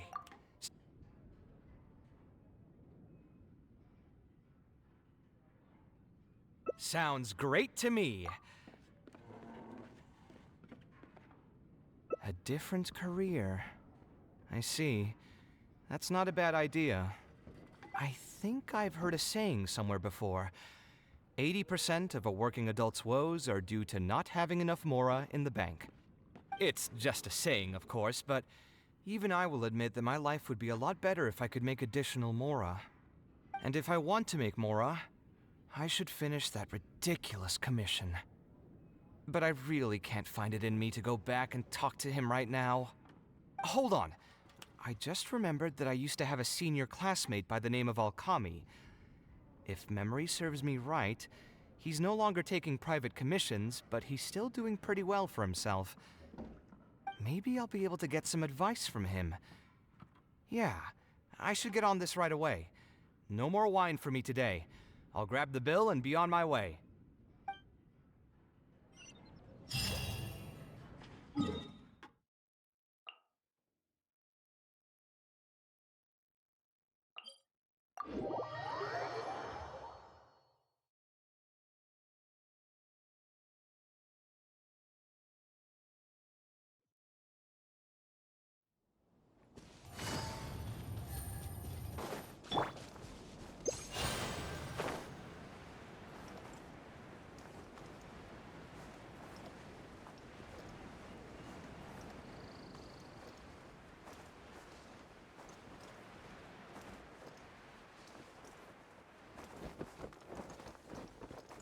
Yeah. Ah, Kaveh, it's you. It's been a while. What have you been up to recently? Yeah, it's been a long time, Alkami. Things haven't changed much for me. I'm still taking private commissions for all kinds of projects. I heard that you were the genius behind the Palace of Alcazazare. I bet you're all set for Mora after a project of that size. Well, it's hard to make a profit from every project, you know? Hard to make a profit? You've got to be joking. I've never met an architect who didn't make a profit from a project. Unless the client fled before they paid the commission fee in full. But that doesn't sound right either. Doesn't Dory have a pretty decent reputation in our local business circles? I don't think she's ever been involved in any kind of big scandal. Well, about that. I mean, it was complicated. I understand. Either way, doing one project after another sure gets exhausting over the years, huh? I've been there, so I can feel your pain. I mean, I obviously never had your reputation to live up to. That must have been stressful. But I'm sure we've faced all the same problems. Trying to keep your client in a good mood while you're trying to stop them from micromanaging things they don't know the first thing about. I don't miss it. Thankfully, that's all behind me now. Not exactly. My work is still closely related to architecture. Judging from the look on your face, you're still strapped for Mora. That's quite unfortunate. You're the most artistically gifted graduate the Kasharawar Darshan has seen in decades.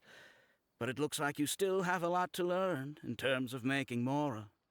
With that said, us Kasharawar grads should still look out for each other. What if I told you about an idea that'll absolve you of all your Mora troubles going forward? Are you serious? But something like that has got to be some kind of top-level business secret. Are you sure you can just share something like that with me?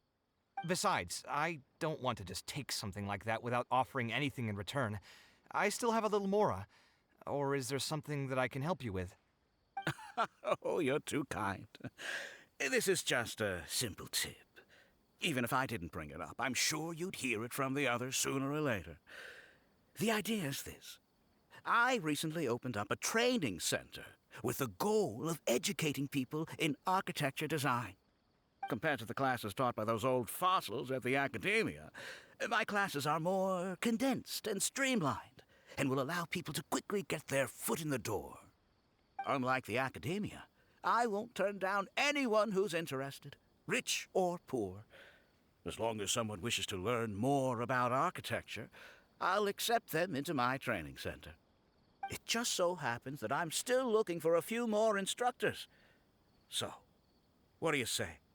Interested in coming over to give a few lectures? Regardless of the pay, I can already guarantee that it'll be far more comfortable than working on random people's private commissions. Ah, so you want me to join you as an instructor?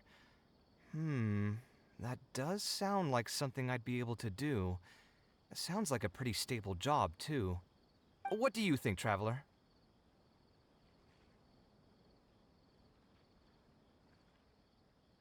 Then it's a deal? Yes, it's a deal. Thank you, Alkami. Oh, like I said, there's no need to thank me for this. The lecture room is not far from here, so you can just come straight here tomorrow morning. As for the pay, how about we start at 300,000 mora per lecture? 300,000? Are you serious? How could you offer so much? It would seem that you're still oblivious to your own economic worth. 300,000 is nothing compared to the prestige of having the Light of Kasharawar as one of my instructors. 300,000 is also just the base rate. Just trust me on this. The longer you stick with me, the more you'll come to understand your true value in the market. I have to go make some preparations now. See you tomorrow. I was never particularly close with Alkami when we were in school. Who would have thought that he'd be so nice and friendly? I've hosted free lectures before, but this would be my first time being hired to lecture for a formal business. 300,000 mora per lecture. Whew!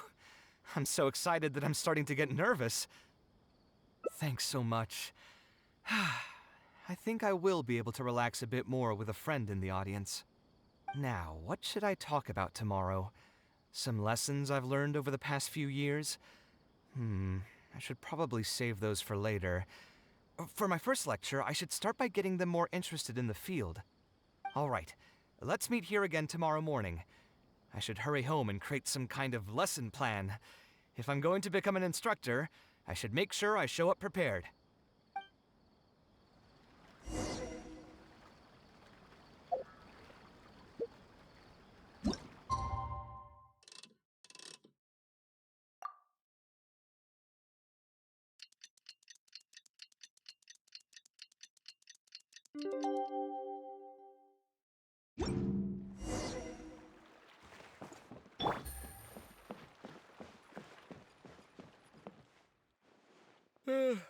Oh, I didn't expect you two to get here so early.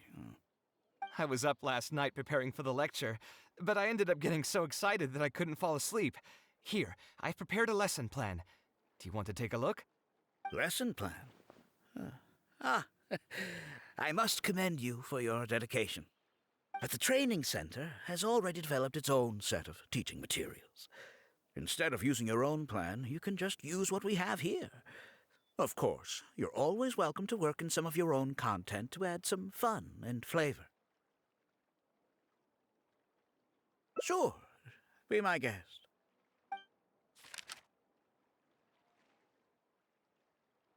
It's almost time for the lecture to start. Feel free to head in and start the class whenever you're ready. Huh. So you've already developed your own set of teaching materials. Seems like I won't need the stuff I've prepared after all. Anyway, shouldn't be a problem. I'll just go ahead and use your materials. There's something else I want to ask, though. This isn't going to be a large class, is it? No need to stress. There are only 20 people in this class. There are 14 classes at my training center. Out of all of them, the first class has the best grades, so I've directed them to you. We'll see how well they take to your lectures. 20 people, huh? All right. I think I can handle that. Oh, and one last thing. In the interest of keeping a quiet learning space, only instructors and students are allowed in the classroom when class is in session. I'm sorry to say this, but your friend will have to wait outside while you teach the class. Sorry about that. I'll meet you at the door when the class is over then.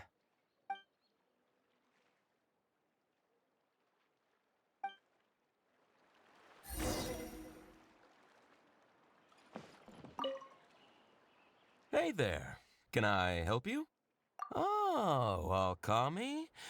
You mean that rich guy who's been making quite the name for himself? Yeah, he commissioned a set of furniture from me a while back. Paid a great deal of mora for it, too. I heard he earned a fortune working as a renowned architect. Now he's opened a training center so others can follow in his footsteps. If the tuition wasn't sky high, I'd enroll my child in a heartbeat. Architecture really sounds like a lucrative profession.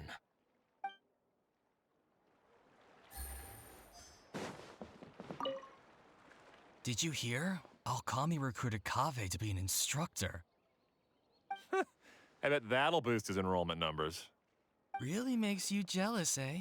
If you think about it, Alkami was never that talented himself as an architect. If we're just talking about professional skill, no one would pay for a class with him. That's true, but you've got to admit, his advertisements are really effective. After all, the academia only admits those that can pass its entrance exam, so only a few people could hope to study architecture in the halls of the Kasharwar. For those who can't pass the exam, or who just want to jump straight into the industry, the training center is the best bang for the mora. Man, to have that kind of business acumen.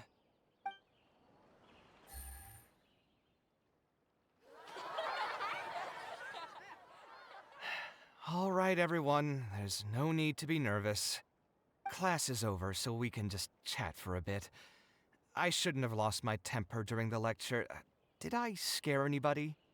No, you weren't scary at all, Mr. Kaveh. We were just a bit lost and didn't get what you were talking about. Oh, don't get me started. I was trying to use Alkami's materials, so I flipped through some pages and gave them a closer look. The more I read, the more upset I became. Alkami may fool an amateur, but he can't fool anyone who's active in our profession. The materials he made are completely useless for teaching real architecture. In my opinion, the most important skill of an architect is their ability to craft a design. In other words, they must be able to conceptualize ideas. There are tens of thousands of buildings in the world, as well as a countless number of architectural styles. Some designs emphasize aesthetics, while others prioritize practicality. The architects who can critically evaluate the quality and fit of different designs are those who can come up with great designs of their own. But you won't get any of that from the teaching materials they're using here. All these students are doing in class is rote memorization of existing designs. They are learning nothing about the underlying principles. How can they expect to become real architects? When they're done with this class, all they'll become are dilettantes with a pitiful smattering of architectural knowledge. But Mr. Kaveh, we didn't really understand anything you said after you threw away the materials either. What's the big deal anyway? It's not like we're looking to make some works of art. We just want to make some mora.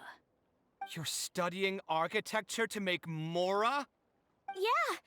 Why else would we be studying here?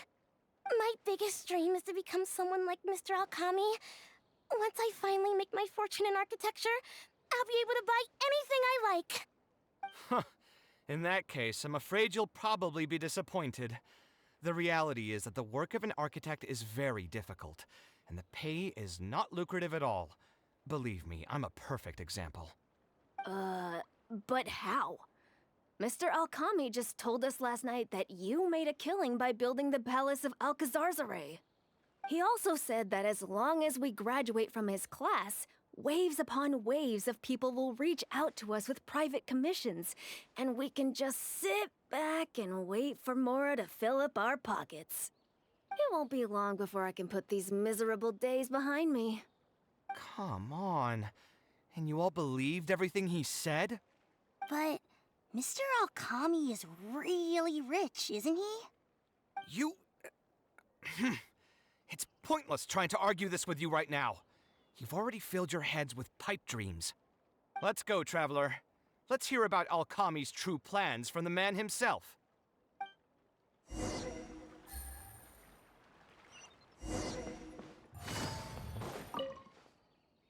What's wrong, Kaveh? You look quite flustered. Did one of my students offend you? Were the students not astute enough for your liking? I must implore you to go a bit easier on them. After all, they're nothing like the genius scholars you're used to dealing with at the academia. We don't need to strive for perfect understanding. As long as some knowledge has been passed on, that's good enough. Yeah, I'm mad at them. But I'm even more upset that you're scamming people under the guise of teaching them about architecture. The students are all here hoping for a quick way to make money, but we both know that an architect's life is hard and exhausting. Just a little while ago, I was toiling over the 6th draft of a design for a client. If your client is unhappy, you can't break ground, and the longer a project goes, the longer it takes for you to get paid in full. What's worse, if your client disappears in the middle of a project, good luck getting anything from them ever again. You know all of this just as well as I do. Why lie to them?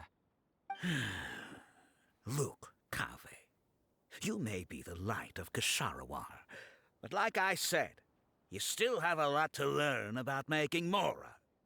You may deny it all you want, but it's a fact that in today's Sumeru, architecture is a terrible profession. Our clients care very little for the effort we pour into our designs. Instead of appreciating us, they spend all their time nitpicking details and demanding changes, often forcing all kinds of ridiculous ideas onto us. I suppose that's more or less true. Go on. Why should we cling on to a profession that's difficult and unrewarding? If the field is dying, then a person who still wants to make a good living will just have to change their strategy. If it's near impossible to make money as an architect, then why not just establish a training center and train other people to become architects in our stead? Wait, how does that make any sense? Aren't you just leading them into the same trap? We are already stuck, my friend. The more people we can lead into this pit and stack as padding beneath our feet, the more comfortable our lives will be. That's right. Making money as an architect is a slow and agonizing process. In comparison, earning tuition from a training center is far easier. None of the students will ever know, however. In their eyes, all of my income was earned during my years as an architect. It's easy for them to fall for my promise. After all, everyone wants to live the dream of being the person who can spend millions without batting an eye. The more students I get, the more money I earn. And the more real that dream becomes. And then what? Once they graduate, they'll still find out the truth about architecture and struggle to stay afloat amid all the problems we already talked about. When that happens, your facade will pop like a soap bubble. No one will believe you anymore. Ah, but that's just one way to look at the problem. No two people have the same amount of talent. Even if they fail to strike gold in the future, you can't say that it's my fault and mine alone. Oh, and also, I never actually promised that they would achieve financial freedom as long as they become architects. All I did was nudge them towards that belief. I'm not even scared if they do come back and stir up trouble. My training center has all the required permits and certifications. Even the Dendro Archon herself couldn't find fault in any part of my business. How can you sleep at night knowing that you're doing all this? Tell me, is your heart carved out of brick and stone? I can't believe that I once saw you as a decent human being. I am beyond disappointed in you. And the same goes to you. How many years has it been since you graduated from the academia? If you still can't accept something like this, do you just plan on keeping that worthless naivete of yours until the end of time? Only fools will see art as revered and sacred. In the end, art is just another business. Being successful at running a business is an art form in itself. I urge you to think about what I've said. Offloading your pain onto others is the only way a person can live comfortably in this world. As the light of the Ksharowa, you've accumulated plenty of fame and respect. It's high time that you use those resources to improve the circumstances of your own life. Think it over, Kaveh. I still believe our collaboration could be very fruitful. I'm so mad, I feel a headache coming on. There's nothing more I can say to him. I'll resign from my position as instructor. Of course, I'm sure you've realized that as long as I remained at this center, he would be able to use my name to advertise this place. Even if I just sit back and do nothing, others will be deceived and suffer because of me. He is right about one thing, though. These kinds of training centers are everywhere. And even if the academia was to find out about it, it's unlikely that they would take any real action against it. The most that they could accuse him of is false advertising. And even that would be hard to prove. Oh? Did you notice something else?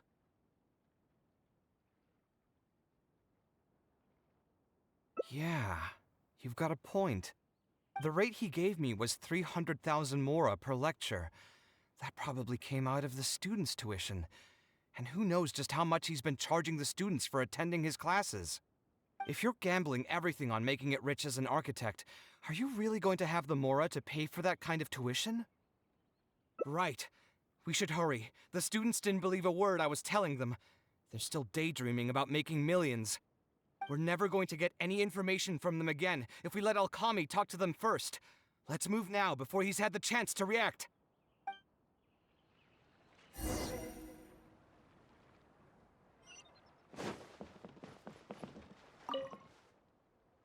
Oh, Mr. Kaveh? What are you doing back here? Class finished a while ago, but you're still here. Why haven't you gone home? I wanted to stay for a little longer. I'm still thinking about everything you taught during the class.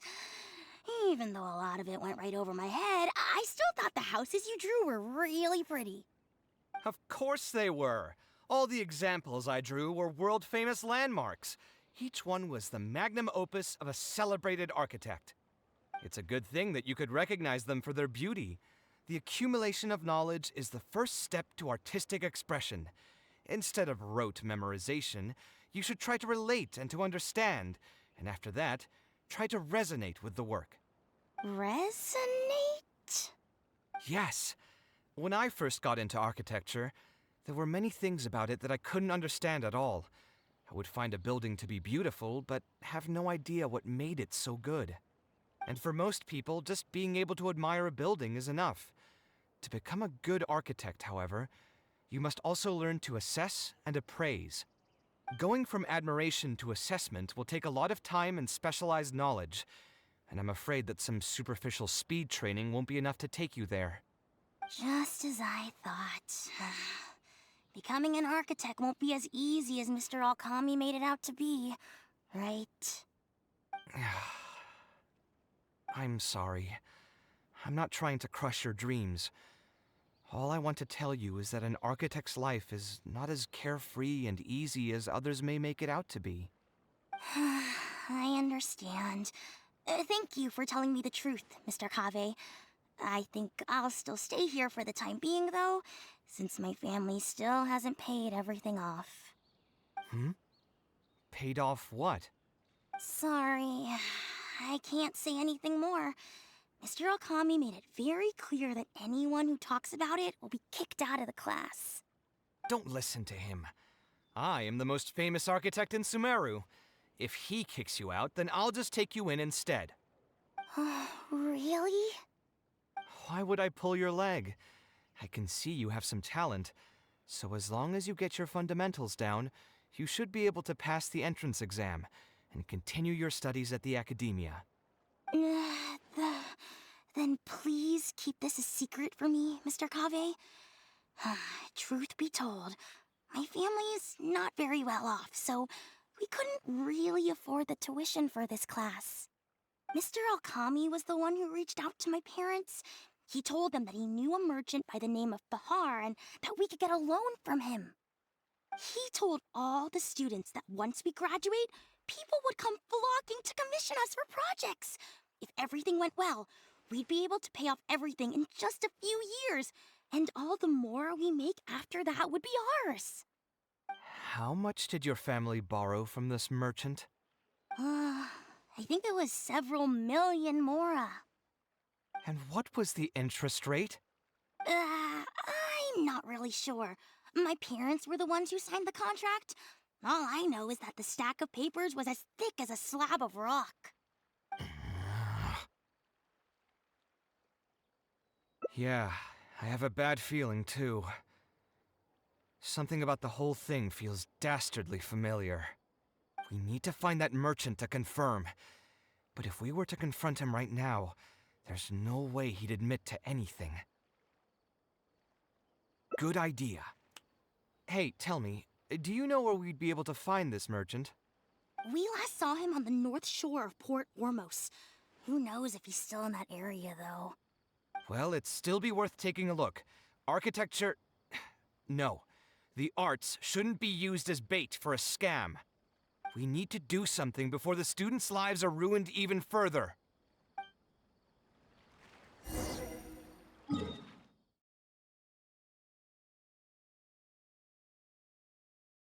coming in! Paimon coming in! Is this level okay? Can you hear Paimon?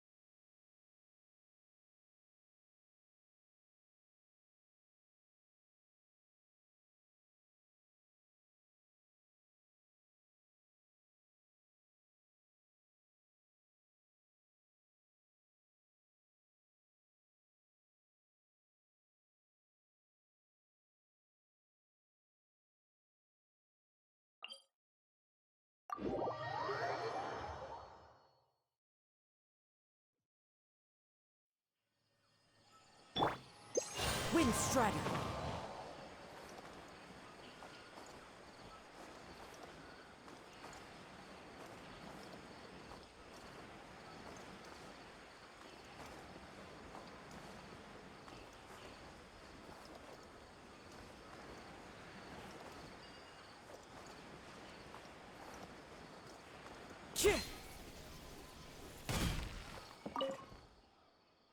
Oh, I don't think I've ever seen you guys before.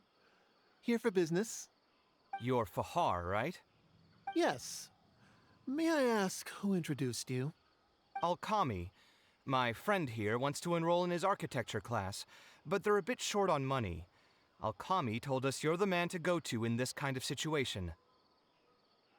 Oh, sounds like his business is booming. How much do you need? Let me see. I'd say around 3 million mora. Oof, you call that a bit short on money? Anyway, since you're here because of Alkami, I can work things out for you. Make sure you sign the contract, though. Lots of people are borrowing money from me nowadays. Ah, here you go. Don't worry, there's nothing particularly unusual about it. All you need to do is pay back the loan in full within 3 years. And what if they won't be able to pay it back? What do you mean, won't be able to pay it back?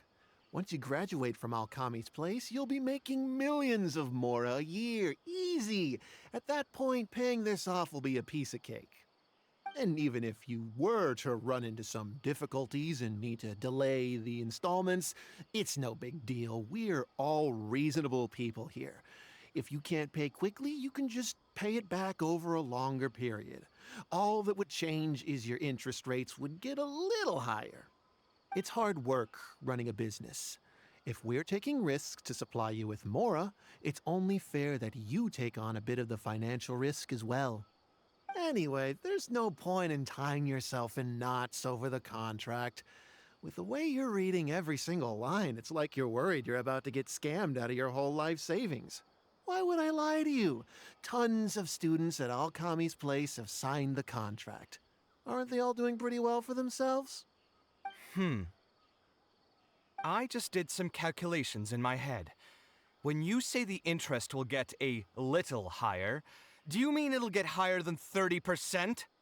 Of course, the contract did a great job of trying to obfuscate that fact. It only listed the amount that you'll have to repay every day, which gives the false impression that the amount hasn't actually increased by all that much. If you actually do the math, however, it's clear that the amount you need to pay on interest alone will amount to hundreds of thousands of mora per year. Most people can't even make that much mora in a year. Your greed really knows no bounds. Even my creditor doesn't dare to raise rates that high. Once a family's signed on to a scheme like this, there's no getting out. What are you trying to say, huh?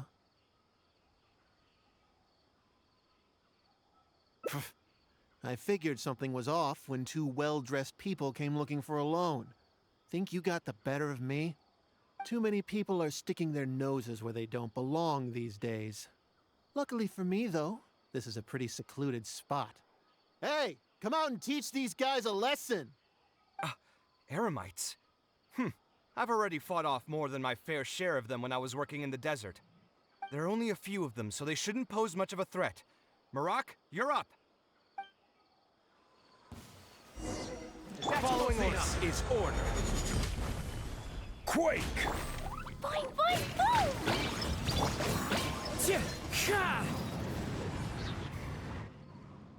boom! Who are you and what do you want? I don't think we've done anything to hurt or offend you, so why go this far to destroy my livelihood? Debt has the power to upend your whole life. I know very well just how miserable living in debt can be.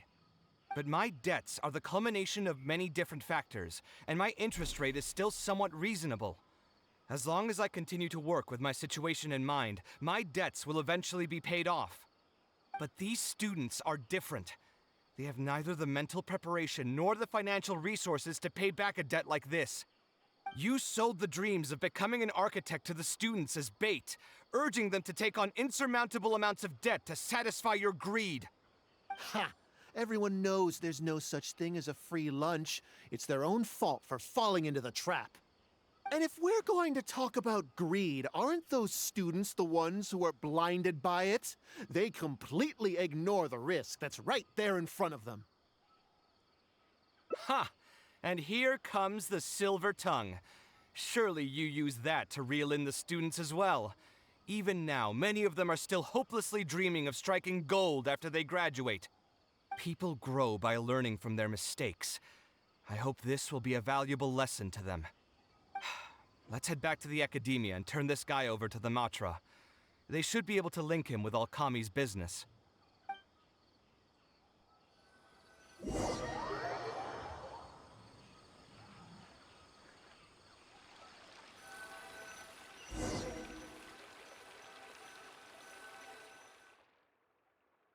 Sino? Didn't think I would run into you here. My vacation just ended not too long ago, so I'm going over some cases at the Academia. Who's this?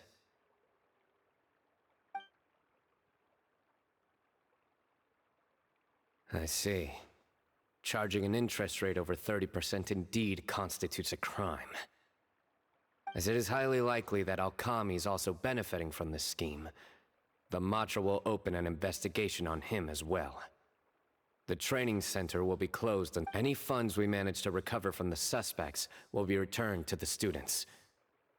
It's unclear how much we'll be able to get back, however, given their extravagant spending. That should still be enough. Once the students realize the error of their ways, they won't fall so easily for such traps in the future. Anyway, thank you for your help. I hope this won't be too much trouble for you. It's no trouble. Just another day at work. How did you two get tangled up in this anyway? Did you accept any mora from him? He promised to pay me 300,000 mora per lecture, but I resigned as soon as I finished the first session. I didn't take a single coin. Ah, that's good.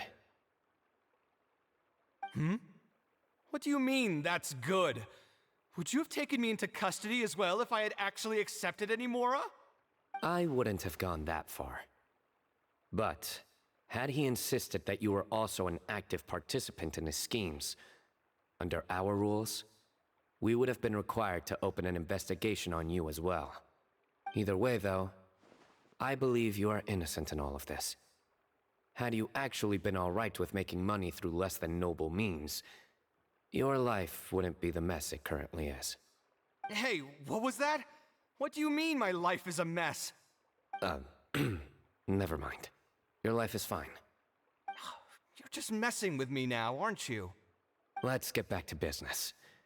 If Alkami's case can be successfully resolved, you'll be eligible for a monetary reward from the Academia. Don't forget to pick it up after the fact. Huh. I didn't even know there was such a thing. I never would have guessed. What I'm trying to say is that we didn't report Alkami because we thought we could make some more off of it. The reward will be given regardless of your personal motivations. It was implemented with the intent of encouraging people to supply tips to the Matra. Fine. Is there anything else? I want to go back to the training center one more time and talk to some of the kids. Sure, but you should wait until tomorrow. My subordinates will shut down the center today, and summon the students to gather information on the total amount of mora they've lost in the scam. All right, then I'll stay out of their way. I can talk to the kids tomorrow. I have a few other things to take care of, so I'll be off for now. If you want to follow up on this case, just come find me again. Or ask one of the Matra. That should finally be the end of that. Oh, who would have thought it would turn out like this? All I wanted was to find a new gig and earn some mora. To think Alkami would sink this low, it still makes me really upset. Still, I think I feel a little better now than when you found me back at the tavern. It's a little ironic, but you could say it's because I've realized that there are many circumstances in the world that are even worse than my own. Now that I've seen such things firsthand, I suppose I've earned a new sense of appreciation for my life. how should I put it? I'm pretty stubborn when it comes to my profession, so I often argue with my clients. The arguments are usually extremely frustrating, and every once in a while I'd wonder if I only became an architect because fate wanted me to pay for some sins I'd committed in a previous life. Alkami's suggestion would have allowed me to quit my life as an architect and earn money solely from my reputation. But now that I've experienced that for myself, I can confidently say that I'd never want to do it again. Every scholar has their own sense of pride and a line that they don't like to cross. Of course, when faced with the vicissitudes of life, some will surrender these things to seek a more comfortable life. I can understand that. Just speaking for myself, though, I don't think that's something I'd ever be able to do. The voice in my heart would just keep repeating one thing. The moment I turn away from my dreams would be the moment my career ends. If I stopped devoting everything to my creative activities, I'd be able to lead a more comfortable life, but at the same time, my sense of intuition and understanding for the arts would also begin to degrade. At that point, any materialistic ease I may have gained in life would just become another form of torment. In comparison, my current life comes with its share of difficulties, but at least I'd never have to deal with that kind of existential reckoning. I appreciate it. You may call me conceited for this, but I would also like to think I'm talented enough to be able to lead a decent life without compromising my pride. It's certainly not easy, but I want to keep at it. My thanks again for being such a great help throughout all of this. I'm planning to pay another visit to those kids tomorrow. Want to come with me? All right, I'll see you tomorrow then. Get some good rest.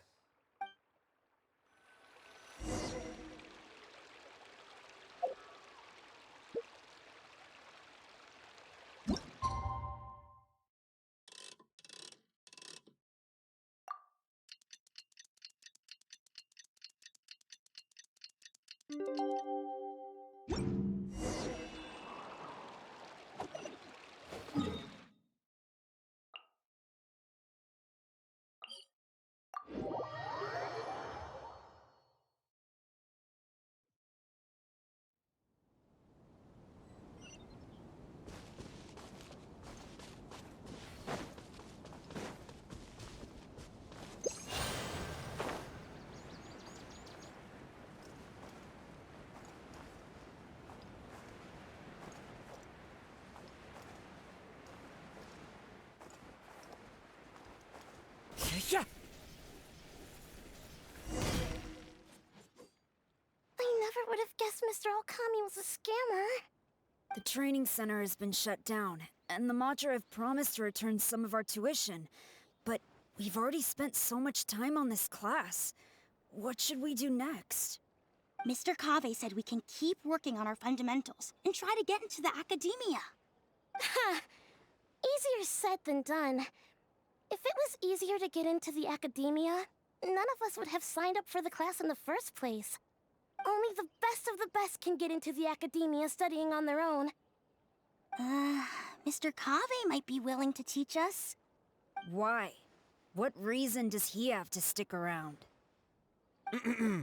So, you're the only ones that showed up today, huh? Huh? Kaveh's here!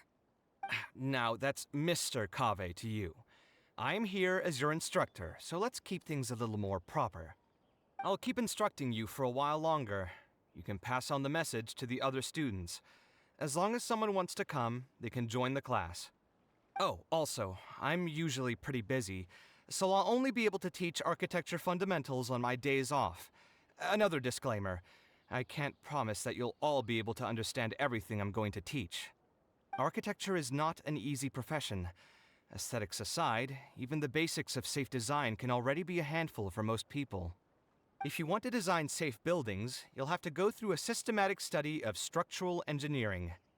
And just as a heads up, all of this will be a huge step up from the superficial stuff you were learning before. It'll take both talent and perseverance to get through the course. I don't want to hear anyone say that I didn't warn you. We'll try our best. It seems some of you are really serious about this after all. All right, everyone, pack your stuff up. No need to prepare much for today's class. We're going to go on a quick field trip. You'll know once we get there. Come on, let's get going. We'll be off once everyone's grabbed their pencils and sketch pads.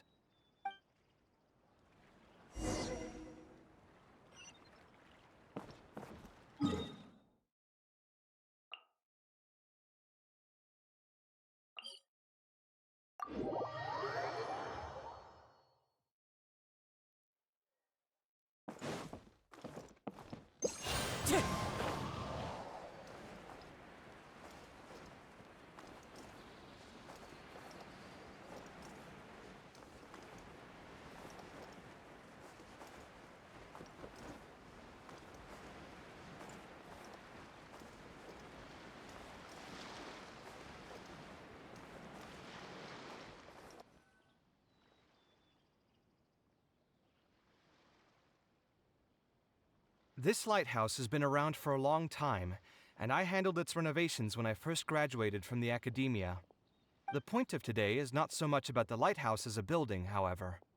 I just want you to take a look at it and do a bit of self-reflection. If you were tasked today with designing a building, how would you want it to look like? Don't think about how you'd actually go about building it for now. Just put your ideas to paper and draw the prettiest building that comes to your mind. So, it can be, any kind of building? Yep, as long as you think it'd look good. It doesn't even necessarily have to be a building. If you want, you can draw trees, the ocean, or even a garden area. Draw whatever you'd like. In my experience, it's best to approach the study of architecture from a point of personal interest, rather than for the sake of a career. Both the study and practice of architectural design are extremely difficult. A person who's forced to work on projects that they don't resonate with will only struggle and suffer. So at least for today, I hope the students will be able to create something that they enjoy. There's no need to think about it too hard. They'll have plenty of time in the future to revisit the design and make changes. What do you think? Want to try your hand at it as well? Don't forget that this is a free class from Mr. Kaveh, the Light of the Kasharawar. On a normal day, this would cost you 300,000 mora.